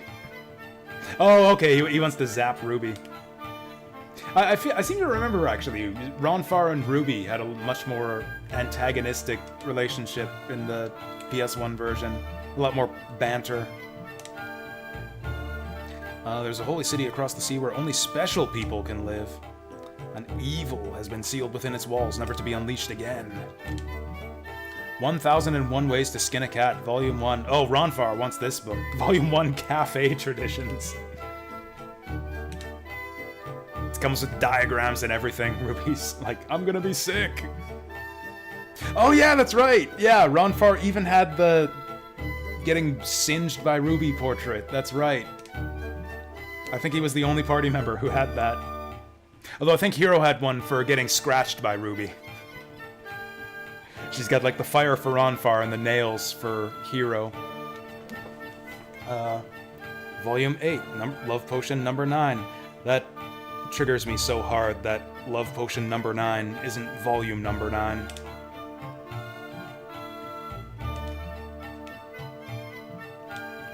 Okay.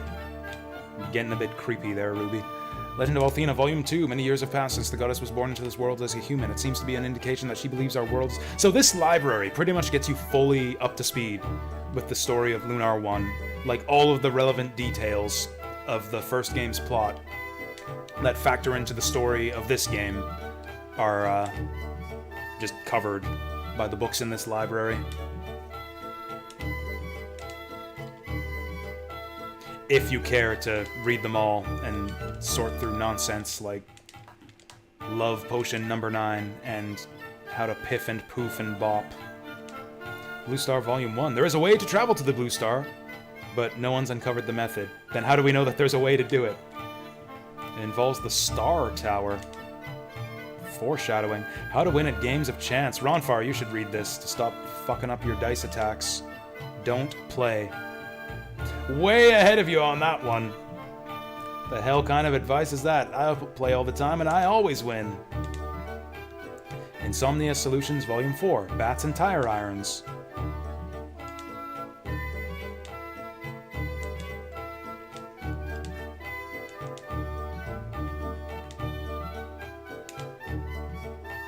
Oh yeah, so this is kind of interesting, actually. So naturally he says something totally different now.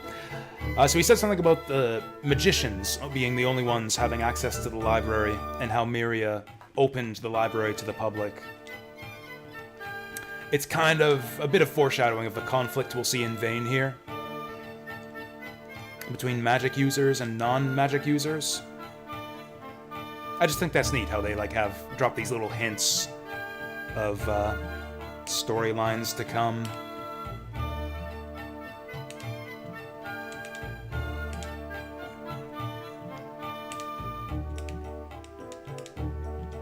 Sounds like pages from a from a self-help book there. Basic Magic Volume 3, Killing Barney Made Easy. Remember Barney the dinosaur? Shit, I guess that was still a thing back in 1994. Dude! Oh, okay, come here. I get it. He doesn't mean what he says. Do we have picture books here? Oh yeah, there was that, like, lemon fanfic book in Lunar 1. See a penny, pick it up, all day long you'll have good bowel regularity. Good advice. 101 pickup lines guaranteed to make the grade. No, I want this book. I'm interested in this.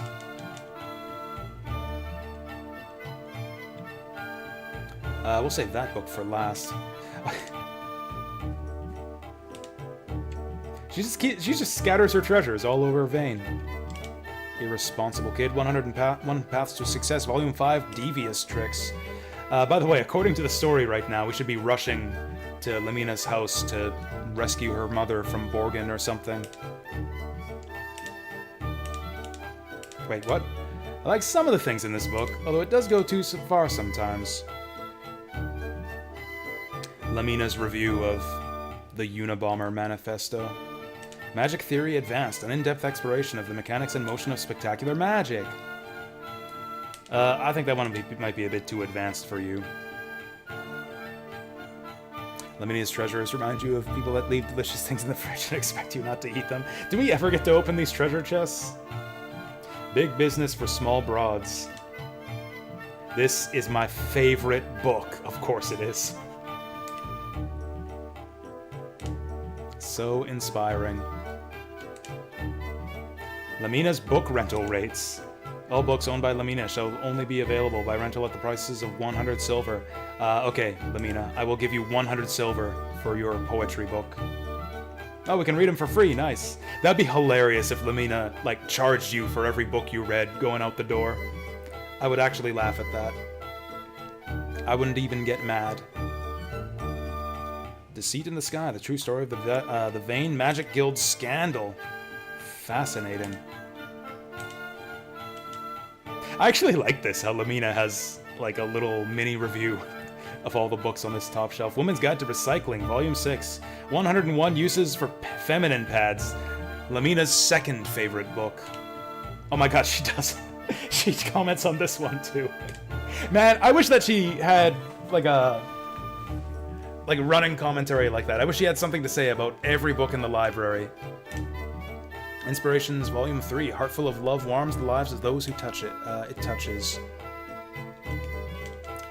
Can't read this one. Those are some good reads. I'm glad we came here. Okay, so we've read all the books in Vane. We've done what we came for. We can go on to Pentagoulia now. Systems of magic. Classified into 4 basic systems that correspond to the elements. There's wind, fire, water. He says that, but is that even a thing in this game? Oh, it is. Yeah, that's right.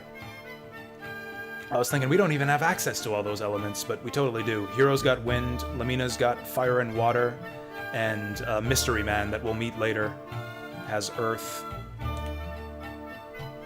The 4 elements.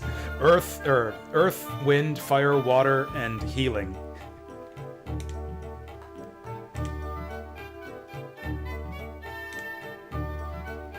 Oh, Lamina disrespecting the eggheads with no magical ability.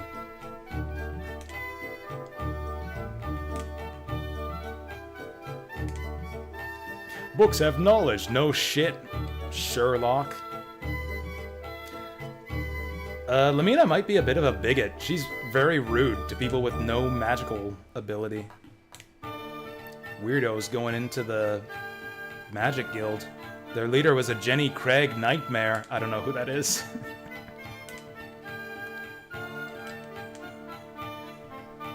Yeah, I like Lamina too. Like, I like Jean better. I mean, Jean's not funny. Jean's serious. That's kind of why I like her. But Lamina's probably the funniest character in the game. Lamina and Ruby, I guess. With Ronfar as a distant third. Man, Lamina's really rude and like just kind of flippant and dismissive of people with who can't use magic. Which I guess kind of makes sense with her character, actually, because she's all about restoring the Magic Guild of Vane. So she would have no use for people who aren't potential students of the guild. Except in as far as she can, like, use them and cheat them out of their money.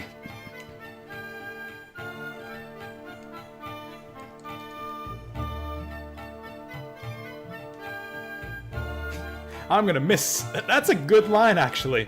I'm gonna miss seeing you here around here. I'm gonna miss being seen. Oh yeah, Lamina's mom. We gotta hurry to the shop so that we're prepared for whatever's gonna happen with Lamina's mom.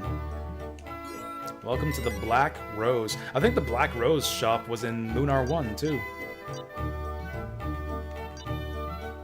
Fire from Frespois Slep.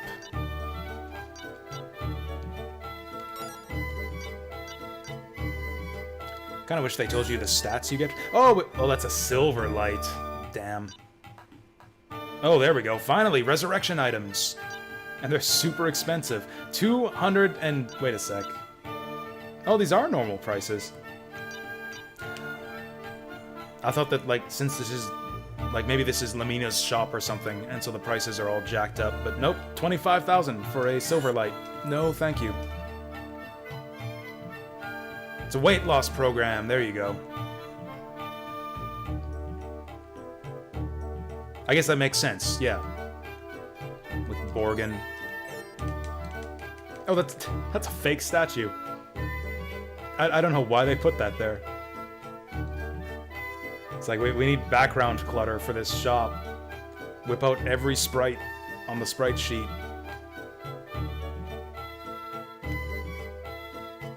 Spank shops. Hey, Lamina, there's a new market for you to explore. Where did you hear that? I demand to know. Where are these degenerate spank shops? Please tell me, so I know to avoid them. Is Lamina telling us something about herself here? Vane would never have a shop like that. I've never seen one. Tell me where you saw it.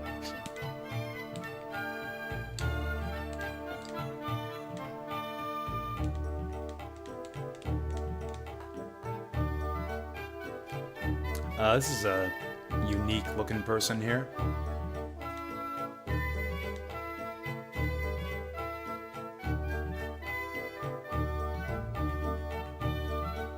Having trouble finding Lamina's house. I guess we'll go shopping while we're here. Maybe there'll be another boss fight. I think we have this one already. Yep. Yep. This place really is a dump. There's nothing new for us. Oh, there we go. There we go. We got a new one for Jean. Oh, extra attack power. We're keeping this on forever. It gives us 5 attack power. This is obviously the best armor in the game. Judgmental.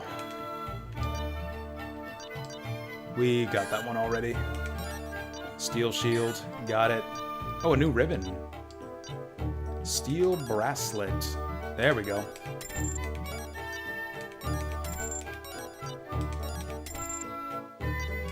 Think we got the iron helms? Yep.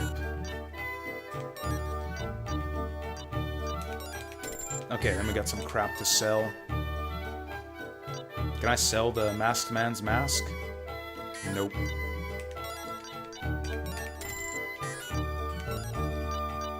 Oh man, we got like a whole new ensemble for Jean.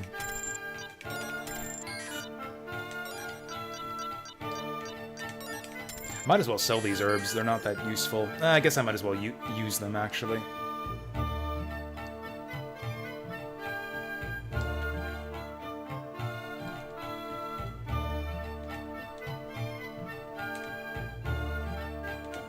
Oh no, all the people are moving out from Vane.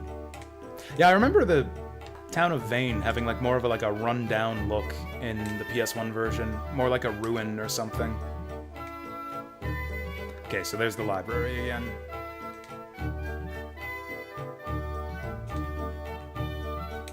What is with all the drunks in this game? That's like the 12th person we've seen speaking to us in drunk speak today. Wow, this place is huge. Nope, this is her home. The walls are filled with the history of my people. This place is a dump. There's a hole in the roof. The sign is broken. Where's Bob Villa when you need him? Heyo! I don't know who that is either. Oh yeah, they do have the holes in the roof. That's true. Oh, are we animating now? Does Lamina's mom have an anime scene? Or is the emulator crashing? It's not even different music or anything. What the fuck are they loading? Now we're gonna rob her house.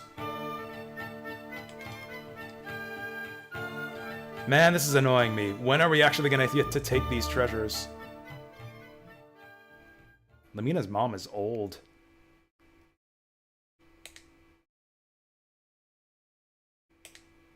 Yep, this is our first encounter with Borgin. Oh, the fat man's floating. Should I read Borgin? Vayne has fallen into decline since the guild fell apart. You know it's True, I'm gonna wait. I'll actually, you know, I'll let the game speak for itself, because that's pretty much exactly what he's gonna sound like when we hear from him right away.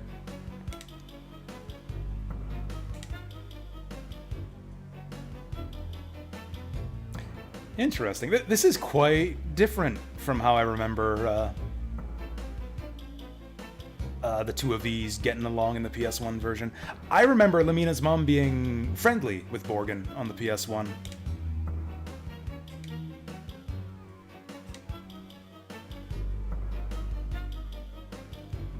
That was kind of like the thing with Lamina. She didn't understand how her mom couldn't see how obviously evil Borgin was, and she thought that he had, like, corrupted her mind or something. Did I make that up in my head? I really need to replay the PS1 version. I feel like I might be, like, making up story details. Always taking her to the Neo vein. He was the host of Home Improvement. That's nonsense. That was, Tim Allen. Oh? That flying cesspool has no right to come in here. I thought they said that Borgin left already. These people look villainous. So this is the conflict here, as Borgin's trying to set up this Neo vein place, and Lamina wants to build up the old vein.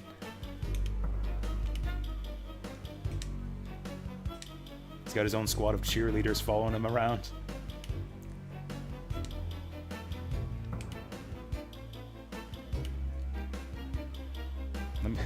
Why don't I steal her stuff while we're in the middle of this dramatic scene here? This city reeks of depression. No, that's just the smell of Borgin. You think you'd be used to that by now. Following him around everywhere.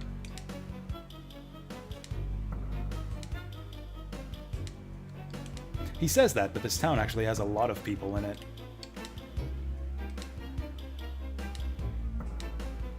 She just ignores Borgin. Oh, Lamina, you brought some friends home. Oh, here we go. It's anime time.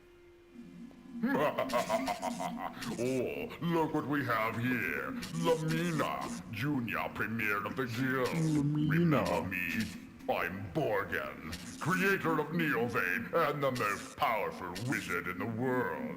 Ring a bell, Dumpling? I thought it might bring back a few fond memories. This is how fat people talk, right? I don't know if you people have met fat people in like IRL. That's how they all sound. Oh, I remember. I could never forget a face as obesely grotesque as yours. I told you Vane was off limits. Get out of here. Our party's in, like, Christmas tree formation here. Oh, is it moving time again? Ronfar's, like, not even looking in the right direction. Get with the program. Oh, Borgin's one of the 4 heroes. He's a hard worker.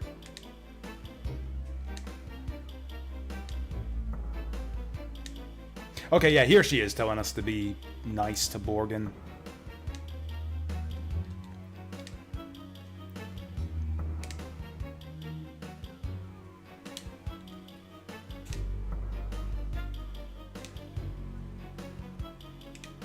Borgin is just like you. That's funny, because we'll find out that's, like, maybe more accurate than Lamina wants to admit. Okay, so yeah, this story beat plays out pretty much how I remembered. He wants to kidnap you. Are you under his spell or something? Actually, Lamina's got a really good storyline too, like all the characters do. Jean's is my favorite still, but I actually really like the way Lamina's story plays out too.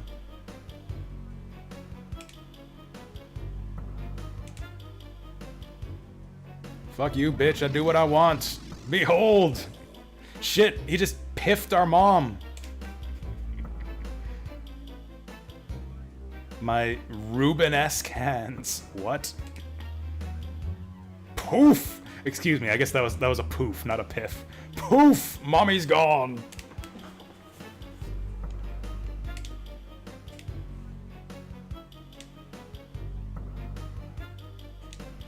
Yeah, this guy's probably crushed his fair share of Twinkies in his day. Okay, so now we got another reason to head to Pentagoulia. To Borgen's summer cottage.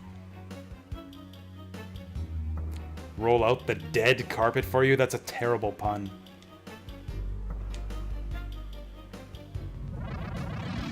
Oh wow, he just piffed all of his buddies too.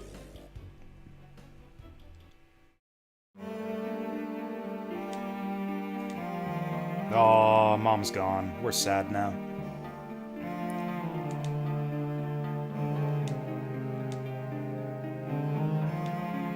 Oh, is she gonna leave the party now? Is she going to leave in disgrace and now we can nab all of her stuff? Yes!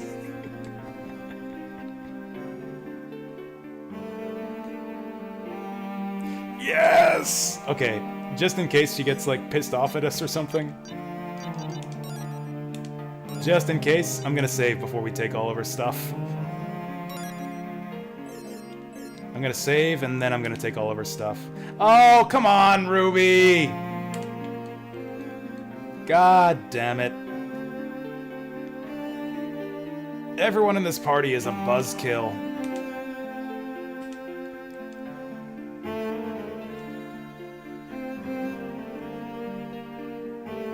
Like, how does Lamina prevent other people from rummaging through her stuff and taking it? Like, the only reason we can't is because Lamina's here, and then Ruby, to tell us not to.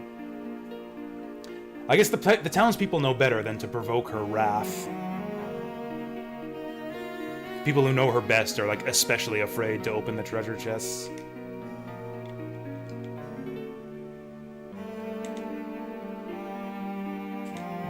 Really? Really? We think that Lamina looks up to Hero? I don't know if I got that vibe up to this point. Hero says a lot of ... in this game. Hero's a big daughter in this game compared to the PS1 version. Yes, Hero! The most eloquent speaker of us all. Go and find the right words to say to Lamina.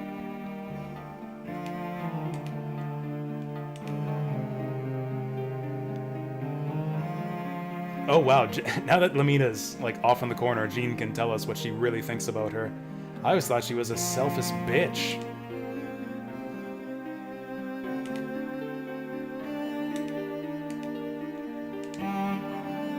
Okay, one of Hero's famous pep talks. This'll be good. What's he gonna say?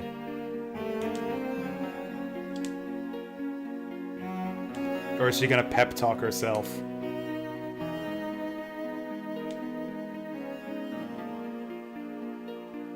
Oh, she's like stammering because she's like sobbing here, isn't she? That's so sad. Oh man. You'd think she would have at least enough money to fix the roof.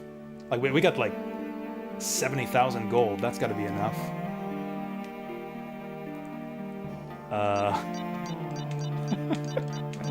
Hero's famous pep talk. I don't need your pity money. Oh man, that didn't work. But I'll take your money anyways. Oh. Well, I did my best, guys. Yep, Hero's the one for pep talks. I mean, apparently not. Okay, we'll try again.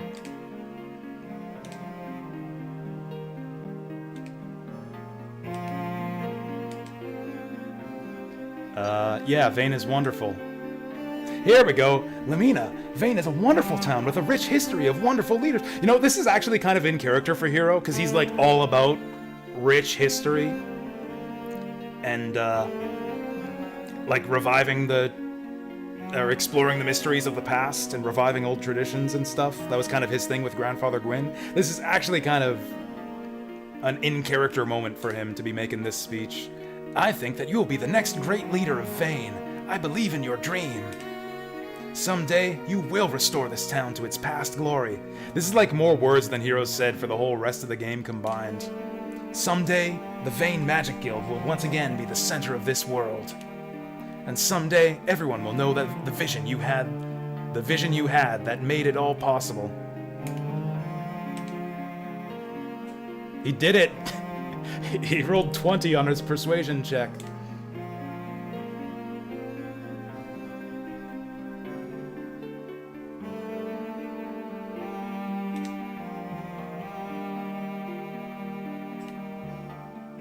That's one way of putting it. It's like, hey, if you only gamble with yourself, you can't lose. So this is why we didn't send Ronfar to do the pep talk.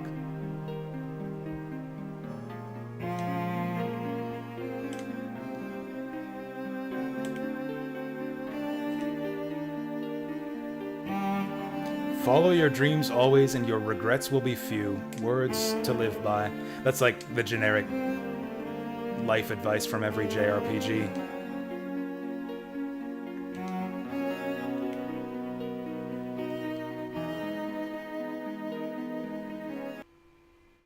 Oh, are we anime time again? Yes! Oh, I don't deserve to have friends like you. Hero, I'm sorry I ran away like that. She looks... It's just, I got some dirt in my eye. That was so cute. That was so fucking cute. Is that bad that I think that's like the cutest image of Lamina we've had in the game so far? Oh, she's okay now.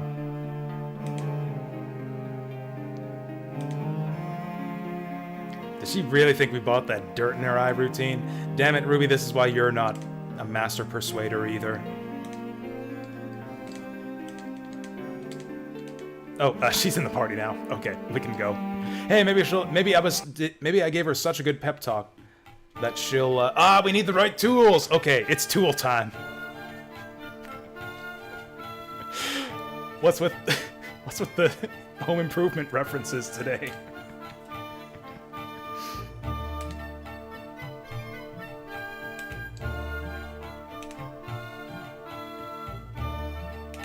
Tool Time being the name of the home improvement show that Tim Allen was the host of on the famous American sitcom Home Improvement. I forgot about that until just now. I didn't even realize I was making a home improvement reference until I said it's tool time. Okay, that's garbage. I don't even know what those do. Oh, we gotta go back through the damn caves again, too. Oh, plasma ring, now we're talking. I don't know what that does either, but it sounds awesome. Reduces earth and water attack. Like, reduces the damage we take? Does it give us stats? Agility! That's got to go to Lamina. Yeah, we want her to, get her magic off before the enemies go.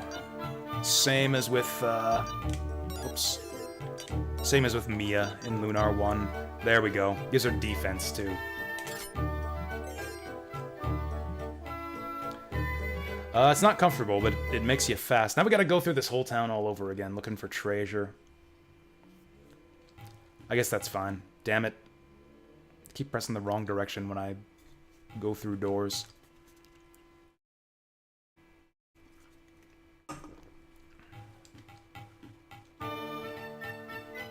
Oh, what's up here? We got a doorless house. Oh, here we go, more treasure. Oh, sweet. Free revival. Those cost like $4,000. That's a big pickup.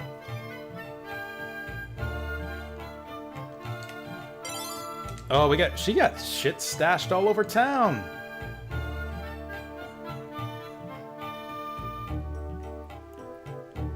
Wonder if the townspeople all have new stuff to say now.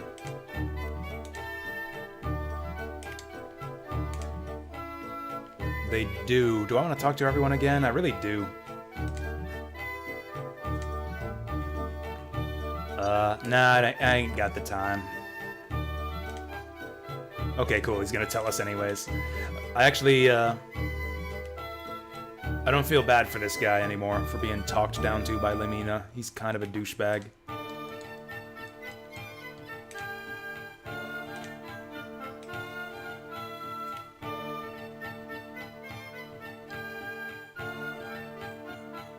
I like the way that your party members, like, banter with the NPCs. I feel like that's something that happens more in the PS1 version. Oh, big money. There's Lamina's life savings there. Sunflower seeds. Hey, those sunflower seeds cost like 1,000 silver. They're a rare delicacy in these parts. Tri-ring. It's like 3 rings in one. So what does it actually do?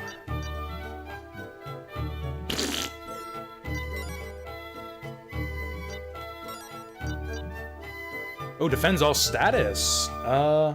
Who tends to get statused a lot? Probably Ronfar. Also, Ronfar's the worst one to get statused, since he's the status healer. I'll give it to him. Yeah, we'll give that one to Ronfar. Grandia gossip? That's a good term for it. Grandia banter? Grandianter? That's terrible. Damn it, we gotta go through the damn caves again. Oh, this is her house. We can, not go in there. Yeah, Grandia is, like, definitely the best game when it comes to party members bantering with NPCs. Sue, in particular, any conversation involving Sue is just golden in Grandia.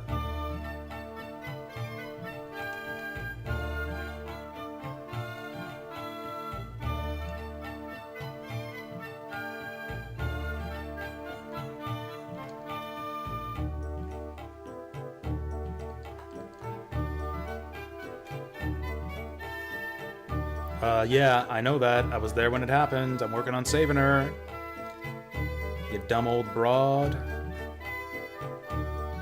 Wonder what the spanking girl has to say about this. Yeah, they definitely have a spank shop down in Pentagoulia. That's exactly why we're going to Pentagoulia, actually. You should join our party. We are specifically going to Pentagoulia to spank Althena's servants.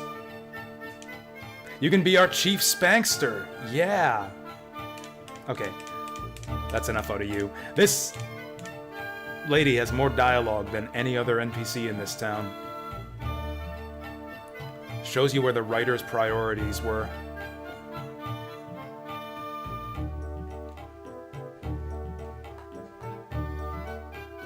I'm gonna have to leave soon. I was hoping we could clear out the town of treasure, and that'd be like the last thing we do today. I guess I could stop talking to all these NPCs. Okay, that's the library. I kind of want to talk to the NPCs, though. It's like, you can be the junior premier of Spanksters.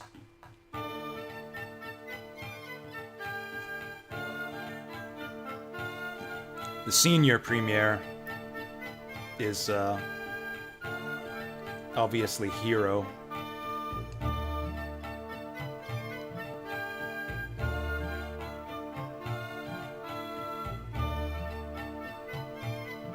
How did he get to become the premier of the Spanksters Guild?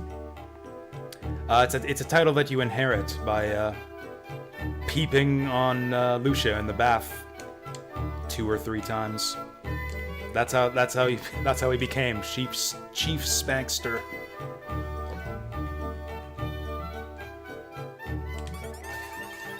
Okay, let's go through the shitty tunnels.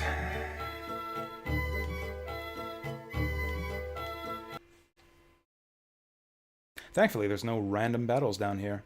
Wouldn't that be funny if they made us fight all the bosses again? Man, silver light, holy shit. I kind of want to sell that. Like, I don't need that much NP recovery right now. We just sell that for money, get ourselves some more accessories.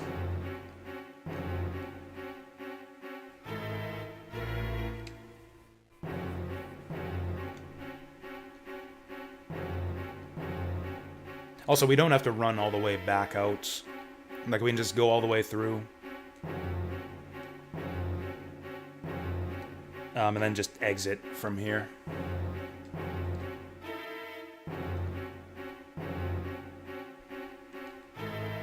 Because, yeah, the front... Right, the reason we had to go this way anyways is because the front gate, or, like, the entrance to Vane was blocked before, so we never have to come this way again. We can just exit out the front and then never come back. I do want to go back to Vane to check a couple more buildings. Make sure that we got everything. I should probably just use a guide to make sure we got everything. Like, there's some magic rings in these chests. I don't want to miss that shit. Yeah, those magic rings are insanely valuable in this game. Okay, there's actually not too many places to look in here. Pretty linear and straightforward. I was kind of hoping those bosses would come back and attack us. They were good for some easy XP. I know there was a treasure in here somewhere. There it is. This was not even worth our time. There's like no good treasure here. What did we get? An herb? A nut? I thought for sure these treasures were so out of the way, they must be amazing.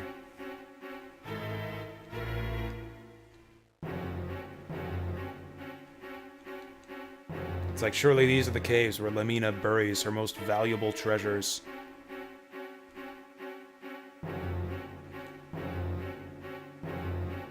And instead it's all shitty consumables. And $600. Get bent. That sucked. That was a shitty trip. Not even worth our time. But, you know, I'll take it anyways.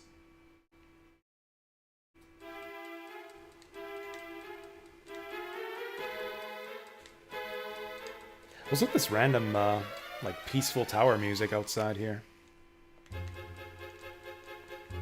Okay, we're gonna go back to Vane for a second, just so I can remind myself that I want to finish exploring the town when we come back here next time.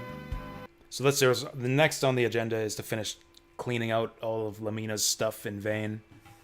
Talk to the last few NPCs. And then we'll be on our way to...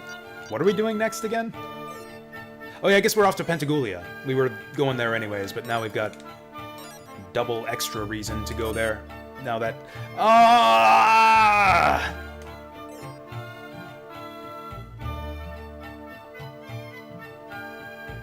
Fuck you, Lunar. I gotta go right now. I gotta go right fucking now, Lunar. Fuck you and your shitty save system. We're safe stating here. I don't care to go out and grind 3 battles so I can save my fucking game. We'll just save state here. We'll save state here. And I gotta go right now. Thanks again. Don't forget about the zombie dinos. I won't. Thanks for reminding me. I gotta go right now. Thank you for watching. I'll see you guys next time. Yeah, we'll just play more of this tomorrow. More of this tomorrow. I'll see you then.